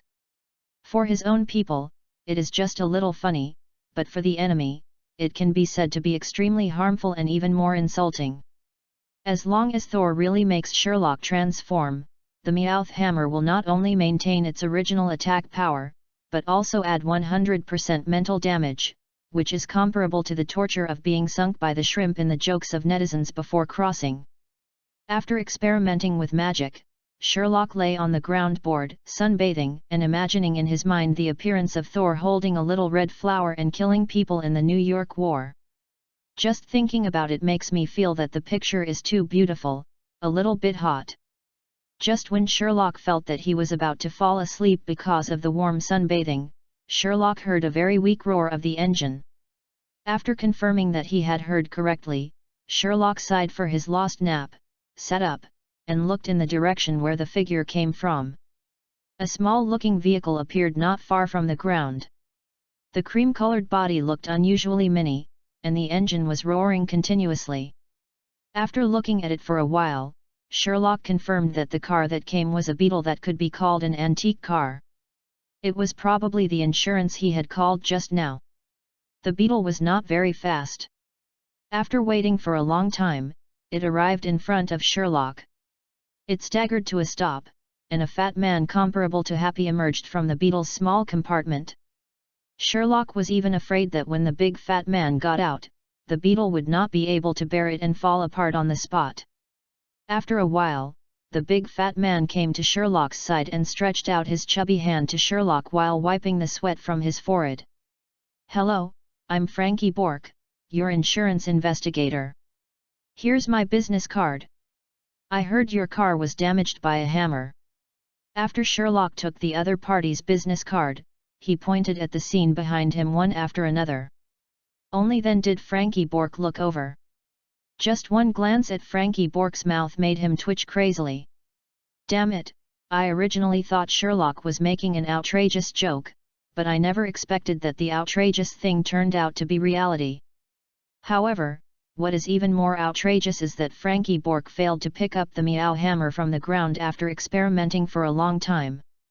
This situation made Frankie Bork feel that it was outrageous to open the door for him. Outrageous. Got home. Chapter 31 Coulson takes action after hearing the news, Part 2. Just when Frankie Bork had doubts about his many years of experience as an insurance investigator because of this hammer that he couldn't pick up at all, and could even be said to be immovable. On the other side of the horizon, a fleet of Cadillac Escalades appeared not far away. The smoke and dust raised by the full-size SUVs quickly attracted the attention of Sherlock and Frankie Bork. In just a short while, the convoy arrived near Sherlock and parked neatly not far from the wreckage of Sherlock's vehicle. A group of people in black suits came out of the vehicle and began to alert the surroundings. Frankie Bork still didn't understand what happened, but Sherlock did know the identities of these people. The reason is also very simple. Among the group of black suits, Sherlock saw an old acquaintance of his, the mayor of the novice village, Agent Coulson with a worrying hairline. Coulson seemed to also see Sherlock, and walked up to say hello to Sherlock with a smile. "We meet again, Sherlock. We have met several times. You should know, Phil Coulson." Unlike Frankie Bork, who broke into a cold sweat when faced with such a big scene, Sherlock seemed much calmer and stretched out his hand to shake Coulson's hand. "Of course, Agent Coulson, Uncle Tony is able to come back thanks to your help. By the way, why are you here?" Facing Sherlock's question, Coulson's smile remained unchanged, and he answered Sherlock's question. "We detected a strong energy wave near this area. While we were investigating, I received a message from the headquarters saying that you were also nearby, and the car was also damaged by a hammer falling from the sky, so we just come and take a look." Regarding Coulson's explanation, Sherlock, although he had expected it, narrowed his eyes slightly and asked as if he was a little unhappy. "Are you spying on me?" Seeing that Sherlock didn't seem very happy, Coulson quickly explained. "No, Mr. Sherlock, you misunderstood us. We do not monitor your daily behavior, we only report special situations. You know, since Tony encountered danger last time, everyone around him has been under our supervision. Focus on taking care of the top of the list. Don't think too much, Mr. Sherlock, it's just a precaution. After all, the incident with your uncle last time was too big." Of course, it can be said that Sherlock did not believe a word of Coulson's explanation. The doubtful character of black braised egg and shield formed by Hydra can be said to have a very low limit. Sherlock would not believe that they were just trying to prevent danger. "I am afraid that the greater chance is that Tony did not find out who the magician who fought against the Iron Overlord was that night, so he began to monitor the people around Tony." Fortunately, Sherlock and Tony would hardly discuss any issues related to Sherlock's vest on the phone, which left the S.H.I.E.L.D. people helpless. Nodding to Coulson expressionlessly, Sherlock didn't say much. Seeing that Sherlock didn't seem to want to talk to him anymore, Coulson turned to look at Frankie Bork, who had been standing aside, and said, "Mr. Frankie Bork, I'm sorry, you are not allowed to disclose the photos of the scene to anyone. We need you to sign a confidentiality agreement. This matter has been classified as confidential." Coulson's words successfully aroused the anger of Frankie Bork. The chubby Frankie Bork looked at Coulson like a crazy wild boar and said, "I'm sorry, sir, which department are you from? I don't think I can act according to your wishes. My employer, Mr. Sherlock, has suffered damage to his property. I need to bring back photos of the scene to help my employer, Sherlock. Mr. handles insurance claims." As a veteran, Frankie Bork encountered such a situation not once or twice. He even encountered situations where his employer hired some actors to pretend to be related persons to defraud insurance companies. At the lighthouse in this country, such a situation is not uncommon. After all, whether it is Phobo or the guys from Langley, they do have great rights on some issues. Coulson was not surprised by Frankie Bork's remarks. He still smiled and showed his ID to Frankie Bork. "Mr. Frankie Bork, this is my PhD certificate. We will issue you an explanation. You can take the instruction to apply for insurance for Mr. Sherlock." Seeing that Coulson seemed to be confident, Frankie Bork was a little undecided. He took Coulson's ID card and glanced at Sherlock, who was still standing expressionless. Then he continued, "Well, I need to contact the headquarters to verify the authenticity of the certificate. If what you say is true, then Mr. Sherlock will still get the compensation he deserves." After that, Frankie Bork ignored Sherlock and Coulson, ran to the side alone and started making phone calls continuously. Sherlock and Coulson just took a look and then stopped caring about Frankie Bork. On the contrary, Coulson looked at the scene with unusual interest and sighed to Sherlock. "Mr. Sherlock, judging from the traces at the scene, your accident can be said to be extremely tragic. You are really lucky. You were not injured at all in such a tragic scene." Tianhe Coulson's sigh made Sherlock panic, but soon, a bold idea appeared in Sherlock's head, and he became increasingly uncontrollable. "No, my dear Agent Coulson, the reason why I was not injured is because I have some special medicines in my hand to deal with special situations. The effects of these medicines vary, but without exception the effects are extremely significant. It can even be said that as long as there is still breath, it can be saved with enough medicine. It is precisely because of these medicines that I can survive, although the side effects of these medicines are some weird. Sherlock's words successfully attracted Coulson's attention. The two foxes had different thoughts. Coulson looked at Sherlock pretending to be surprised. Really? Mr. Sherlock, can you show me these potions of yours? Your information does not say that you can make such potions. Regarding Coulson's question, since Sherlock dared to speak for so long, he must have thought of a countermeasure. He naturally took out a bottle of white moss potion and handed it to Coulson and answered. Of course, Mr. Coulson, this bottle is one of the potions I made. Its function is to quickly treat trauma without even leaving scars. As for why I made these potions, I can tell you only, these are all from a very old book. To be honest, I didn't believe it was true at first, but because of an accident, I had to believe that it was true. Oh, by the way, remember, the side effects of this thing are completely random. The side effects of the same medicine will be different for everyone. Even after the side effects are over, the side effects will not be the same when using the same medicine. Chapter 32 Sherlock with a new vest. Coulson was also skeptical about Sherlock's words, but the fact that Sherlock did not have any injuries on his body at this time was indeed strong proof. Thinking of this, Coulson also took the potion handed over by Sherlock with a smile. Seeing Coulson take the potion, Sherlock's smile became even brighter. Agent Coulson. This bottle is a gift. Let's call it Shield. If you want to purchase it, you can contact me, but the production of this thing is limited, and I don't know. Can't sell too much, and I only accept gold transactions. Looking at Sherlock's businessman's face, Coulson rolled his eyes, still with that gentle smile on his face, and looked at Sherlock and said, Of course, no problem, Mr. Sherlock, do you mind if we do an on-site experiment? Regarding Coulson's words, Sherlock naturally did not panic at all and made a please gesture to Coulson. At that moment, Coulson no longer hesitated and called a shield agent over. Sherlock took a closer look and saw that he was an acquaintance, the legendary Crossbones Brock Rumlow. He was very popular in the comics, but in the movie he was just a small character. But one thing I have to admit is that this guy looks really crazy.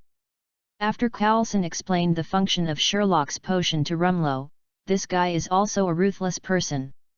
He pulled out the dagger without any hesitation. There was a small cut on his arm.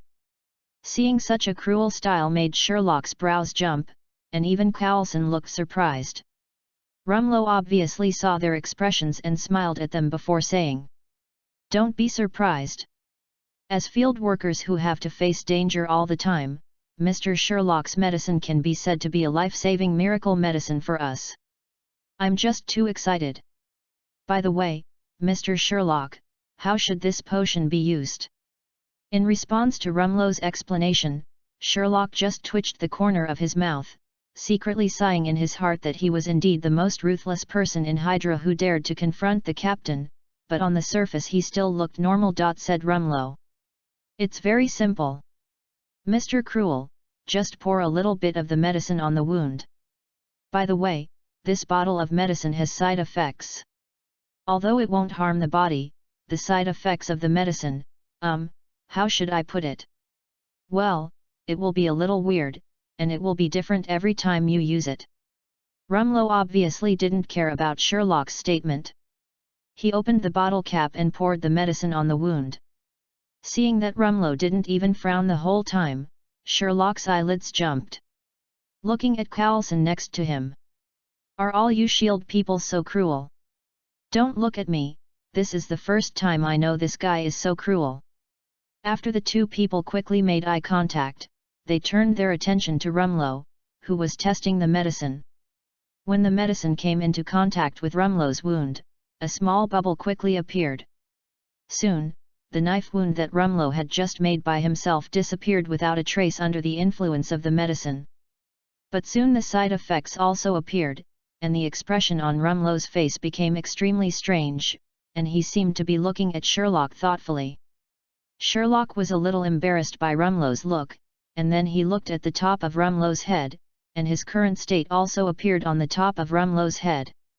Entry: Unfallen flag, cursed by the world, forced to produce effects, cannot be eliminated. Entry effect: flying bricks vigorously, as long as you ignore some things, it is a man's dream and a woman's nightmare. Limitation of time. The moment he saw this article, Sherlock finally understood why Rumlow looked at him with such a strange look, and could only smile awkwardly before answering. Well, the effect is random, not what you think. According to the book, some people can even control thunder and lightning as a side effect after using the potion. At Sherlock's words, Rumlow rolled his eyes, threw the potion to Coulson, and then left with an extremely weird posture. Looking at Rumlow's leaving figure, Sherlock finally remembered to shout behind Rumlow. By the way, Mr. Cruel, the time limit for side effects is 24 hours. After hearing what Sherlock said, Rumlow almost fell down, turned around and glared at Sherlock fiercely, and then turned and left. As a 7th level agent of SHIELD, Coulson's observation skills cannot be weak. Naturally, Coulson also noticed Rumlow's abnormality. Looking at the potion in his hand, even Coulson did not twitch the corners of his mouth. For a moment. Sherlock, are you saying that the effect will last for a full 24 hours? Regarding Coulson's question, Sherlock could only nod helplessly and repeated it again. That's right, the side effects are effective for 24 hours, and the effects are completely random. According to ancient books, some people can get side effects that are comparable to superpowers, and some people can get side effects like that ruthless man, with no pain or itching. After listening to Sherlock's words, Coulson's expression became serious, and he looked at Sherlock's questions and answers very seriously. May I ask, who have you sold this potion to? Although the content of Coulson's words was a question, in fact, there was no question in terms of expression or tone. Instead, it was more like a determination. Sherlock didn't mean to panic at all. Since he decided to wear a vest, he naturally had a way to deal with it. After thinking about it, he answered Coulson's question directly. No one, except myself, has only sold 2 people. One is my Uncle Tony, who needs an antidote, and the other I don't know. He wears a black hood, which makes people. He can't see his face clearly, and he also uses some magical abilities. I don't know where he knew that I had such potions, so he found me directly and bought a large number of potions from me. Fortunately, this guy was pretty good and gave me a lot of gold coins. Sherlock had just finished speaking, and Coulson's face became visibly surprised. Just when Coulson wanted to continue saying something, Frankie Bork, who had made countless phone calls, walked away from the side. Come over. He handed the ID in his hand to Coulson and then said, Agent Coulson, I have verified your identity, and the headquarters has agreed to your request. I will sign a confidentiality agreement later, and I would also like you to provide an explanation to facilitate our filing. After finishing speaking, Frankie Bork looked at Sherlock and continued. Mr. Sherlock, according to the content of the insurance, we can issue you 2 compensation packages. You can choose one of them.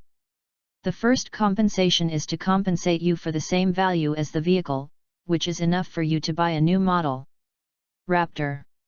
The second one is that we will purchase a latest Raptor and deliver it to a nearby town. You can continue your trip and we will not charge you a service fee, but you must ensure that you continue to renew your insurance with our company. I wonder which one you will choose? Listening to Frankie Bork's words, Sherlock chose the second compensation plan without thinking. He was not in a hurry anyway. Since he had caught up with the plot of Thor, he had to see the second-grade Thor with his own eyes. Coulson stood aside and watched the exchange between Sherlock and Frankie Bork. It was obvious that he couldn't get anything in to say. Coulson also temporarily gave up asking Sherlock about the mysterious magician. The three of them signed several agreements. After negotiating the contract, Frankie Bork drove away in his dilapidated Beetle. It wasn't until Frankie Bork disappeared from Sherlock's sight that Sherlock remembered that he seemed to have no vehicle. He could only look at Coulson beside him awkwardly and said, Agent Coulson, do you mind if I take a ride to a nearby town?" Coulson had no reason to refuse Sherlock's request, and immediately called Rumlow, who had been sitting in the car due to the side effects of the potion, to send Sherlock away. After seeing Rumlow driving Sherlock out of sight, Coulson picked up the phone and called. "Director, there is a new situation." Chapter 33 Conversation in the Car. When I woke up, the chapter was reviewed again. I was really convinced. This has been revised. Please read it first. Sherlock, who was already sitting in the car, didn't know that Coulson had reported his potion to Black Braised Egg, but even if he knew, Sherlock probably wouldn't care. The plot of catching up with Thor on this journey was purely an accident. The reason why he revealed his special talents was Sherlock's idea. After all, not long ago, his wizard's vest was used to save Pepper, and to fight Iron Overlord on behalf of Iron Man. The most important thing is that when he killed Iron Overlord, Tony did not stop him. To say that his vest has nothing to do with Tony is absolutely impossible. S.H.I.E.L.D. must want to explore his true identity under the vest, but unfortunately, his disguise is absolutely perfect. Except for his height and weight, it is impossible for S.H.I.E.L.D. to find evidence. Wanting to look for clues from Tony's side, Tony was very clever and fooled him. Sherlock felt that if he were S.H.I.E.L.D., he would first suspect the people around Tony, and he would be the number one suspect. Originally, this matter was not a big problem, but what Sherlock didn't expect was that he was just out for a trip, but he would also encounter the plot of Thor, and he would encounter it, and his phone would be monitored by S.H.I.E.L.D. The final result was that S.H.I.E.L.D. and insurance were in place, and the scene in the original plot where the group of redneck trucks fought against the Meowth Hammer disappeared without a trace. After thinking about it, Sherlock decided to expose the potion to S.H.I.E.L.D. and use the plot of Thor to completely separate the two vests to give S.H.I.E.L.D. a headache. At least before Hydra is pulled out of S.H.I.E.L.D. by Captain America, his vest must be tightly covered in front of S.H.I.E.L.D. Sherlock sat on the spacious back seat of Yahuang Emperor's Cup and looked at the scenery outside the window while constantly improving his plan in his mind. As the driver, Crossbones Rumlow looked at Sherlock through the rear-view mirror from time to time with a strange expression. Sherlock naturally noticed that Rumlow's expression was 3 parts weird, 3 parts nervous, 3 parts expectant, and 1 part entangled. His overall expression was like a pie chart. However, the Hydra field officer did not ask himself, and Sherlock was too lazy to explain to him. He was still looking out the window, constantly thinking about the plot of Thor in his mind. To be honest, as a lazy person, Sherlock felt that since he had already encountered the plot of Thor, it would be a blasphemy against the lazy spirit if he did not go and watch the fun. This is the reason why I chose to wait for my new car in a small town. If the plan goes well, my car will arrive just in time to catch up with the plot of Thor vs. Destroyer. If you are lucky then, you may be able to go for a walk in Asgard. And since we are talking about the Destroyer, we have to mention Sherlock's little thoughts. Although Sherlock also likes the Meowth Hammer, unfortunately, this thing and Sherlock are not destined to exist. No matter how much he liked it, Sherlock couldn't keep it as his own, and compared to Meowth Hammer, Odin's Destroyer armor still won Sherlock's heart more. According to Sherlock's conjecture, in addition to being able to fight alone, the Destroyer armor is very likely to be an armor with increased power and protective attributes. After all, Sherlock had heard before traveling through time that Odin, as a heavenly father, could compete with one of the gods after putting on the Destroyer armor. And the most important thing is that this thing might be made of the same material as the Meow Hammer. Sherlock has been coveting that guy and that protective power for a long time. If it is true, as Sherlock suspected, that the material of the destroyer armor is the same URU metal as the Meow hammer, then it can be said that the protective power and magic properties are all maxed out. Compared with these things, Tony's steel armor can be said to be a younger brother. But the most critical question is how to get the destroyer armor. After all, Sherlock was not Hela and could crush a hammer with his bare hands. Naturally, he didn't think about how to get the destroyer armor with full protection. Even Sherlock felt that even if he had to settle for the next best thing, get some fragments or something, and use the alchemy in Harry Potter to practice his favorite weapons, it would not be a loss. But how to get the fragments is also a problem. Do we need to use the nails of Hela, the anti-URU metal treasure? Damn it, the more Sherlock thought about it, the more difficult it became. After thinking about it, Charlotte Teague still made a decision that went against his ancestors, and Sherlock decided to try to rely on the side effects of the potion. If he is lucky, Sherlock randomly gets a useful ability, then Sherlock will not mind interfering in the plot of Thor. If not, Sherlock will think that he has no fate with this thing. But just thinking about the bloody heavy-duty effects of his potion, Sherlock felt his teeth hurt. Rumlow, who was sitting in the driver's seat, looked at Sherlock, who was sitting in the back seat, and his expression began to change. He couldn't help but twitching the corner of his mouth before he spoke. "Mr. Sherlock, if you want to laugh, then laugh. To be honest, your medicine is easy to use, but I didn't expect this side effect." After hearing Rumlow's words, Sherlock woke up from his chaotic thoughts and looked at Rumlow sitting in the driver's seat in surprise. After being stunned for a moment, Sherlock finally realized that it was Rumlow. Mullow misunderstood himself.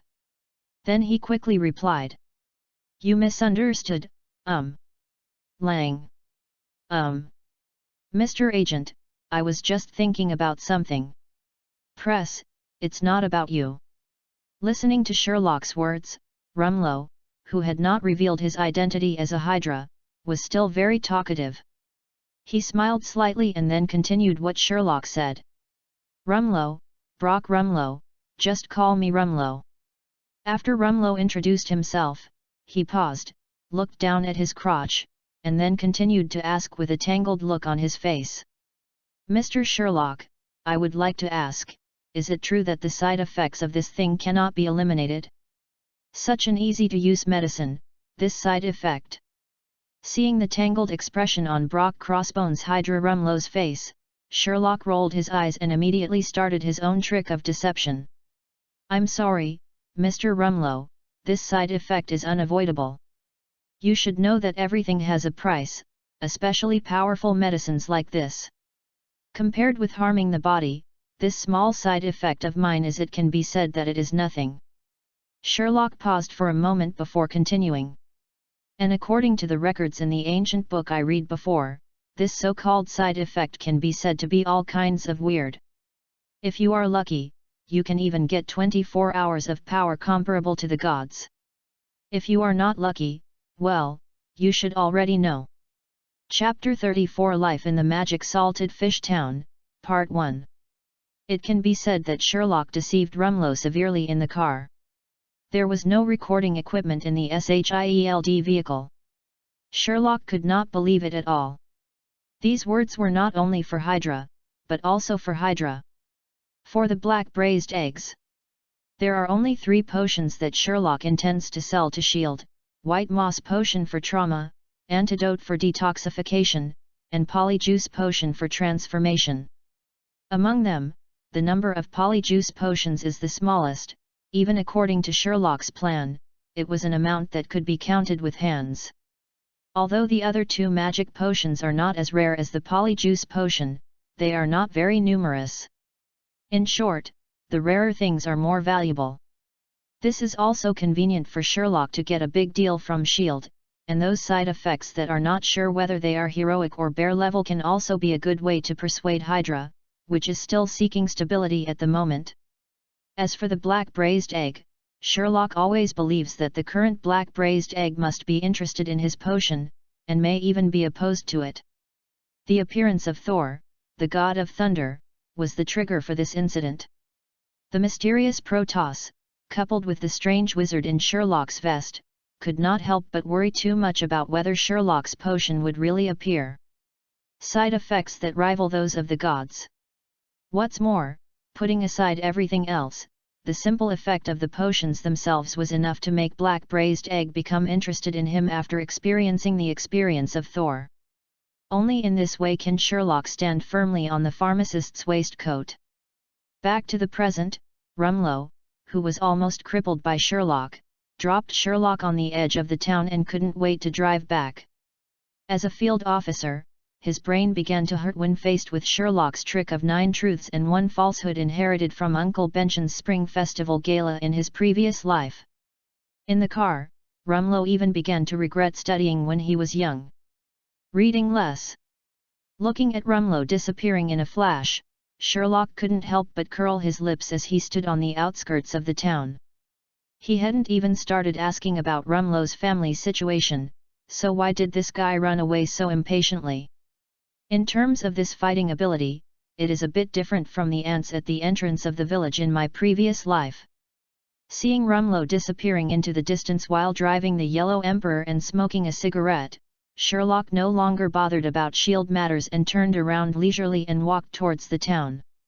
The town looks like a very typical Western town, a typical redneck town. The town is not very big, but it has all the essentials.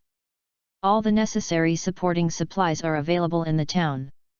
Sherlock was very satisfied with the configuration of the town, so he quickly found a hotel and checked in. There are not many tourists in the town, so accordingly, the hotel is not very big, but it is clean and has the feeling of a Western cowboy movie. Sherlock was extremely satisfied with the place where he lived.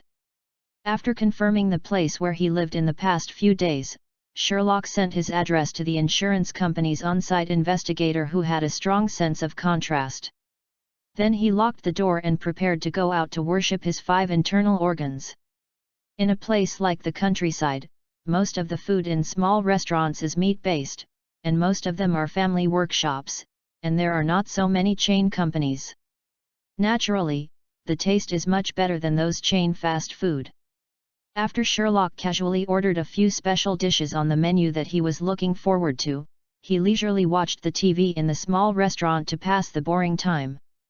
While Sherlock was watching the TV report about Tony who was doing good deeds everywhere, Sherlock's cell phone rang unexpectedly.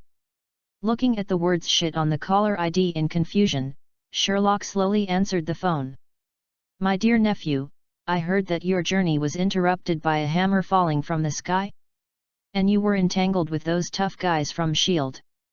As soon as he answered the phone, Tony's gloating figure came out from the phone. Sherlock rolled his eyes angrily before complaining. "My dear uncle, you are very well informed. Can I ask where you heard the news? As for the difficult group of guys you mentioned, I unfortunately tell you that maybe they are now." He is listening to our conversation. Listening to Sherlock's words, Sherlock could feel that the other person was obviously stunned for a moment, and then Tony's figure came out from the receiver. "Monkey law. That stupid Nico actually monitored my phone calls? Jarvis, remember that starting from today, my phone will be encrypted.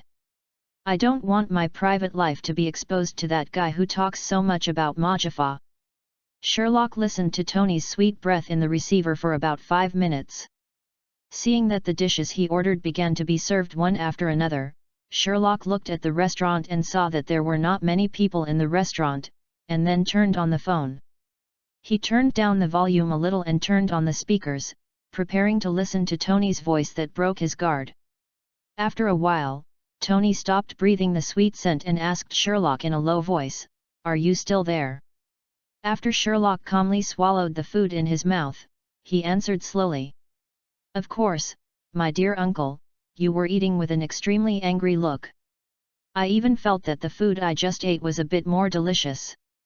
Listening to Sherlock's words, Tony broke through the defense again. After about 5 minutes of confrontation with Sherlock, Tony declared that he had lost this round. After the fun, Sherlock finally remembered to talk about something serious and asked, "No more fun, let's get down to business." How did you know that my car was damaged by a hammer?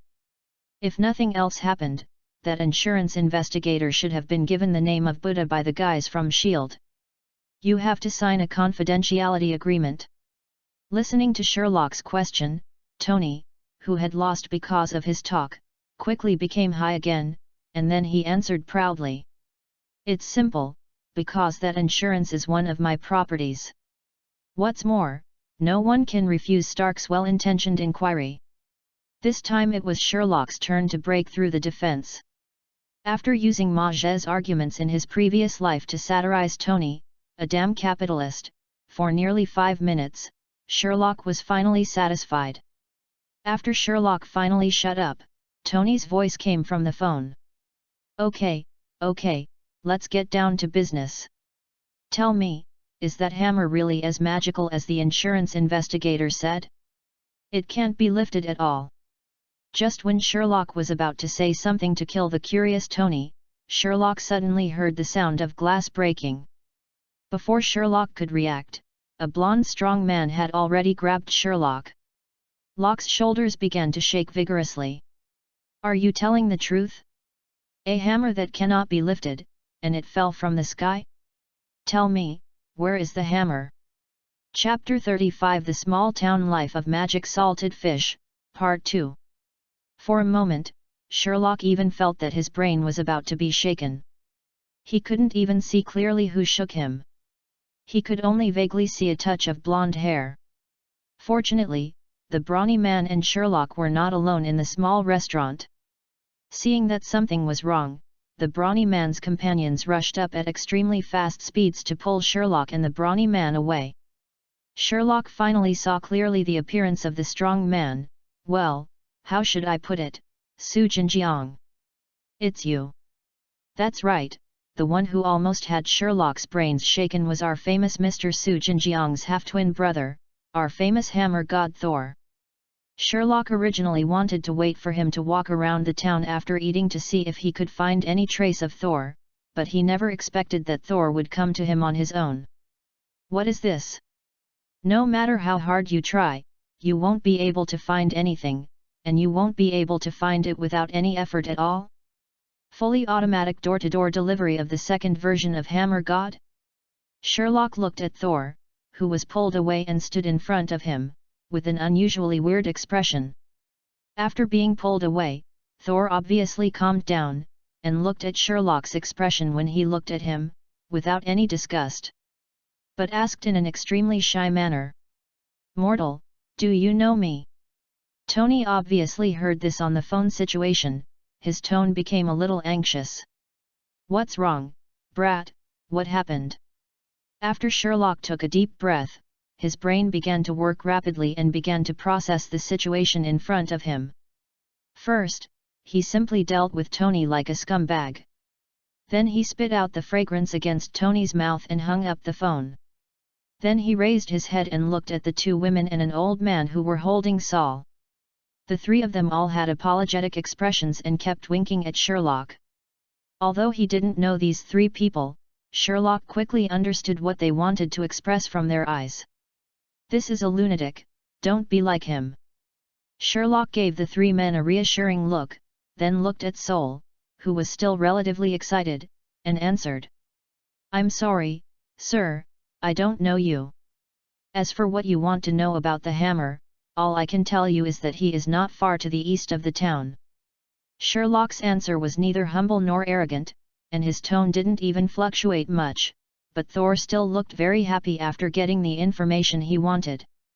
Completely ignoring the expressions of Sherlock and the 3 people around him, he patted Sherlock's shoulder very excitedly. Very good, mortal, you have successfully gained my friendship, the Thor, the god of thunder. When I get my hammer back and my divine power, I can grant you a request. After saying that, he turned around and strode towards the door of the restaurant. The beautiful girl and the boy behind Thor all rolled their eyes. Sherlock could clearly see the girl who looked a lot like Max from Broke Sisters had a look of WTF on her face. He looked at the food on the table that he had quietly eaten for a few bites, and then at his friends who were chasing Soul out. After thinking about it, he grabbed a donut on the table and stuffed it into his mouth before rushing out. Seeing such a dramatic scene in front of him, even Sherlock, who had been mentally prepared, couldn't help but twitch the corners of his mouth.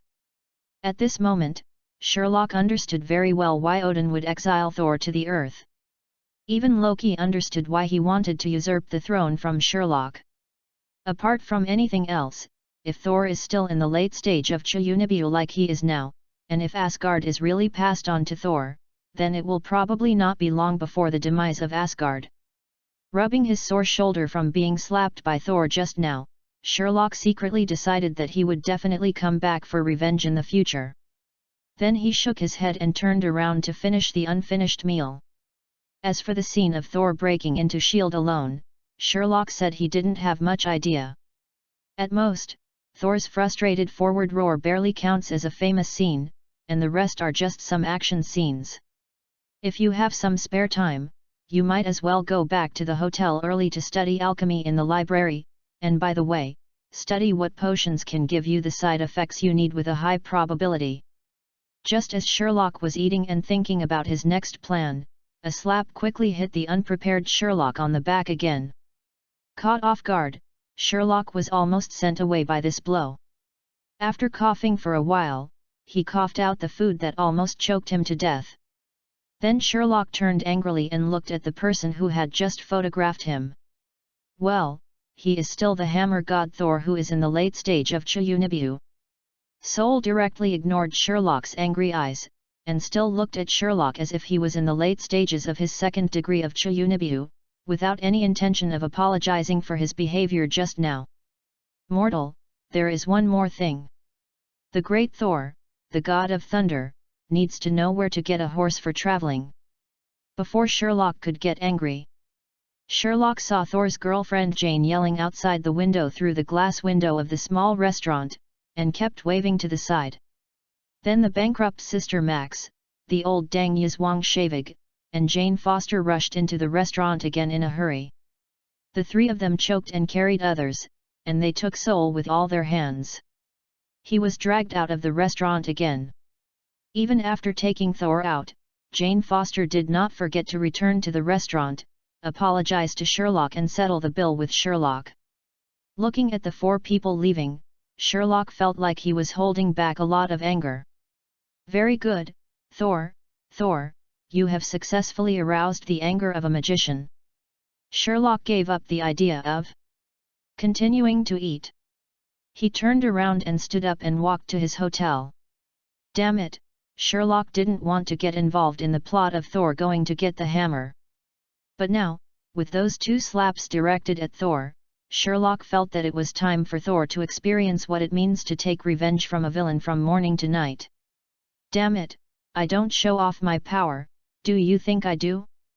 Damn it, if Thor doesn't get through to him, Sherlock will write his name upside down.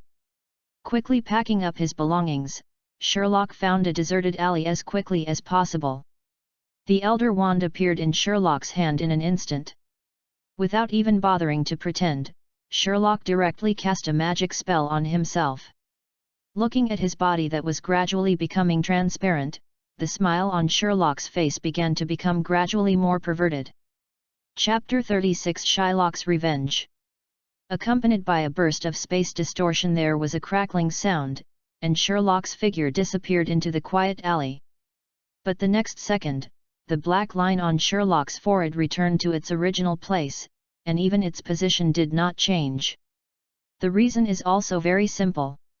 Sherlock does not know Jane Foster's address, and naturally does not know where Jane Foster took Thor, the hammer god. Sherlock's expression was extremely uncomfortable. After all, he had experienced a failed disembodiment. It felt like squeezing his body into a narrow rubber tube and moving forward quickly. After finally squeezing to the end of the pipe, I found that the end of the pipe was sealed with a barbed wire. Either the barbed wire turned into pieces and appeared everywhere, or the only way left was to return to this road. It is naturally impossible for Sherlock to choose to become fragments, so there is only one way to return to the original place. Very well, my dear Thor, the hatred between us has deepened. Sherlock said viciously as he drew another straight character for Thor in the little notebook in his heart. Don't ask why it's not a stroke, just ask Sherlock if he likes it. Although he doesn't know where Thor has gone now, Sherlock knows where this guy will eventually appear. After all, the current Thor can't resist the temptation of the hammer at all, so he didn't hesitate at all, and it was another phantom. Disapparated and disappeared. When Sherlock appeared again, the scene in front of him had changed to the wreckage of his car and the hammer that was still in place, surrounded by bustling groups of agents. Fortunately, Sherlock is maintaining a stealth mentality. However, no SHIELD agent has discovered Sherlock. Sherlock cannot continue to stand among this group of busy agents. He cautiously came to the periphery and began to wait the arrival of Thor. But it was obvious that Sherlock had miscalculated. He originally thought that Thor, a reckless man, simply could not resist the temptation of the hammer and would rush here directly after Sherlock explained the location of the hammer. But it was obvious that Thor didn't do that. Sherlock almost watched helplessly as these SHIELD agents worked hard all afternoon, setting up a simple laboratory and collecting the remains of his car and Meow. Meow Thumber enveloped the laboratory. Then he watched helplessly as the group of field agents headed by Crossbones drove away happily after finishing everything, leaving only some low-level agents with pistols as security personnel. Even the weather, which was sunny at the beginning, gradually turned cloudy. Even when the sun went down, it started to rain lightly, and it had a tendency to get heavier. Sherlock also changed from wanting to let Thor experience what it means to take revenge from a villain from morning to night, to finding an opportunity to give Thor a big one. Seeing that the sky was getting darker and the rain was getting heavier, Sherlock could only still hold up a small mirror space as a cover and rainproof measure, and remained nailed to the spot. Sherlock simply didn't believe that Thor would give up his Meowth hammer so easily. Facts have proved that Sherlock's guess was not wrong at all. When the rain reached its peak, Sherlock vaguely heard the roar of a car engine in the distance. With the help of magic, Sherlock could see that the person driving the car was Jane Foss, who looked nervous. Special, and sitting in the passenger seat was Thor, whom Sherlock had longed for. Sighing that Thor was finally here, the smile on Sherlock's face began to become more and more perverted. Without any hesitation, he took out the Meow hammer he copied from his library and weighed it in his hand. Feeling that the hand was perfect, Sherlock put a layer of phantom spell on his hammer, and then looked at the SUV not far away. Thor, who was happily dressed in a suit, was talking to Jane, who looked nervous. What did Foster say? After a while, Thor closed the car door, leaving Jane Foster alone in the car, and strode towards the camp set up by S.H.I.E.L.D. Sherlock naturally followed Thor cautiously, and watched with his own eyes as Thor relied on the excellent physical fitness of the Asgardians to knock down the two guards responsible for guarding, and then walked into the experiment swaggeringly. The middle of the room. That's where the wreckage of Sherlock's car was, and he saw his favorite Meowth hammer.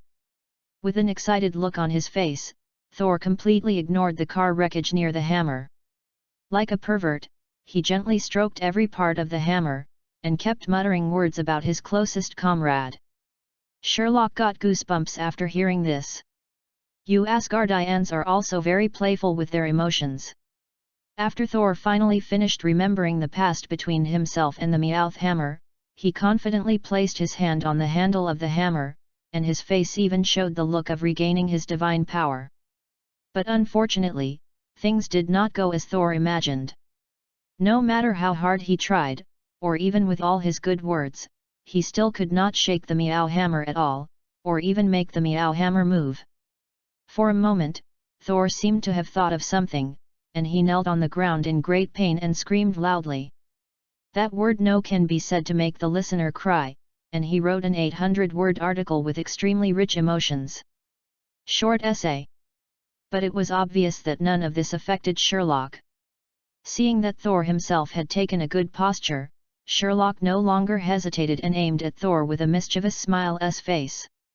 He almost swung his arm in a circle and smashed a hammer on Thor's face. The next second, Thor's painful wail stopped abruptly.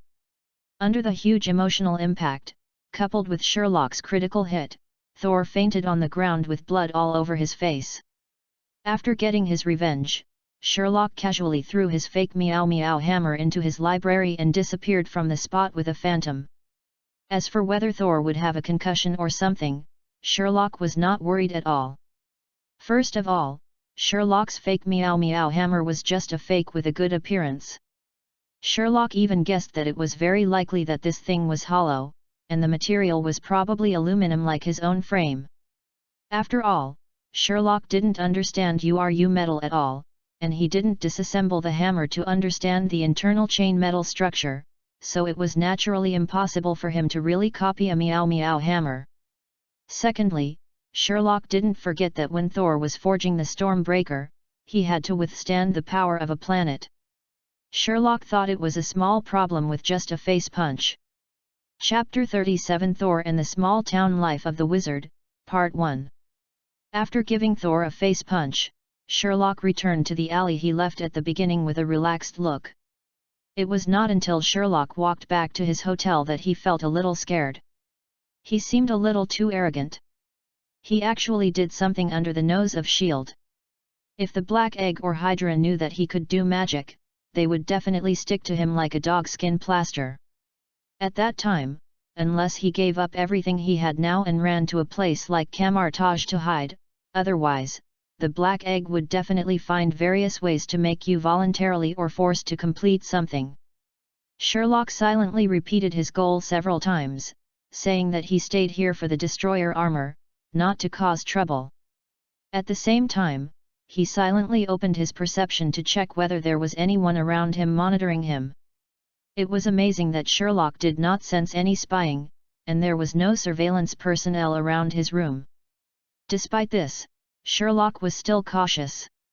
He set up a confusion spell in the room to make people think that he was just lying on the bed reading a book, and then he took out the pirated meow meow hammer that he had just hit Thor with from his library. As expected, the pirated meow meow hammer had been suppressed for more than half, and the place where it was suppressed was clearly printed with Thor's painful face, which looked like a painful mask growing on the meow meow hammer. Sherlock was so happy that he kept rolling on the bed. Did he count this as having the strongest peripherals of Thor, the meow meow hammer that he had personally hit Thor with? After a while, Sherlock finally recovered and put the hammer into his library, intending to keep it forever. He casually pulled out a book on alchemy and lay on the bed, intending to read it for a while before taking a shower and going to bed. The next day, Sherlock slept until the sun was high in the sky before getting up and washing himself. He leisurely came to the restaurant to eat a meal that he didn't know whether it should be considered breakfast or lunch. It was amazing that Sherlock had just walked into the door when he saw Thor and Jane Foster and their group again. This time, Eric Shavig, a doctor of astronomy, was not with them.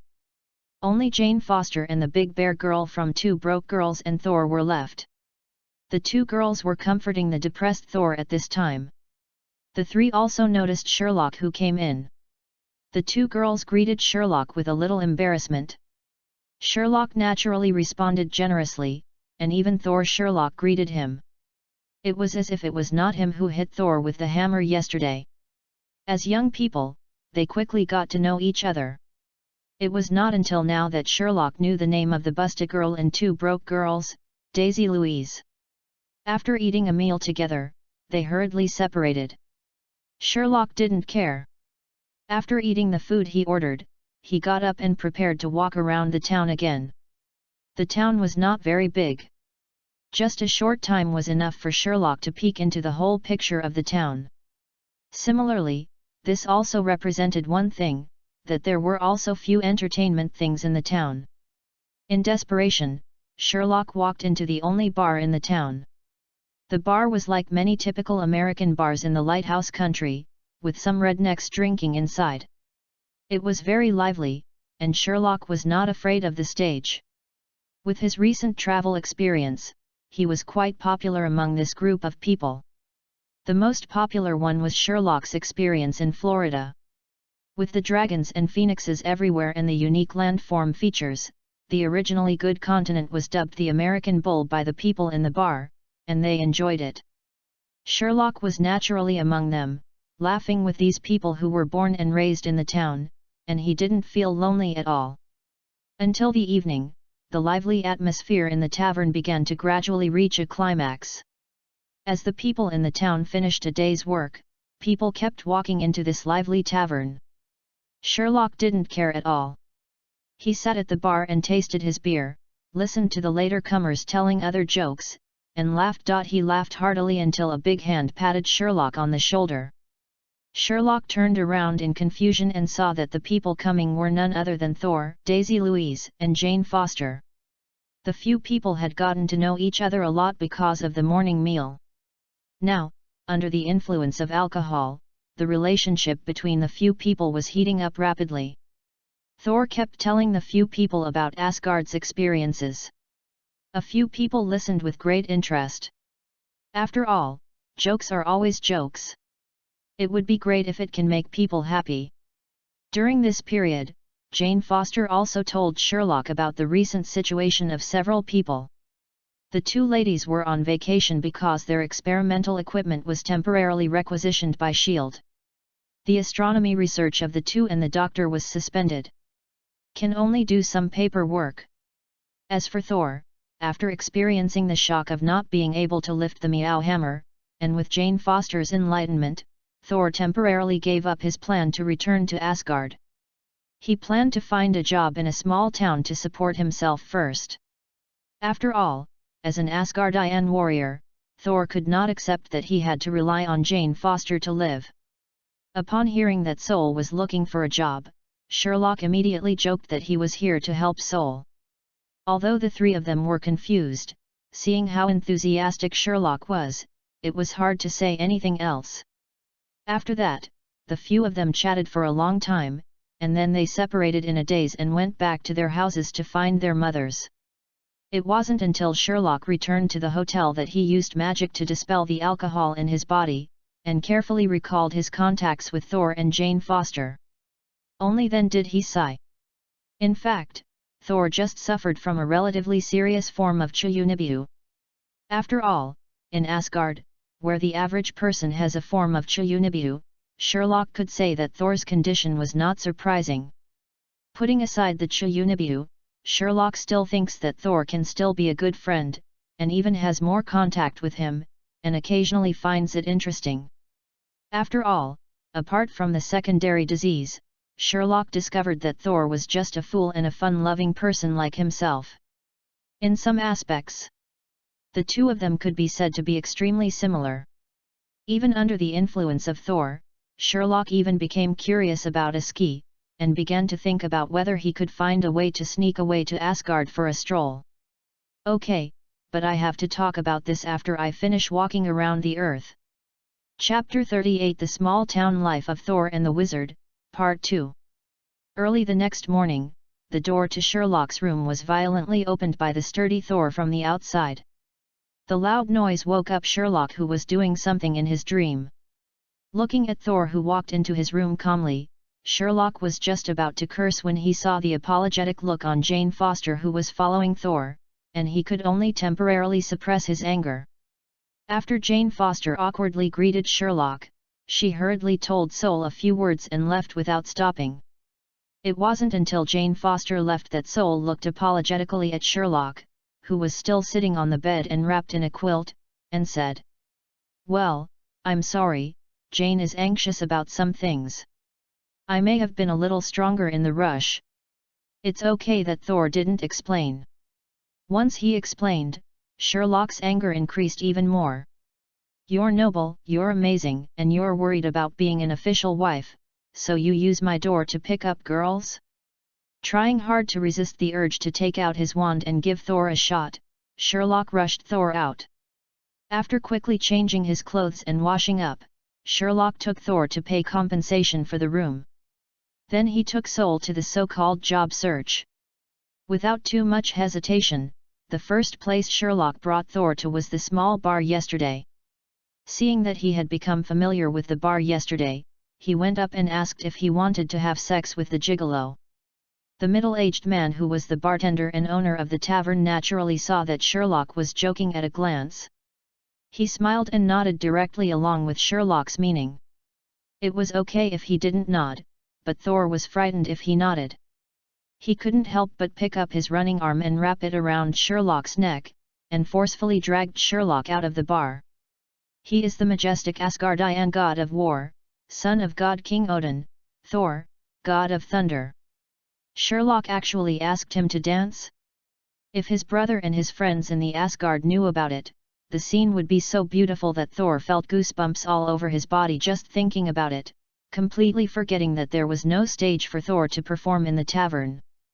Fortunately, Sherlock was just joking and had no real intention to ask Thor to sell his sex, although there was no place to sell his sex. Sherlock expressed great regret for this. After the two had a noisy breakfast, Sherlock actually found a job for Sol. As a clerk in a pet store, he looked at the sturdy Sol wearing a pink apron and carefully took care of him. Sherlock wanted to laugh no matter how he looked at the pictures of cats and dogs. Thor has stabilized with the help of Sherlock. Whether it is Jane Foster, Sherlock, or Daisy Louise, the quarrels between several people have slowly begun to stabilize. During the day, Sherlock would read a book or watch TV in the hotel, or go shopping and have a meal. Daisy Louise and Jane Foster will continue their academic research together. Sol, on the other hand, works conscientiously to earn money, and carefully deals with the exploitative behavior of pet owners. Wait until evening. A few people will gather in the tavern, have a drink and chat about what happened today. But slowly, Sherlock and Daisy Louise discovered something was wrong. I don't know when Sol started to flirt with Jane. As good friends, Sherlock and Daisy Louise naturally cannot turn a blind eye to this matter. The two of them quickly formed an alliance based on the principle that they were both afraid of their brother's suffering and fear of their brother's driving a Land Rover. One was responsible for Jane and the other was responsible for Thor. They must not allow the two to make substantial progress. Daisy Louise just couldn't accept the fact that her best friend was in love with an alien, and Sherlock just couldn't accept the fact that Thor, a simpleton, had a partner. But the two of them are just friends after all, not mothers. Jane and Sol always find opportunities to fight with each other, which makes Sherlock and Daisy Louise extremely frustrated. Especially one day, just in time for the weekend, the four of them agreed to drive Jane's SUV to play nearby, but when Sherlock and Daisy Louise came to Jane's doorstep, when it was not Jane herself who opened Jane's door, but Thor, Sherlock and Daisy Louise looked at each other and knew that their alliance was useless. Daisy Louise was eventually stolen from her home by Sol and lost Jane. Sherlock, who was single, was also stabbed in the back severely by Sol. Damn it, they clearly agreed to stay single together until death. Whoever gets divorced first is the dog. Why did Sol and Jane betray their revolutionary friendship? In the end, under the attack of Sherlock and Daisy Louise, who cried, made trouble and hanged themselves, Jane and Thor finally admitted their relationship, which was considered to be a complete confirmation of their relationship. This also gave Sherlock and Daisy Louise a hard bite of dog food, and they both saw a hint of helplessness in each other's eyes. Even for a time, both of them lacked interest in the rest of the journey, and even later, it had become Thor and Jane chatting with each other in the back row, while Sherlock and Daisy Louise chatted in the front row. The two teams were doing their own thing, and their differences were clear. Even after returning, Sherlock and Daisy Louise left without saying hello to Jane and Thor. After all, they had been working as light bulbs all day and both felt that they should not be in the car at this time, but should be under the car. Ever since Jane and Sol admitted their relationship, 4 days had passed peacefully. Finally, on the morning of the 5th day, Sherlock received some very good news. The person from the insurance company called me and told me that my new Raptor would be delivered to the town this morning. For this reason, Sherlock had been looking forward to it all morning. Finally at noon, under Sherlock's expectation, a top-of-the-line Raptor that had been modified for off-road use was towed to Sialu on a truck. Locke's hotel entrance. After going through a series of document signings, Sherlock looked at his second-generation car with joy. Of course, good things must be shared. Before Sherlock even had time to tear off the film on his new car, he was dragged to a restaurant by Jane and Daisy Louise to celebrate. Thor came over during the lunch break at the pet shop after the three of them arrived at the restaurant, but compared to the three Sherlocks who were in high spirits, Thor's face was full of sadness. After being questioned by several people, Thor explained the truth. This morning, his brother Loki came to see him and learned about it through his brother's mouth. His father, Odin, the god king of Asgard, has passed away. Thor, who has been deprived of his divine power, cannot even go back to see his father for the last time. After learning about this incident, both Jane and Daisy Louise continued to comfort the sad Thor. Only Sherlock knew that this was Loki's conspiracy, and the final plot of Thor was about to come. Here we go. It looks like we need to make some preparations soon, Sherlock thought to himself while comforting Han's soul. Chapter 39 The drama begins. Although Sherlock had known for a long time that there was nothing wrong with Odin, he still did a good job on the surface and comforted the sad Thor until Thor finally recovered from the grief of his father's death. And he began to make up his mind to live a good life on Earth.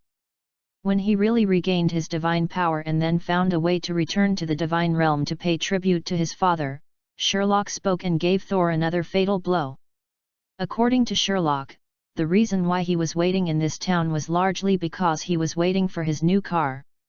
Now that the car has arrived, Sherlock plans to stay up all night tonight to make some potions in the next trip. Bing Tian told a few people not to wait for him to have dinner with him at noon, but to gather together in the evening. He would leave this town the day after tomorrow morning. Thor, who had just come out of the grief of losing his father, had not had time to recover when he learned the bad news that Sherlock was leaving. For a moment, he acted like a dog about to be abandoned. Looking at Jane, Daisy Louise, and Sherlock, you get goosebumps all over your body. Can you imagine what it would be like for Su Jinjiang, who has the body of Schwarzenegger, to moan in front of you? This is almost how Thor feels now. In short, Sherlock and the others tried hard to persuade Thor to finally accept the loss of his beloved father. The double blow of friends leaving soon. After seeing that Thor had nothing to do, they separated. After all, except for Sherlock, the remaining people still had work to do in the afternoon. And Sherlock, who was strolling slowly towards the hotel, also keenly noticed that some figures in black suits began to appear in the inconspicuous corners of the town. But compared to himself, Sherlock found that this group of people paid more attention to Sol and Jane. If nothing else, the SHIELD group should have found some evidence that Thor is an alien in Jane's files. After all, according to the style of black braised eggs, just being on the Earth, he hates that anything beyond his control will happen. Hey Lu Dan always has great malice towards those people outside the Earth. Looking at it this way, can Sherlock think that Black Braised Egg is a pure Zizist who discriminates against any non-Earth creatures? There seems to be nothing wrong with thinking this way. Sherlock was thinking wildly as he returned to his hotel. After closing the door to the room, Sherlock's originally relaxed expression slowly began to become serious. He took out his wand and filled his room with a confusion spell, making it look like the people in this room were always sitting at the table and busy with something. Sherlock then sat on the bed and began to plan his next move. Logically speaking, he did not use restoration to restore his car, so naturally, he also attacked Odin's destroyer armor. It's hard to say much. The problem now is just what magic potion to use to get rid of the side effects that is easier to use. After Sherlock thought about it again and again, he gritted his teeth and used his few gold to buy a bottle of elixir. After all, Sherlock didn't believe that his luck would always be so bad. After doing all this, Sherlock turned on the TV leisurely and found a TV show he liked to watch. He also planned to go to bed early tonight and be mentally recharged to face tomorrow's battle. The fact was just as Sherlock expected. Early the next morning, Sol had just arrived at the pet shop and was about to start a new day of shopping for sex when the sky above the town suddenly began to become cloudy. In just a short while, the sky above the town became extremely dark. The next second, a huge light beam hit a place not far from the town in an instant. The people in the town and Shield didn't know what was going on, but Thor, as an out-and-out Asgardian, saw it clearly. This is what the Rainbow Bridge looks like when it opens. If nothing else, it should be someone from Asgard came near him. Thor was extremely excited and came to the street excitedly. The next second, 4 figures that were very familiar to him appeared in Thor's field of vision. 3 men and 1 woman. It was Thor who was in Asgard's best friend, or drinking buddy. Facing the arrival of several people, Thor was extremely happy. This was one of the few things that made Thor happy among the many bad things that happened recently. I couldn't help but take a leave of absence from the store, and I wanted to take my good friends with me to experience the difference between the beer on Earth and the beer in Asgard. Of course, Thor will not forget his good friends on Earth. Jane, Daisy Louise, and the doctor were all summoned by Thor. If Sherlock hadn't repeatedly told him that he needed to rest yesterday, maybe this would have happened. By then, Thor had already led a large group of people to knock on Sherlock's door. After several people drank in the tavern for 3 times, the Asgardian foursome also brought a shocking news to Thor, that is, there was nothing wrong with God King Odin, he just fell into a deep sleep. This news made Saul extremely excited. After all, no one knew that he had thought that his old father who had gone to the west was still alive and well in the world, and would be extremely happy just sleeping. But then, Thor also became confused as to why Loki deceived him. As a naive and reckless man, Thor didn't know what Loki was thinking. But at present, it is obvious that the most important thing is your friends, and nothing is more important than entertaining your friends. Just as a few people were changing glasses and showing great joy, the sky began to darken again, and a beam of light similar to the one before landed at the exact same location in an instant. 2 consecutive huge energy bombardments even turned some of the soil on the ground a little black. After the light beam dissipated, a tall silver-white figure gradually appeared. It was the destroyer armor that Sherlock had longed for. Naturally, such a big move could not escape Sherlock's gaze. When the first beam of light from the Rainbow Bridge came, Sherlock had already noticed it and immediately began to decorate the room according to his plan. The confusion spell was changed to make it look like he was sleeping in bed. To be on the safe side, Sherlock even used transformation to become a false version of himself, lying on the bed with headphones.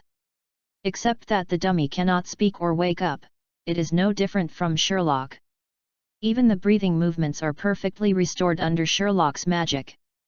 After putting on the disguise, Sherlock put on his own equipment, put on the wizard vest again, and cast a disembodiment spell on himself. He looked in the direction of the entrance of the town, as if expecting something. Seeing the huge silver-white figure destroying everywhere becoming more and more clear, Sherlock's mouth Jiao's smile began to get bigger and bigger. He took out the prepared magic potion and looked at the destroyer armor that was getting closer and muttered softly. The show begins. Chapter 40 Magical Thief Sherlock, Part 1.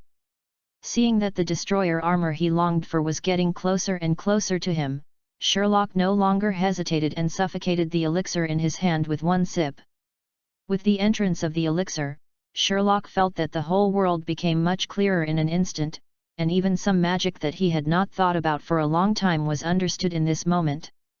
But the next second, the scene in Sherlock's sight began to become blurry, as if it was mosaic, just for a while.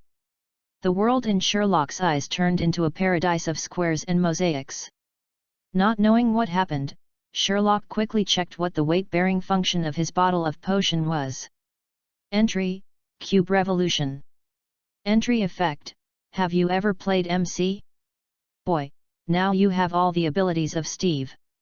Go and revolution, the whole world will eventually be ruled by cubes. Entry time.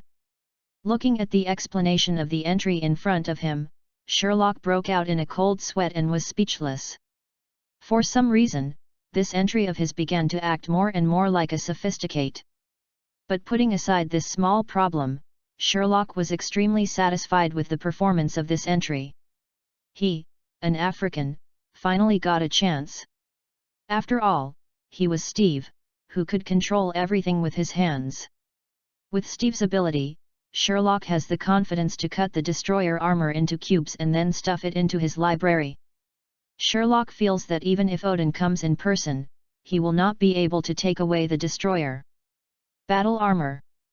When the time comes, you can either study the forging alchemy from the dwarves, or you can combine it with your own alchemy from Harry Potter, and you will definitely be able to create your own set of armor.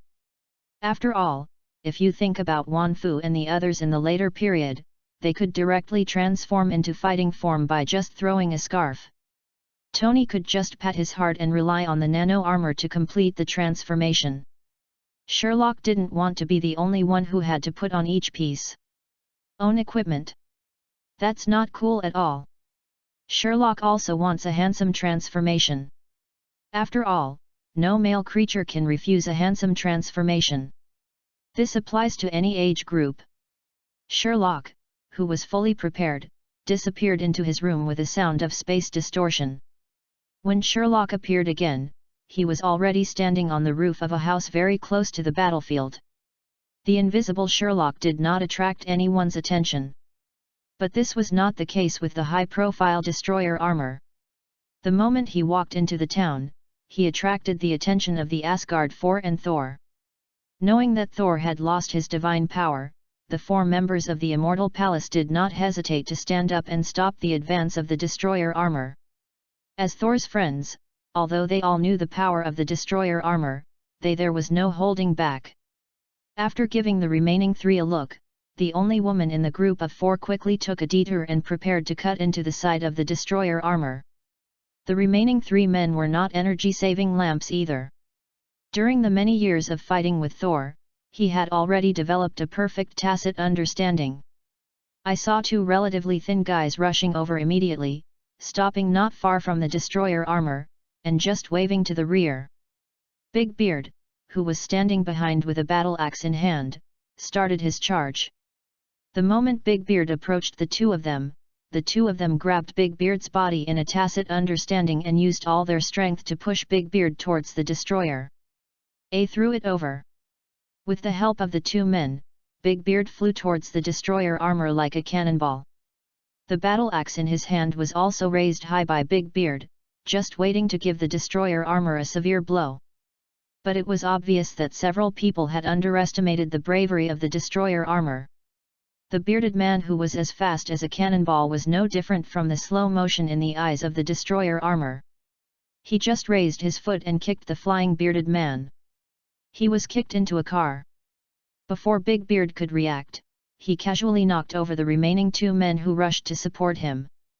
He came to Big Beard's front and opened his visor. In an instant, flames full of destructive characteristics began to brew inside the destroyer armor, and a look of horror began to appear on the bearded face, but the next second, the fear on the bearded face turned into pride. The reason is also very simple. The female warrior who cut sideways finally arrived at the battlefield. The female warrior jumped high and with the help of her own gravity, the spear in her hand pierced the back of the neck of the destroyer armor in an instant. Directly nailed the destroyer armor to the ground. Along with the female warrior's best output in the game, the destroyer armor also seemed to be seriously injured. The flames in the armor disappeared without a trace in an instant. Seeing that the attack seemed to be effective, several people's faces showed expressions of excitement. But before a few people could be happy for too long, the destroyer armor, which seemed to have lost power, was activated again, and the armor pieces on its body began to rotate continuously, and the whole body changed from leaning over to he leaned back. And the flames inside the armor began to gradually become stronger. The expression of the female warrior standing on top of the destroyer armor immediately changed. She dodged the flames of the destroyer armor in a flash. The bearded man lying on the front of the car also quickly moved away from the destroyer armor. And at this moment, Sherlock suddenly appeared, wearing a Sherlock, wearing his own large wizard equipment, appeared behind the destroyer armor with a burst of space distortion. He stretched out his sinful hands and placed them on the arms of the destroyer armor and began to rub them rapidly. The sudden appearance of Sherlock and Sherlock's strange movements brought the entire battlefield to a standstill. Even the powerful destroyer armor and Loki who controlled the destroyer armor were a little confused. Everyone didn't understand what this suddenly appeared person was doing, but the next second, there was a popping sound like a balloon bursting. The arm of the destroyer armor seemed to shrink countless times in an instant, and fell directly to the ground. And it didn't fall directly to the ground, but fell to the ground and slowly floated and turned, as if it's the same as the products in the display cabinet. Sherlock didn't hesitate at all. He waved his wand, and the two arms that had shrunk countless times were caught in Sherlock's hands in an instant. Then with a sound of space distortion, Sherlock disappeared into the battlefield again. Sherlock, who came and left in a hurry, completely disrupted the situation on the battlefield. The destroyer armor, which had lost its arm, was stunned for a while, and then seemed to be irritated. In an instant, he straightened up and began to face the enemy. The immortal palace foursome started outputting like crazy. Chapter 41 Magical Thief Sherlock, Part 2. And while the foursome in the Asgard were being beaten, what was Sherlock doing? He happily found a deserted place and hid in his library and began to study the arm of the destroyer armor. Although the destroyer is still a boxy, square-shaped arm in Sherlock's eyes, this does not delay Sherlock's research at all. In just a short while, Sherlock roughly understood the general principles of the destroyer armor. This thing is similar to Thor's storm axe. Magic runes are already engraved into the armor during forging. The difference is that the destroyer armor is made up of pieces of armor, and as armor, it does not have as high requirements as weapons. Precisely because of this, Sherlock could clearly see the alchemy runes inside the empty armor. Fortunately, Sherlock had acquired a lot of knowledge about alchemy. Although he did not know the meaning of all the runes, Sherlock still roughly understood the function of those runes, energy transmission. And the most critical point is that the alchemy runes and magic runes used by the dwarves who forge weapons for Asgard have both similarities and differences with the Harry Potter world. This is what makes Sherlock feel itchy the most.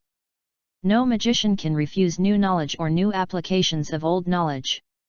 Sherlock, who originally planned to just steal some materials to make alchemy himself, was stimulated by curiosity and immediately decided that no matter what he did, he would definitely get the entire high destroyer armor back. Even if he can't get back everything, he still has to get back the built-in energy core. Sherlock has a hunch that this energy core is a very useful thing for him. After making the decision, Sherlock no longer hesitated and immediately left his library and returned to the edge of the battlefield. However, when Sherlock returned to the battlefield, he discovered that Thor had already retrieved own divine power.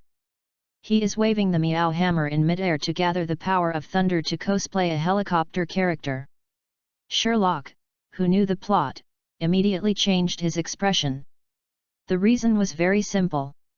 Sherlock knew that in just a short while, Thor, the prodigal son, would beat his father's destroyer armor into scrap.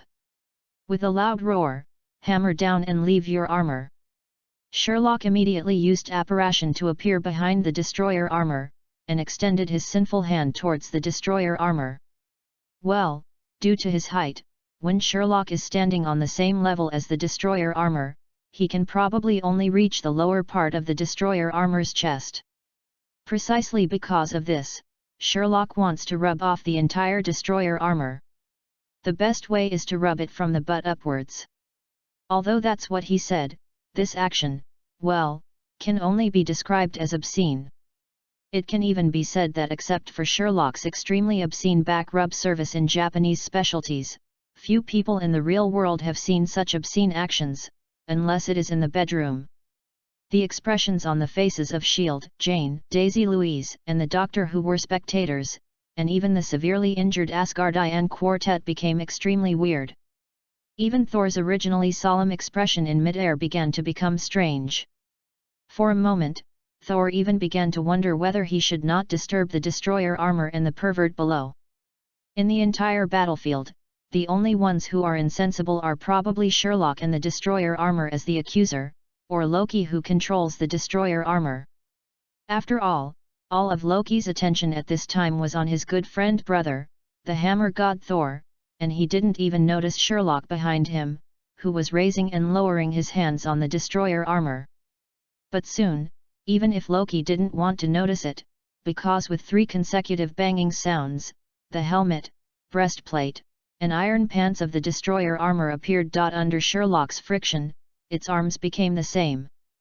Loki immediately lost control of the destroyer armor, as if the connection failed. It was shrunk several times and fell down, and was suspended on the ground like an exhibit in a display cabinet. Sherlock quickly collected the fallen armor and the remaining 2 thighs into himself. In the library, when Sherlock took off the armor, Sherlock also discovered the location of the energy core of the destroyer armor with sharp eyes. Damn it, I don't know if it's because Loki's level is not good, or because it was set like this during the forging, but the core energy of such a tall and powerful armor is actually inside the iron pants of the armor. When packing the armor into his library, Sherlock even maliciously imagined what Odin would look like wearing the destroyer armor. Let's talk about it. Is it true that it won't get burnt? Sherlock seems to understand a little bit why Odin is the king of gods, and he only has 2 biological children, Hela and Thor. Anyone who has 2 of them would be a high-profile person. Seeing that his goal was achieved, Sherlock didn't hesitate and disappeared directly from the place, and appeared in his room the next second. As expected, Coulson was standing in the room with blank eyes, obviously confused by the confusion spell. Without any hesitation, Sherlock began to take off his equipment and prepare for the next drama. Outside, Thor, who had been accumulating energy in midair for a long time, was feeling more uncomfortable. After accumulating energy for a long time, he was about to give his opponent a thunder blow, but a pervert got there first. For a moment, Thor was suffocating. His face was a little red. He could only helplessly revoke his divine power, landed on the ground and began to say goodbye to Jane. Now that he had regained his divine power, he had to return to the divine realm to deal with his naughty brother. Just when Thor and Jane said goodbye affectionately, Sherlock also cleaned up the scene. After lying on the bed and cancelling the magic, he watched Coulson anxiously rush to him and pull him out of the bed. "Come out!" Sherlock, whose acting skills were excellent, looked at the anxious Coulson with a confused expression on his face. Coulson didn't hesitate on his side. He explained the situation in a few words and prepared to take Sherlock to a safe place. But when the 2 of them rushed out of the gate, Coulson was dumbfounded. The drama of tall silver armors fighting aliens was gone. All that was left was a scarred town with smoke everywhere. Sherlock looked at the confused Coulson with an expression that looked like he was looking at a fool, but in the next second, Sherlock's expression changed. "My own car? Where is a bird as big as myself? Where is the new big bird that I didn't even have time to tear off the membrane? Why is there only a pool of red molten iron left on the ground?" Sherlock, whose face was as dark as the bottom of a pot, pointed at the still red molten iron on the ground and stared at the confused Coulson beside him and asked, "My dear Agent Coulson, I think I need you to give my big bird a perfect explanation." Chapter 42, Everyday grudges are a big piece of shit. To be honest, Coulson was also speechless about Sherlock's request. After all, it was too much of a coincidence. For the first time, that mysterious hammer fell from the sky and smashed the young man's car in front of me. The scene was so tragic. To be honest, if it weren't for the young man in front of me who had some skills, I would probably have whether you can see this guy or not is one thing. The second time is this time. The new car that just arrived yesterday. Even Coulson felt good about the new car. Yesterday, when those aliens and the silver armor were halfway through the fight, they were killed by the New York police. The mysterious magician made a sneak attack. The angry silver armor began to shoot indiscriminately, and only scratched Sherlock's big bird nearby. If Coulson hadn't been very sure that Sherlock had nothing to do with the silver armor, Coulson would have even suspected that Sherlock had teamed up with the aliens to defraud the insurance company. After all, if you tell me this, the insurance company won't believe it, and they will try to find some evidence for you to prove that you are really defrauding your insurance." Just when Coulson was about to say something to Sherlock, a roar began to come from not far away in the sky. Along with the roar, a fire appeared not far from the horizon. In just a short while, the light of fire became closer and closer under everyone's gaze, and everyone also discovered what the light of fire was. It was Iron Man, Tony Stark himself. With the classic superhero landing posture, Tony landed just right next to Sherlock. Sherlock was deeply concerned about Tony's classic late arrival after solving something similar to American JC, and the fact that he had to pose for a position when he landed. Feeling contempt, rolling his eyes angrily countless times, Sherlock didn't give Tony any chance to talk and gave him a slap on the back of the head. Tony didn't care about Sherlock's attitude and turned around to start communicating with Coulson. Sherlock was not interested in what they were saying at all. Now Sherlock's head was filled with his own raptors, and he had even begun to think about using restoration to restore the puddle of molten iron on the ground to its original appearance. Embarrassed by my own magic. Just when Sherlock was thinking about how to restore his car to its original appearance, Tony grabbed Sherlock's shoulders from behind and dragged Sherlock towards a deserted place without any explanation. The mortal Sherlock couldn't resist Tony in the steel armor, unless Sherlock used magic. But now in broad daylight, Sherlock had just played a civet cat for the prince under the witness of Coulson, and successfully made himself the waistcoat is separated. Nowadays, naturally he would not abandon himself and use magic in public, so he naturally allowed Tony to drag him to a place with no one nearby. Finding a deserted place, Tony couldn't help but scan Sherlock.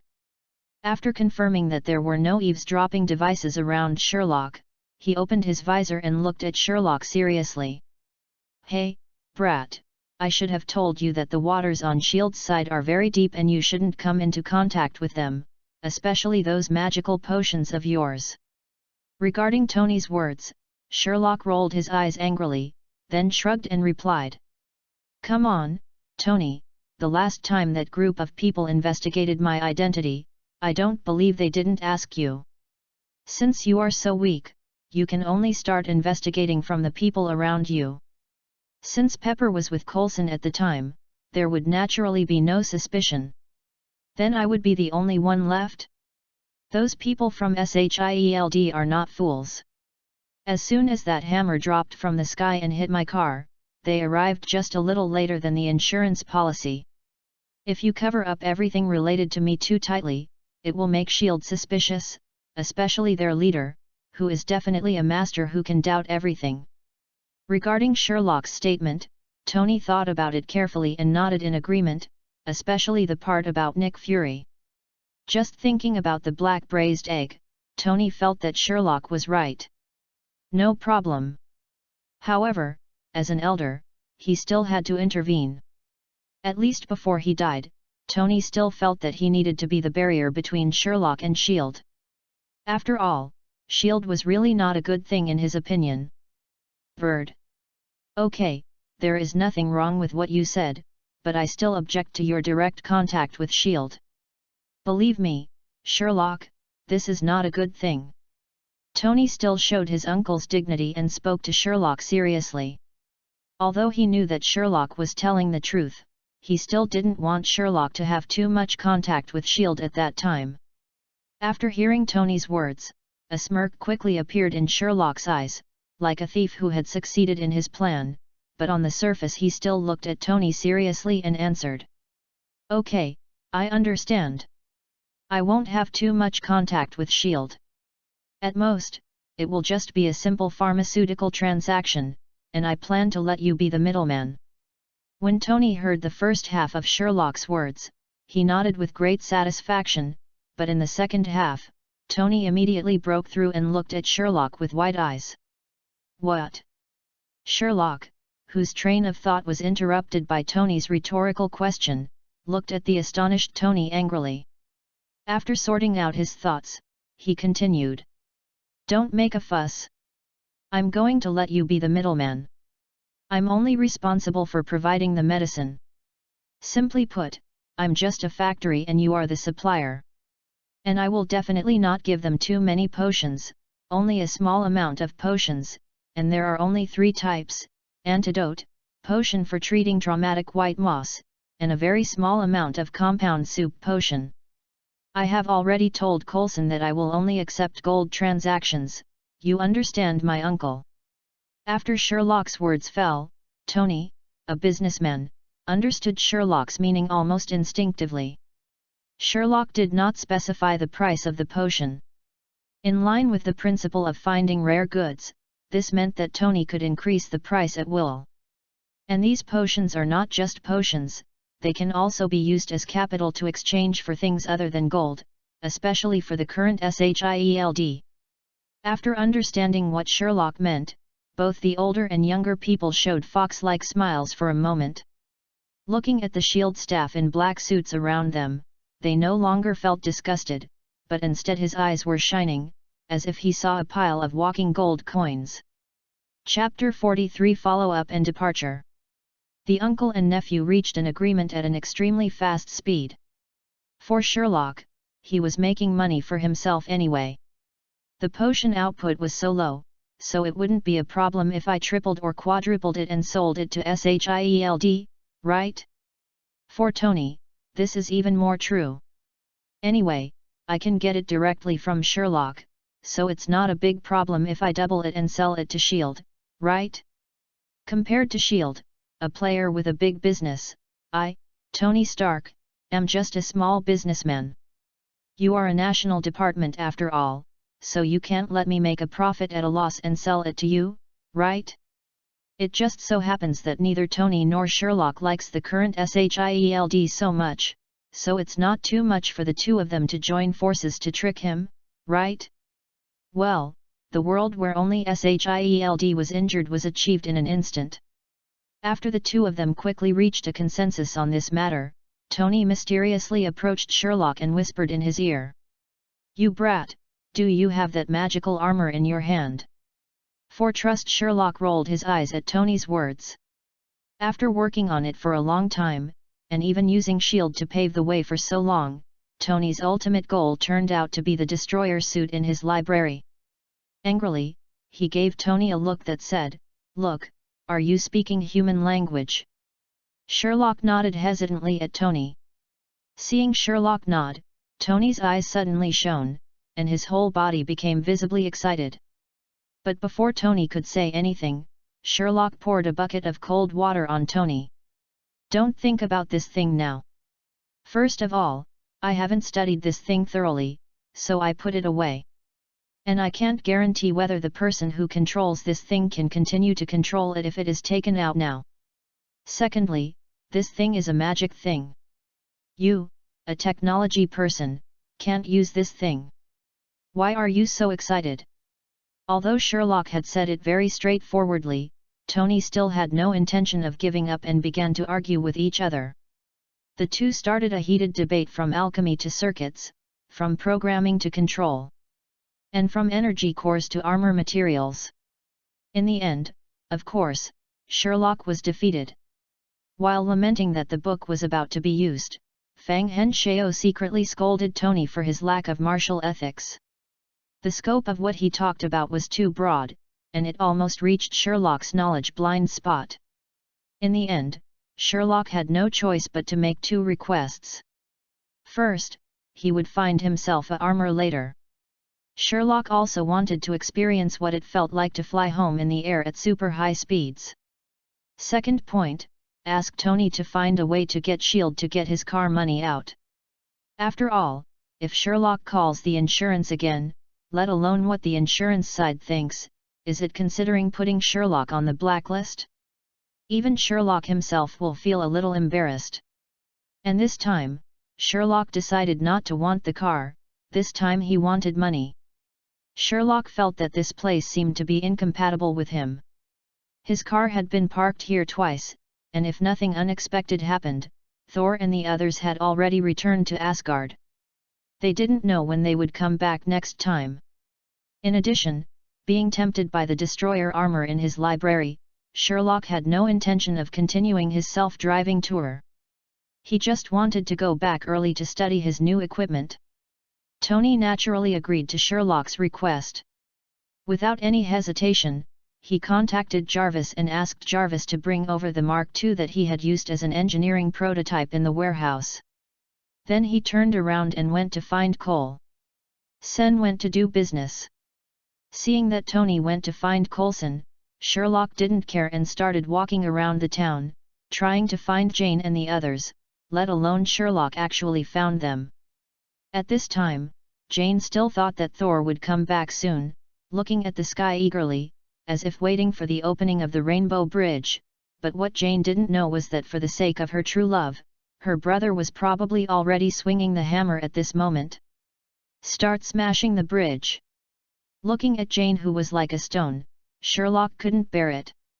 After all, he had been with Jane and his friends for a long time, and Sherlock had already regarded them as friends. After thinking again and again, Sherlock pulled a few people to a deserted place and explained Thor's situation to Jian, Daisy Louise, the doctor, and others. Even Sherlock made it clear about the love and hatred between Loki and Thor in Asgard. Daisy Louise was okay at first, but after hearing Sherlock's words, she looked at Jane. His eyes changed. After all, according to Sherlock, Thor and Loki are true love, and Jane is at most a mistress in front of these two brothers. However, Jane obviously did not have such an idea. After learning that the Rainbow Bridge was destroyed by Solvay to save some innocent lives, which caused Sol to be unable to come to the Earth for a period of time, Jane even began to plan what research should be done. Only then can I go to Asgard. Looking at Jane, who was full of love, Sherlock and Daisy Louise rolled their eyes with unusually neat expressions, lamenting that a wave of love can make people blind. But it did allow Jane to cheer up again and devote herself to the research she liked. It was much better than being a watcher. Among the few people, the only one who was still awake was the doctor. Although he was full of curiosity about Asgard in Sherlock's mouth, he was even full of sighs about the love and hatred between Loki and Thor. But the doctor was still unusually sober. After Daisy Louise accompanied Jian to leave, the doctor took Sherlock and asked him his doubts about why Sherlock knew so much. In response to the doctor's question, Sherlock smiled mysteriously and didn't say much. But the doctor didn't know what he was thinking about. He looked like he suddenly understood, and then said that he would definitely keep it a secret. This made Sherlock confused. He didn't know what to say for a moment. He could only maintain his superior persona, smiled and nodded, and said hello to Jane and Daisy Louise. He left in a hurry. By the time Sherlock returned to his small hotel, Tony had already finished talking with Coulson. Both of them seemed very satisfied with the price given by the other, with smiles on their faces. As one of the conditions, Mark II was also standing behind Tony. Seeing that Sherlock was back, Tony said hello to Coulson. Few, brought the silver Mark II to Sherlock's side. "You're finally back. I've taken care of all your conditions. Come on, I'll help you put on the Mark II, and then we'll go back to New York together." As Tony spoke, he raised his arm in the armor. After some deformation, various tools appeared on the gloves on the armor. The corners of Sherlock's mouth twitched when he saw it, and then he remembered Tony's armor. At this time, A still needs the assistance of a robotic arm to wear it. Oh no, that's too sloppy. Chapter 44, Swapping Shotguns for Cannons. Equipment Upgrades. Iron Man's armor is indeed very cool and full of black technology, but it is all created with the assistance of a mechanical arm to wear it. Once the robotic arm is lost and artificially worn, it is no longer a question of whether it is cool or not, that guy is a pure social dead. Yes, Sherlock enjoyed such a social death scene. Tony helped Sherlock put on the Mark II armor purely by hand, and it was still in full view of the public. For Sherlock, such behavior is no different from defecating in public. Even when Tony happily dismantled the Mark II and asked Sherlock to come over and stand up, something inexplicably popped up in Sherlock's mind. A question that goes deep into the soul. If a disaster occurs in the bathhouse while you are taking a bath, this disaster has attracted nationwide attention very quickly. Outside the scene are reporters, spectators, and self-media broadcasters. As a survivor of this disaster, when you were rescued, the only thing in your hand that you could use to cover yourself was a towel. I would like to ask, did you use it to cover your face or key parts? Sherlock originally thought this was just a joke, but he never thought that one day he would face a similar situation, and Sherlock's choice was very simple: cover his face. It was mandatory for Tony to put on the helmet and visor of the armor first. The rest of Sherlock said it didn't matter. If you die in society, you will die in society. As long as I cover my face, I have nothing to be ashamed of. Putting aside this social death process, Sherlock still has a high opinion of Tony's Mark armor. Not to mention anything else, just flying at supersonic speed in the sky is enough for him. Sherlock had forgotten that social life-wearing experience. And as a sensible guy, Sherlock only wanted to experience Tony's armor. After all, this thing is just a toy for Sherlock. If it's true, no matter how fast you fly, you can still teleport. Door fast? Sherlock is now a player who can teleport from a distance and directly appear in the distance. After about an hour's flight, the two successfully returned to New York. After landing, the moment they took off their armors, Sherlock used apparition to leave Tony's villa. An hour later, after Sherlock returned to Tony's house with the customized version of the Shelby Raptor Bach that he bought with the money compensated by S.H.I.E.L.D., Tony's face became a little better. At first, he thought that Sherlock had run away. Sherlock talked a lot, which made Tony calm down and thought that Sherlock did nothing wrong. After all, that is the money paid by S.H.I.E.L.D. If it is not spent cleanly, not to mention Sherlock, even Tony will feel a bit unreliable. After all, that black braised egg gives people the impression of being cunning and treacherous. After getting his car, Sherlock no longer hesitated and threw Tony a destroyer armor arm. He hid in the library and began to study the core of the destroyer armor. Although Tony was quite dissatisfied with the fact that he was only given an arm, there was nothing he could do against Sherlock, and he immediately devoted himself to the research of the destroyer armor. Although the two of them are doing their own thing, they have actually researched something. Let's talk about Tony first. Although they have not yet found a way to completely analyze the metal composition of the destroyer armor. But the structure of the armor itself gave Tony great inspiration, and he designed a very classic folding steel armor, which is the Mark V armor. However, due to the need to compress and shrink, the new armor's protective power and attack methods have been greatly reduced, and it is far less useful than the Mark IV type currently worn by Tony. As for Sherlock, he was isolated from everything in the library and was not worried about anyone discovering the core of his research. He made bold assumptions and carefully verified them, and soon found out what the core was. If nothing else goes wrong, this thing should be somewhat similar to the sun. It relies on magical runes to lock the power of the sun. It is also the power of runes that allows Loki to remotely control the armor. Sherlock wiped out the runes used for remote control in the core with 3 strokes, 5x2, and then openly took out the entire destroyer armor. Seeing that Sherlock finally exploded, Tony no longer hesitated, and the two of them began to study the destroyer armor like idiots. With the help of Sherlock's magical knowledge and Tony's smart brain, the two quickly researched what they needed. Sherlock used the alchemy method to make something similar to a collar from the core of the destroyer. The golden energy core was decorated in the middle of a collar buckle decorated with gorgeous gems to provide the armor for Sherlock's refinement, momentum and growth. And Sherlock's armor? No, it can no longer be called a battle armor, it should be called a combat armor. The suit is more appropriate. Sherlock used the metal of the destroyer as the raw material to refine a suit full of magic. The overall design was based on the costume of Elias Ans Weiss, the protagonist of the anime The Ancient Magus Bride that Sherlock had watched before crossing. However, the helmet was still the one Tony gave Sherlock. It was not a complete copy of Elias Ans Weiss. Sherlock directly integrated the function of the helmet with the clothes.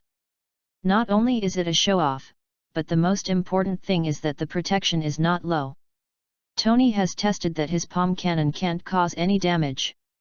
Of course, Sherlock's dream of fast transformation has also been realized by Sherlock. Just pull the collar button on the collar rope to change clothes quickly. Thanks to the omnipotent magic and the help of the traceless expansion spell. Of course, Tony couldn't afford to neglect one thing while focusing on the other. Although the metal raw materials of the destroyer armor could not be a substitute for palladium metal after the experiment, this thing was much more durable than the metal on Earth now. Especially after Sherlock finished refining his clothes, there were still a lot of materials left. Sherlock would not let these precious materials go to waste. All of them were put on Tony's Mark V, and even helped Mark V to get a wave of magic enhancement. Facing Sherlock's epic enhancement, the defense of Mark V, which was originally only used for emergency, even surpassed the normal Mark IV for a time, and even the only weapon, the palm cannon, had the effect of breaking armor. Of course, the price was also very obvious. The energy consumption rate of Mark V also began to rise sharply. Later, Tony had to add a miniature arc reactor to Mark V to keep up with the energy consumption rate of Mark V. Chapter 45, Mission Accomplished. A genius in magic and a genius in technology, the two worked together, and with the blessing of various wild ideas, the two completed their armor very quickly, and at this stage, it has been close to perfection. After completing the manufacturing of their own equipment, it was naturally the display stage. Sherlock and Tony began to wear their own equipment face to face. Sherlock can be said to have performed magic to the extreme. Just pulling the tie, the magical black suit with dark gold pattern and the jacket with gold edging twisted and flew out of the tie buckle. In almost the blink of an eye, it had already climbed onto Sherlock's body. The next second, Sherlock, who was originally standing in place, had turned into a gentleman wearing a cyberpunk helmet and an unusually fitted suit. Sherlock almost performed the mystery and elegance of magic to the extreme. On the other side, Tony took technology to the extreme. The suitcase-sized Mark V quickly began to cover Tony's whole body as Tony stepped on it, lifted it, and pulled it. Countless armor plates were like armor, gathering piece by piece to wrap Tony's body. Because of Sherlock, compared with the original, the Mark V had a higher energy consumption, so the arc reactor on the chest was changed from 1 to 2 arranged up and down. After wearing it, the two reactors lit up at the same time, showing a light like a capsule. And because of the inspiration of the destroyer armor and the help of Sherlock's magic, Tony's Mark V can even mobilize some armor plates through the rotation displacement of the armor plates to concentrate on defending some heavy attacks. With the addition of the metal of the destroyer armor, the overall improvement of the Mark V can be said to be not a little bit higher, and even has a little bit of Tony's nano armor in the later period.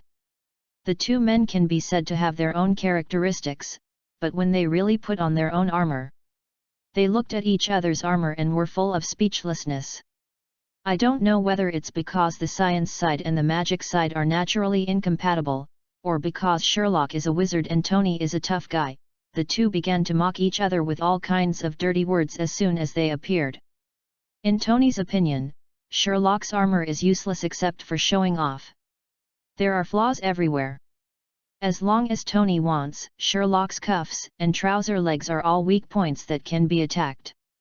Tony can even think of no less than 5 ways of attack, such as poison gas, insects, nanoworms, etc. It can be said that in Tony's opinion, Sherlock's armor is useless except for preventing the sneak attack of the old Six. In Sherlock's opinion, Tony's armor looks not much different from those knights in the Middle Ages, especially with the armor plates of the destroyer armor. It looks more like those iron cans wearing scale armor. To put it bluntly, if a team fight really breaks out, Tony's role is at most the MT standing in front, and they are as close as can be. The only difference is that the color of this MT is as flashy as ever. The two of them disliked each other so much, and then they complained in unison, which made Pepper, who was in the audience of the show, laugh so hard that she even felt like a mistress who interfered with the relationship between Sherlock and Tony. Fortunately, Pepper was just thinking about it and didn't expose it. Otherwise, Sherlock and Tony would probably look at each other with disgust instead of disdain. There is no discrimination, it's just a simple plot requirement. The two quarreled. After a long while, no one could convince the other, so they were too lazy to continue arguing.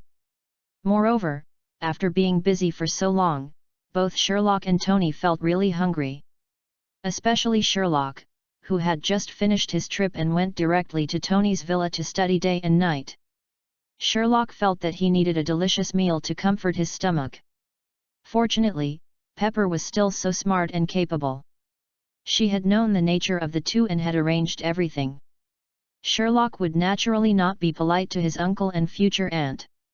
After showing off a lot of delicious high-end ingredients like a whirlwind, he wiped his mouth with satisfaction and prepared to say goodbye and go home. After all, he had been away for so long, and now he was in a state of fullness and satiety. Sherlock missed the soft big bed in his doghouse. Tony naturally had no objection to Sherlock's departure, but he had a lot of objections to Sherlock not forgetting to move a box of expensive wine that could buy a raptor from his wine cellar even if he was leaving. It was obvious that Sherlock would not care about Tony's opinion. He threw the wine into the back of his Shelby and fixed it. After saying hello, he left 20 bottles of antidote, 10 bottles of white moss potion, and 2 bottles of polyjuice potion, and then drove away in his car. Time was tight and the task was heavy. Sherlock also needed to get the souvenirs for his uncles. After all, he had been out for a long time. If he didn't bring anything back, he would probably be beaten badly by his uncles. The uncles who came from the military were playing pranks. Sherlock said that he really couldn't stand it. Even thinking about it made Sherlock feel like he was going to have PTSD. Driving quickly to a shopping mall in the city center, Sherlock planned well. As a soap fan of handkerchiefs, buying a more expensive, comfortable, dark-colored handkerchief would be enough to get rid of this gentleman.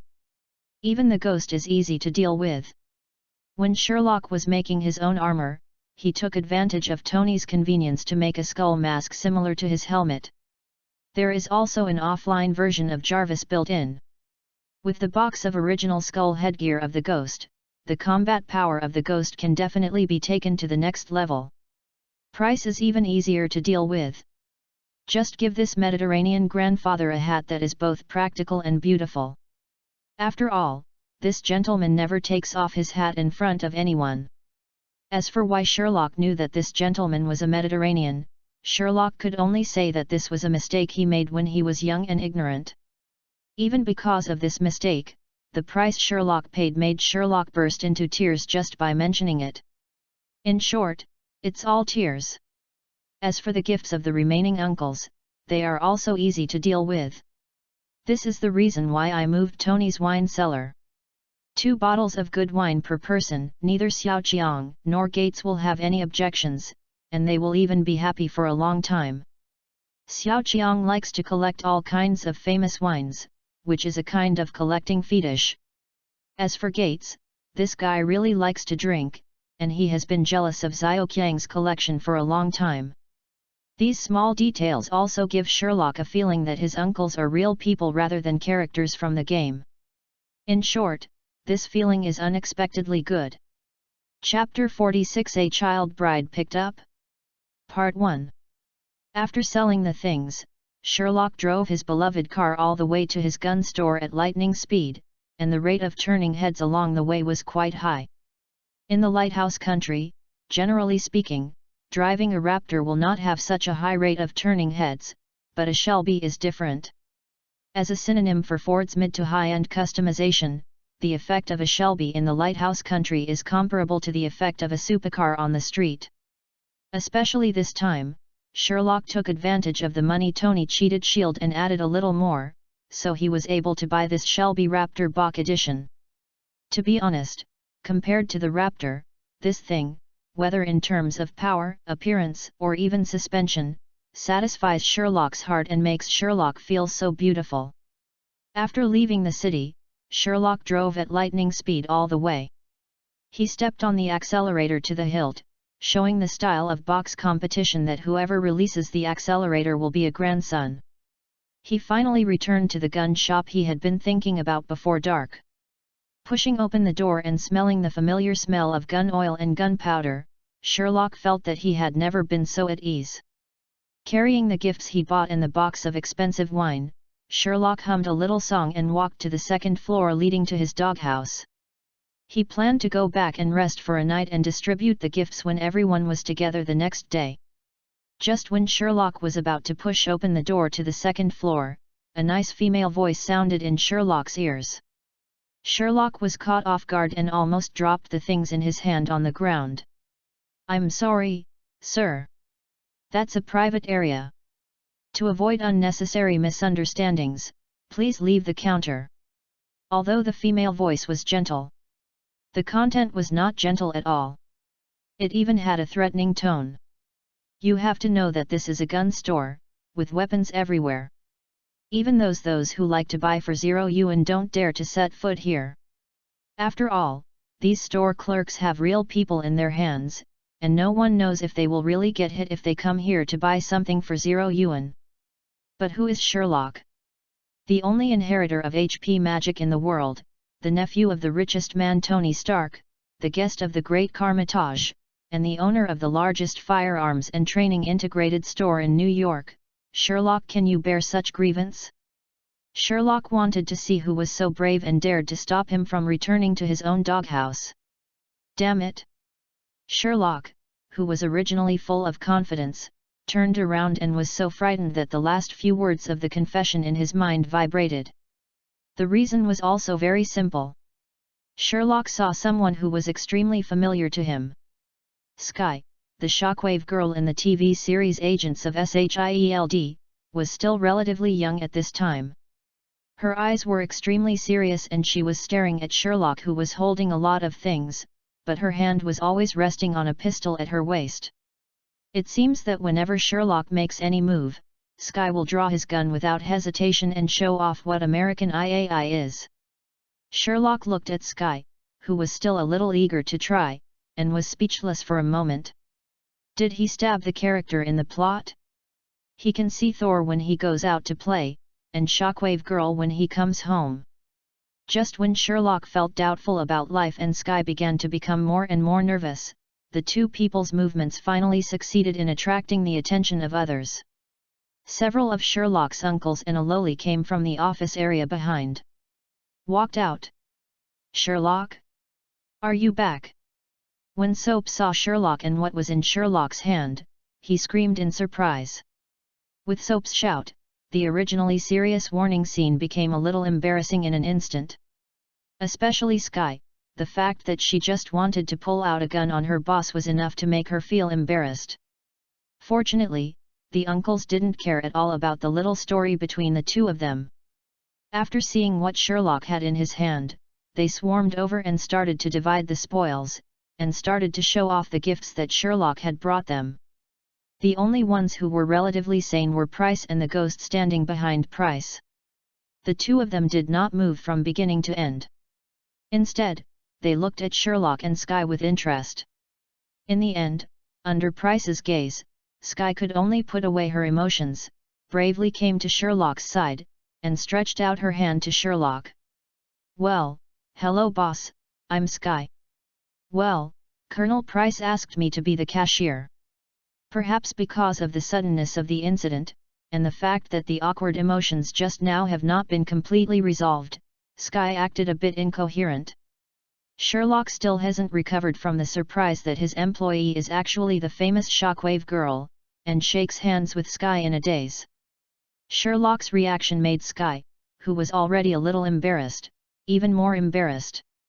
Fortunately, at this time, Xiao Qiang discovered that the car Sherlock drove back was not the original Raptor but turned into a giant Shelby and screamed strangely. "What the hell? You brat, what did you do when you went out? Get this good thing back." After saying that, no matter how Sherlock reacted, he took the car keys from Sherlock's hand and raised his arms. Soapgates and others who were still paying attention to the gift quickly moved their attention to the door of the Shelby Raptor. Several people who were originally from the military simply could not resist the charm of this beast. They all followed Xiao Qiang out, insisting that they wanted to experience what it was like to drive this beast. In order to avoid further embarrassment, Sky naturally ran out among Xiao Qiang and the others. It wasn't until Sky disappeared into the shop that Sherlock finally came back to his senses.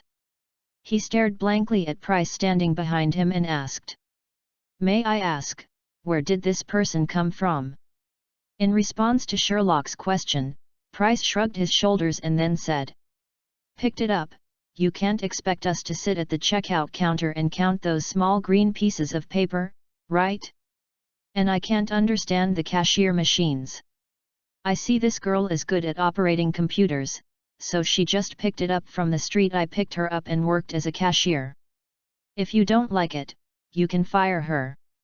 Faced with Price's words, Sherlock could only smile awkwardly, and then quickly said it didn't matter. After all, Price was right. He couldn't sit behind that cash register forever and find an employee.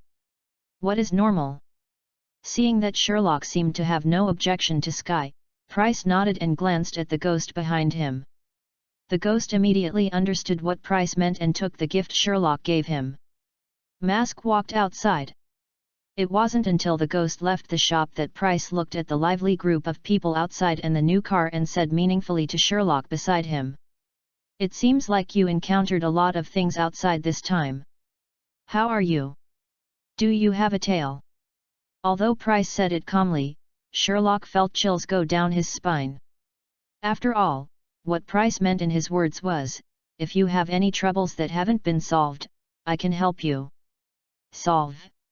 As for Price's solution, it's very simple. Just push it all the way. Sherlock even suspected that if his uncle really took action, not to mention the dogs passing by would be slapped twice, and he would even be in trouble. The surrounding ant nests probably had to be filled with mercury. He quickly rejected Pule with a smile. C's kindness. "No, no, no, it doesn't matter. I'm just traveling. If there is any trouble, I can't solve it myself." Chapter 47 A Picked Up Child Bride? Down. After hearing Sherlock's answer, a smile appeared on Price's originally cold face, and he turned back into the uncle Sherlock was familiar with, and even the surrounding environment became a lot more relaxed. Seeing that Price was no longer so serious, Sherlock looked at the little girl who had been standing behind Price.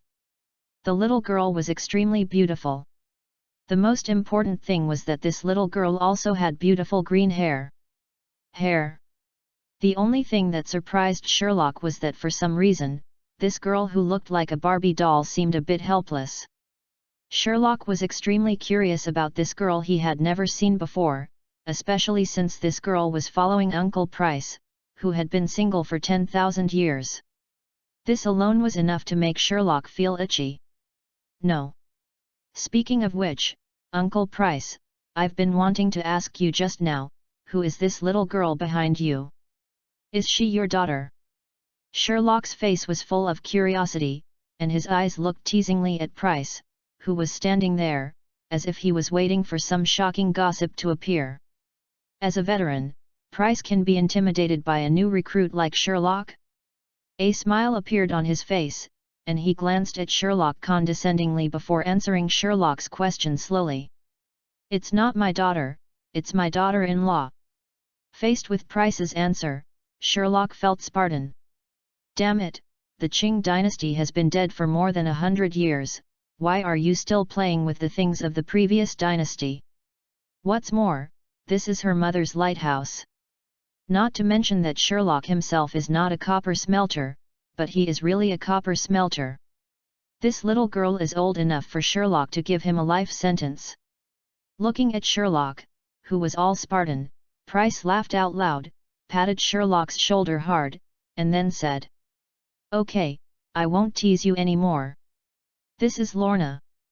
My friend asked me to stay here for a while. There are so many rooms upstairs, so you won't disagree, right?" It's okay that Price didn't say anything. After saying that, Sherlock's expression quickly changed from Spartan to that of a subway old man. He looked at the beautiful girl and then at the rough guy Price, brewing. He said this after a long time. Nothing else, my dear Uncle Price, if I read correctly, this should be an underage girl.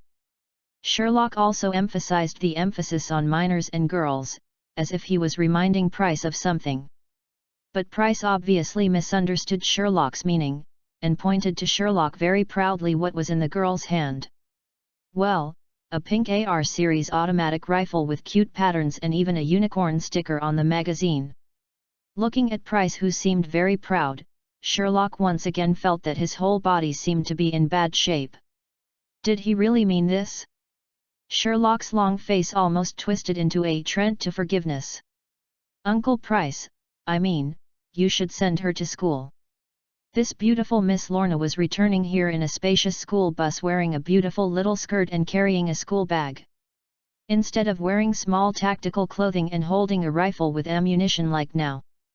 Who would be such a nice person to teach such a big kid how to shoot?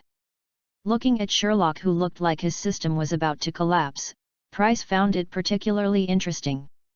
He ignored Sherlock and instead patted Lorna on the head.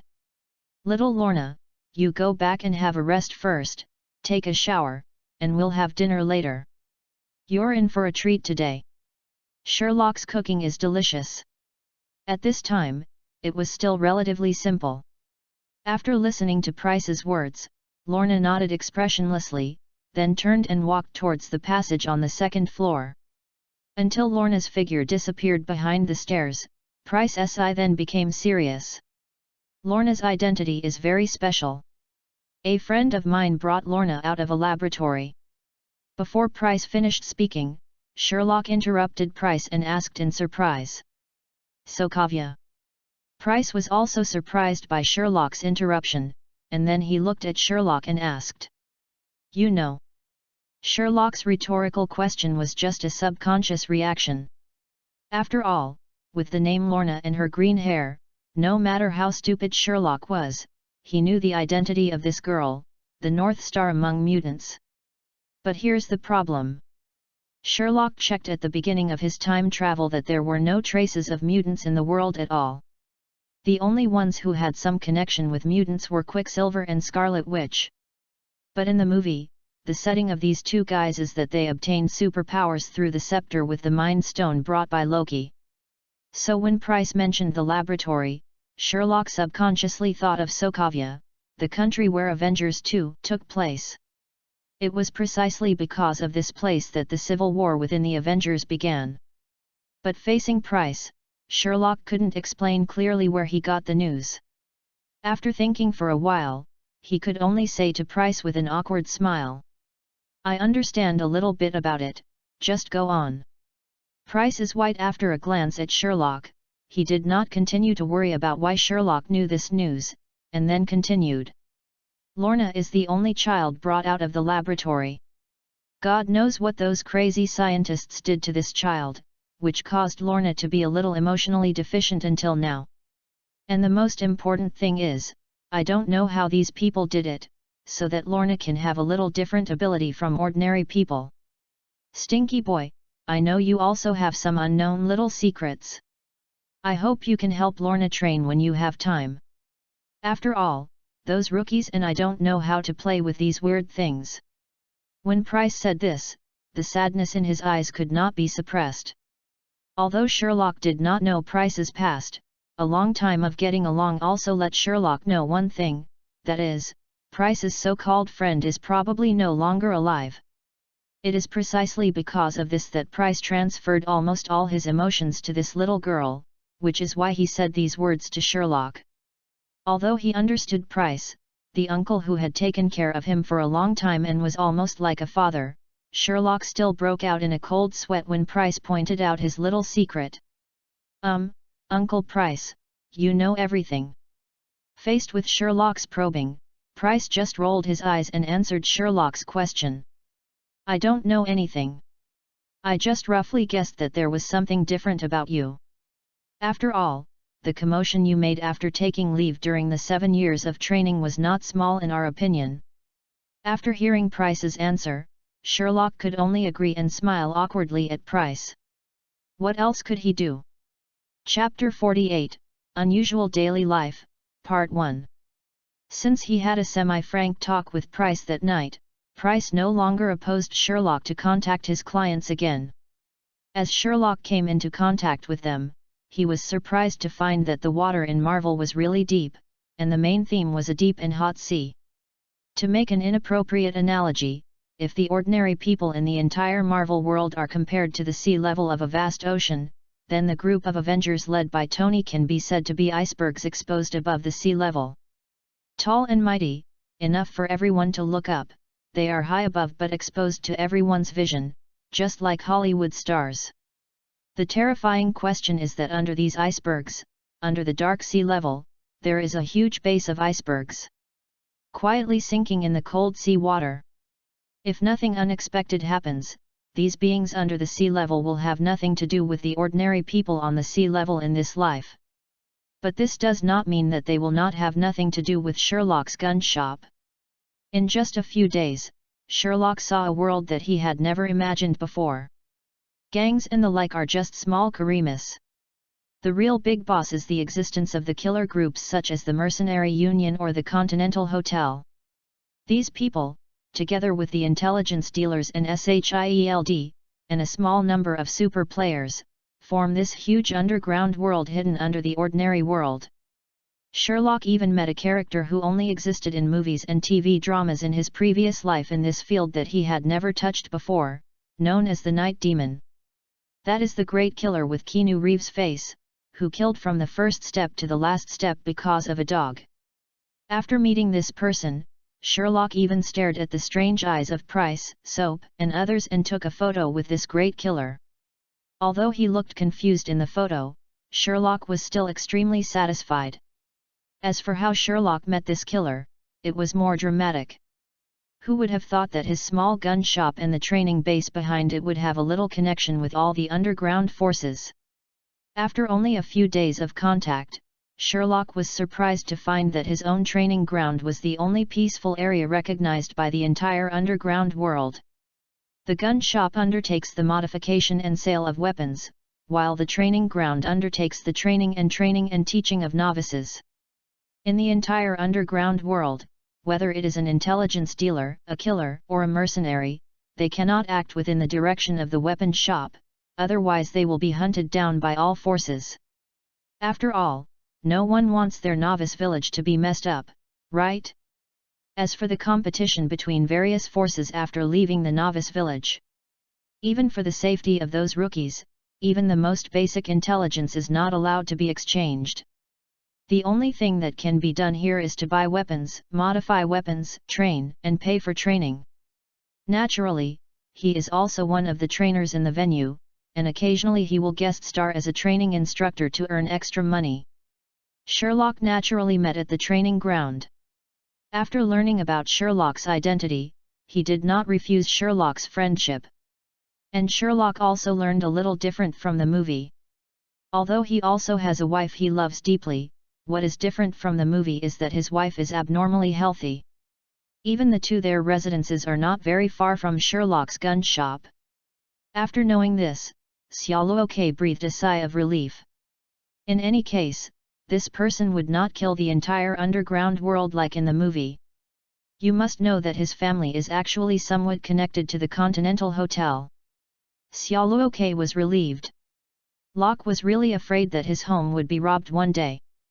Of course, aside from these things that shattered Sherlock's outlook, the only thing that made Sherlock feel bald was the little Lolita Lorna. She didn't know if Price's joke about child bride made the little girl take it seriously when they met, or if it was because Sherlock's cooking was so delicious, or if Sherlock also seemed to her to be ordinary. The same kind of abilities that humans don't have. In short, after dinner that night, Lorna liked to pester Sherlock whenever she had nothing to do, almost to the extent that wherever Sherlock walked, Lorna would follow him. This also made Price jealous for a while. Finally, after Shylock promised many benefits and signed many treaties that were humiliating the country, Price reluctantly suppressed his daughter being abducted by Huang Mao. Angry. Of course, Sherlock did not forget Price's promise and began to think of ways to train Lorna to increase her abilities. According to the memory of her previous life, Lorna's ability should be inherited from Magneto, which is the ability to control metal. Sherlock will take Lorna to the training ground after the business ends every day. Asked Lorna to use her ability to sort out the eggshells on the training ground and the warheads stuck in the wall. At first, Lorna couldn't use her abilities very well, and she didn't even use anything for one night. In the end, Sherlock used magic to clear the place. Fortunately, Sherlock has mastered the entire world's magical knowledge. Since he can't train Lorna's ability like a muscle, it's better to train it according to magic. So with Sherlock's intervention, little Lorna also got her own magic book. Exercise control of mental power. Detailed explanation of metal composition. Electricity and magnetism, the fourth fundamental force in the universe. Advanced mathematics.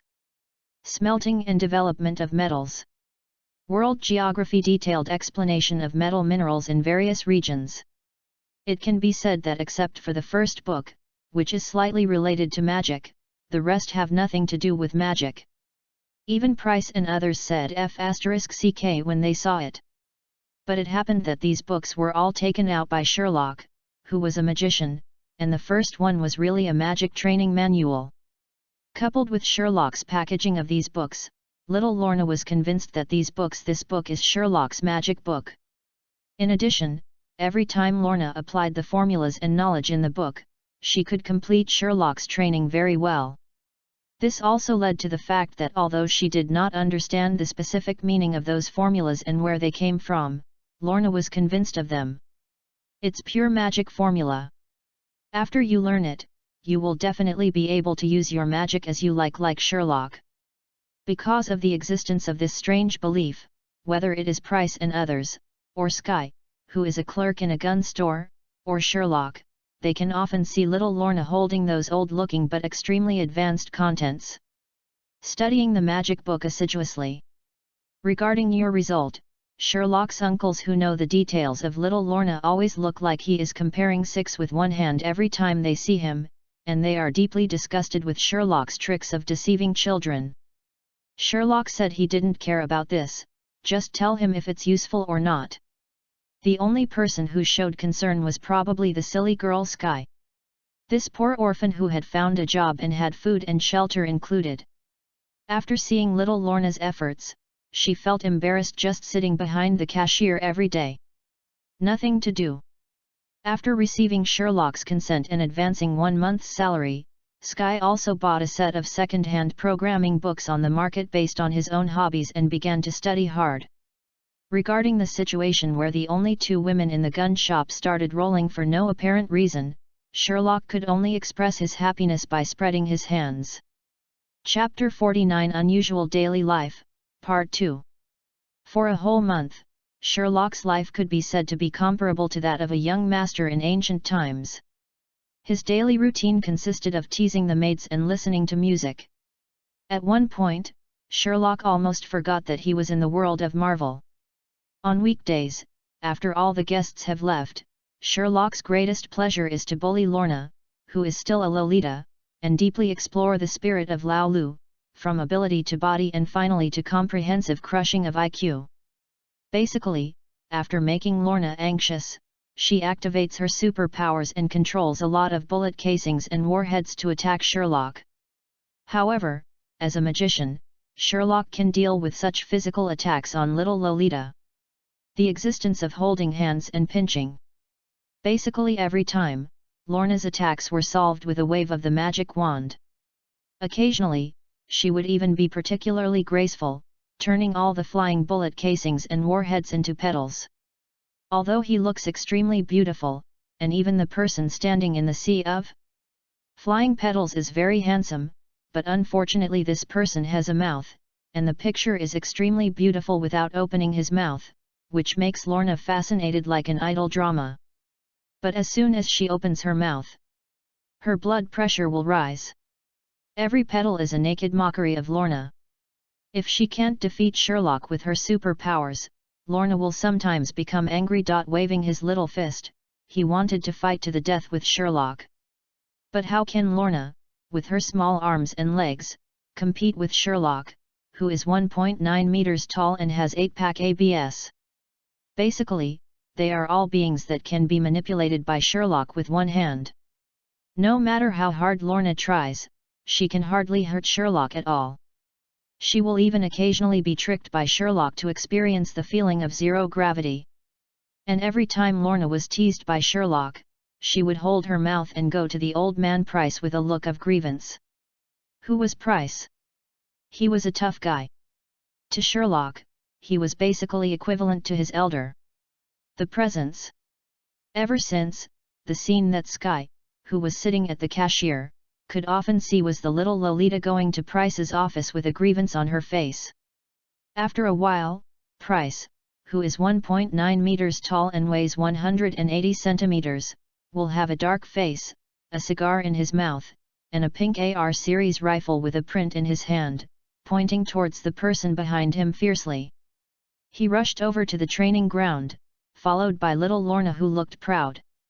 Then there will be gunshots like pouring beans from the training ground behind, mixed with Lorna's silver bell-like laughter, Price's yelling and Sherlock's strange screams.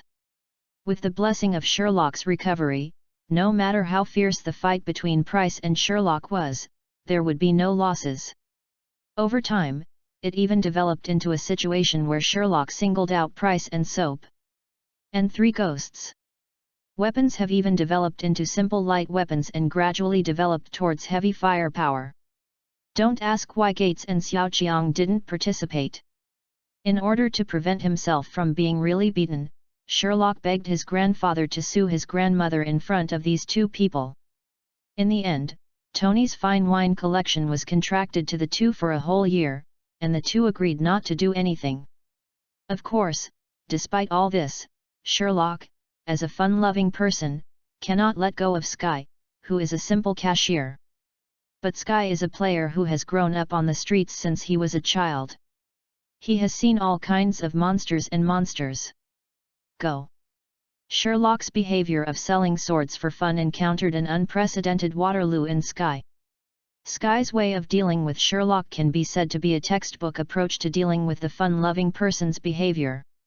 It sounds complicated to say, but in fact it is just one sentence: just ignore Sherlock. No matter how Sherlock plays pranks, Skye will always have a meaningful smile. Even if he was punished, he was very calm and changed his clothes when he needed to, and made a report when he needed to report. Then he looked at Sherlock with a smile and choked on his head with a look on his face, and then was beaten by Puel. Skye apologized. Over time, Sherlock also gave up this kind of fun-seeking behavior with Skye. Of course, as a fun-loving person, Sherlock could never give up the time when he was still in business. At Price's suggestion, he occasionally served as a novice instructor for rookies. Whenever an organization sends a new recruit, Sherlock will follow Price's request to serve as a guest instructor. As for the novice tutorial set by Price, it can be said to be very simple and crude. Novices are given 3 1 cm thick alloy targets to deal with pistols, rifles, or submachine guns, sprayers or sniper rifles respectively.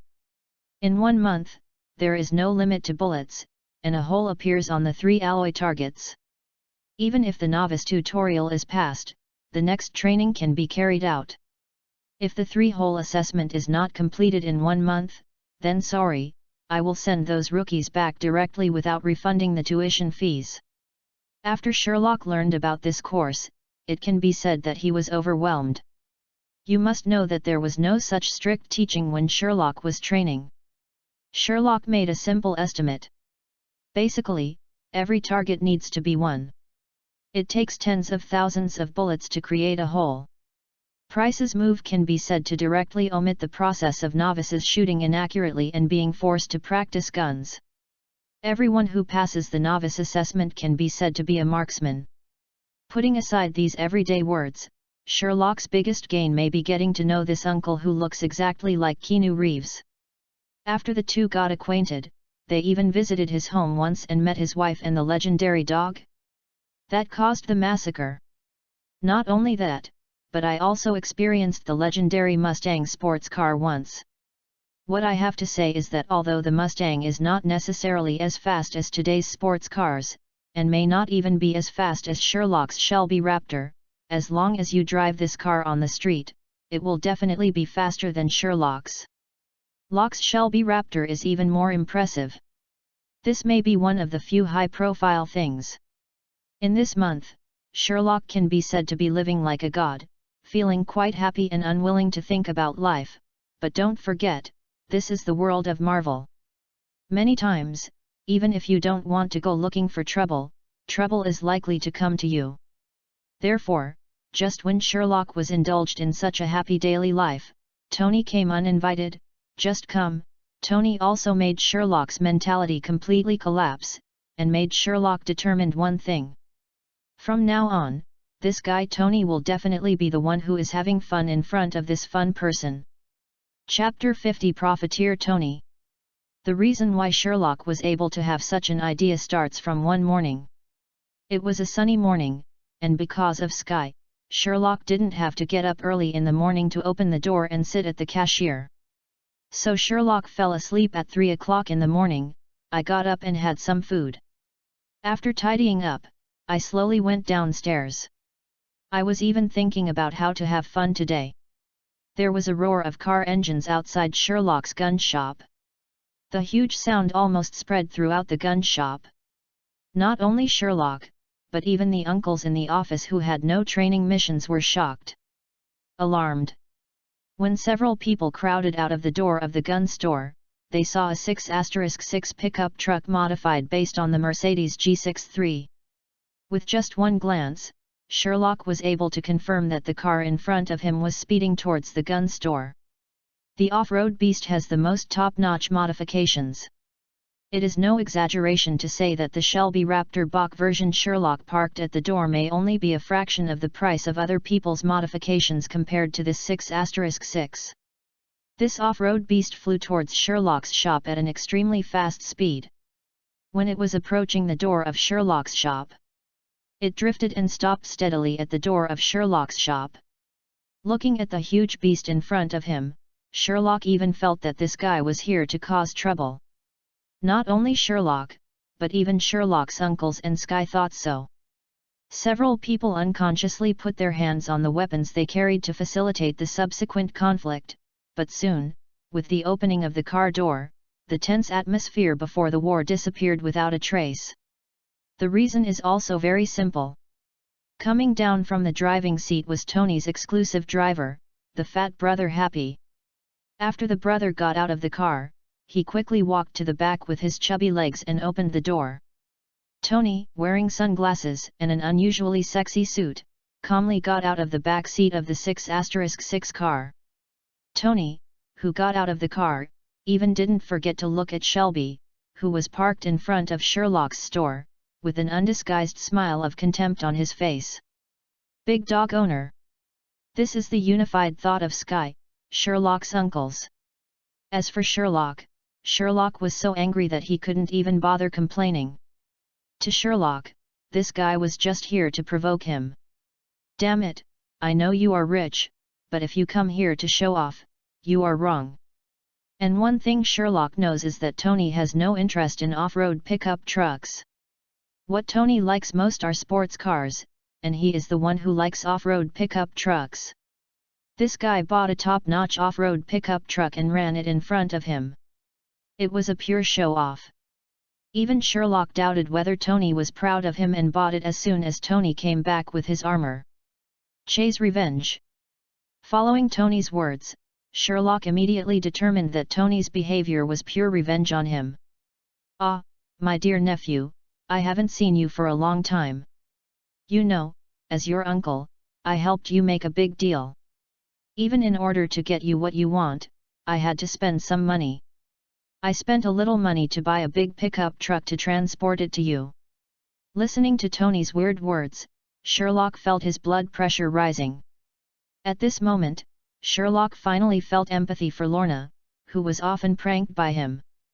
Trying his best to suppress his anger, Sherlock looked at the coquettish Tony standing in front of him with a smile and replied with the same yin and yang. "Ah, my dear uncle, that's really troublesome for you. Can you let me see what gives you such courage?" Faced with Sherlock's strange aura, Tony didn't panic at all. He pointed into the car behind him and then answered Sherlock's question slowly. "My dear nephew, I don't like your tone just now. I suggest you watch the car fight before talking to me." Looking at Tony, who was burning the buns, Sherlock rolled his eyes angrily, decided not to pay attention to this old man who was still burning with fever, and walked towards the back bucket on his own. After arriving at the back bucket and lifting the cover covering the back bucket, even Sherlock had to spit out the fragrance. "Damn it, Tony, you went to rob the Federal Reserve."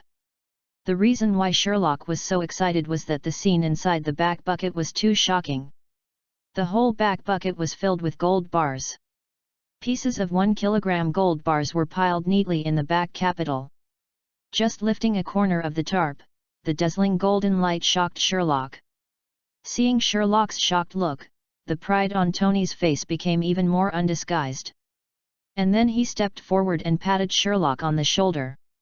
"Look, young man, you still have a lot to learn." Looking at Tony, who was still pretending, Sherlock rolled his eyes angrily, and then he and Tony understood the specific situation. This understanding didn't matter. Sherlock, who knew the truth, had to give Tony a thumbs up. "When it comes to profiteers, it's you who is the one to blame, Tony, you're a piece of shit." The reason is also very simple. The source of Tony's car of gold bars is the resentful boss of SHIELD. When Sherlock left, he left Tony 20 bottles of antidote, 10 bottles of white moss medicine, and 2 bottles of white moss medicine. Of polyjuice potion. Except for the 10 bottles of antidote that Tony kept for himself, the rest were sold by Tony. The seller was the black braised egg in SHIELD. When Sherlock was sold to Tony, he sold it to Tony at double the price on the vending machine in his library. But Tony's goods were sold to Tony for an unknown amount on top of the price he sold them to. Times sold to SHIELD. There was nearly 1.5 tons of gold in the entire rear bucket. In order to pull the gold over in a pickup truck, Tony even specially reinforced the rear bucket of the car. You must know that the number of potions sold to S.H.I.E.L.D. is only 22 bottles. Even if the price of polyjuice potion is slightly higher, this quantity is too exaggerated. Seeing Sherlock's stunned look, Tony felt that his vanity was greatly satisfied for a moment, and then he began to urge Sherlock to put away the gold. Naturally, Sherlock was not polite and performed a gold disappearing technique for everyone on the spot. Looking at Hodo, who became empty in an instant, Sherlock's uncles were unusually calm. The only one who was not calm was Sky. For a moment, Sky even began to doubt her own views.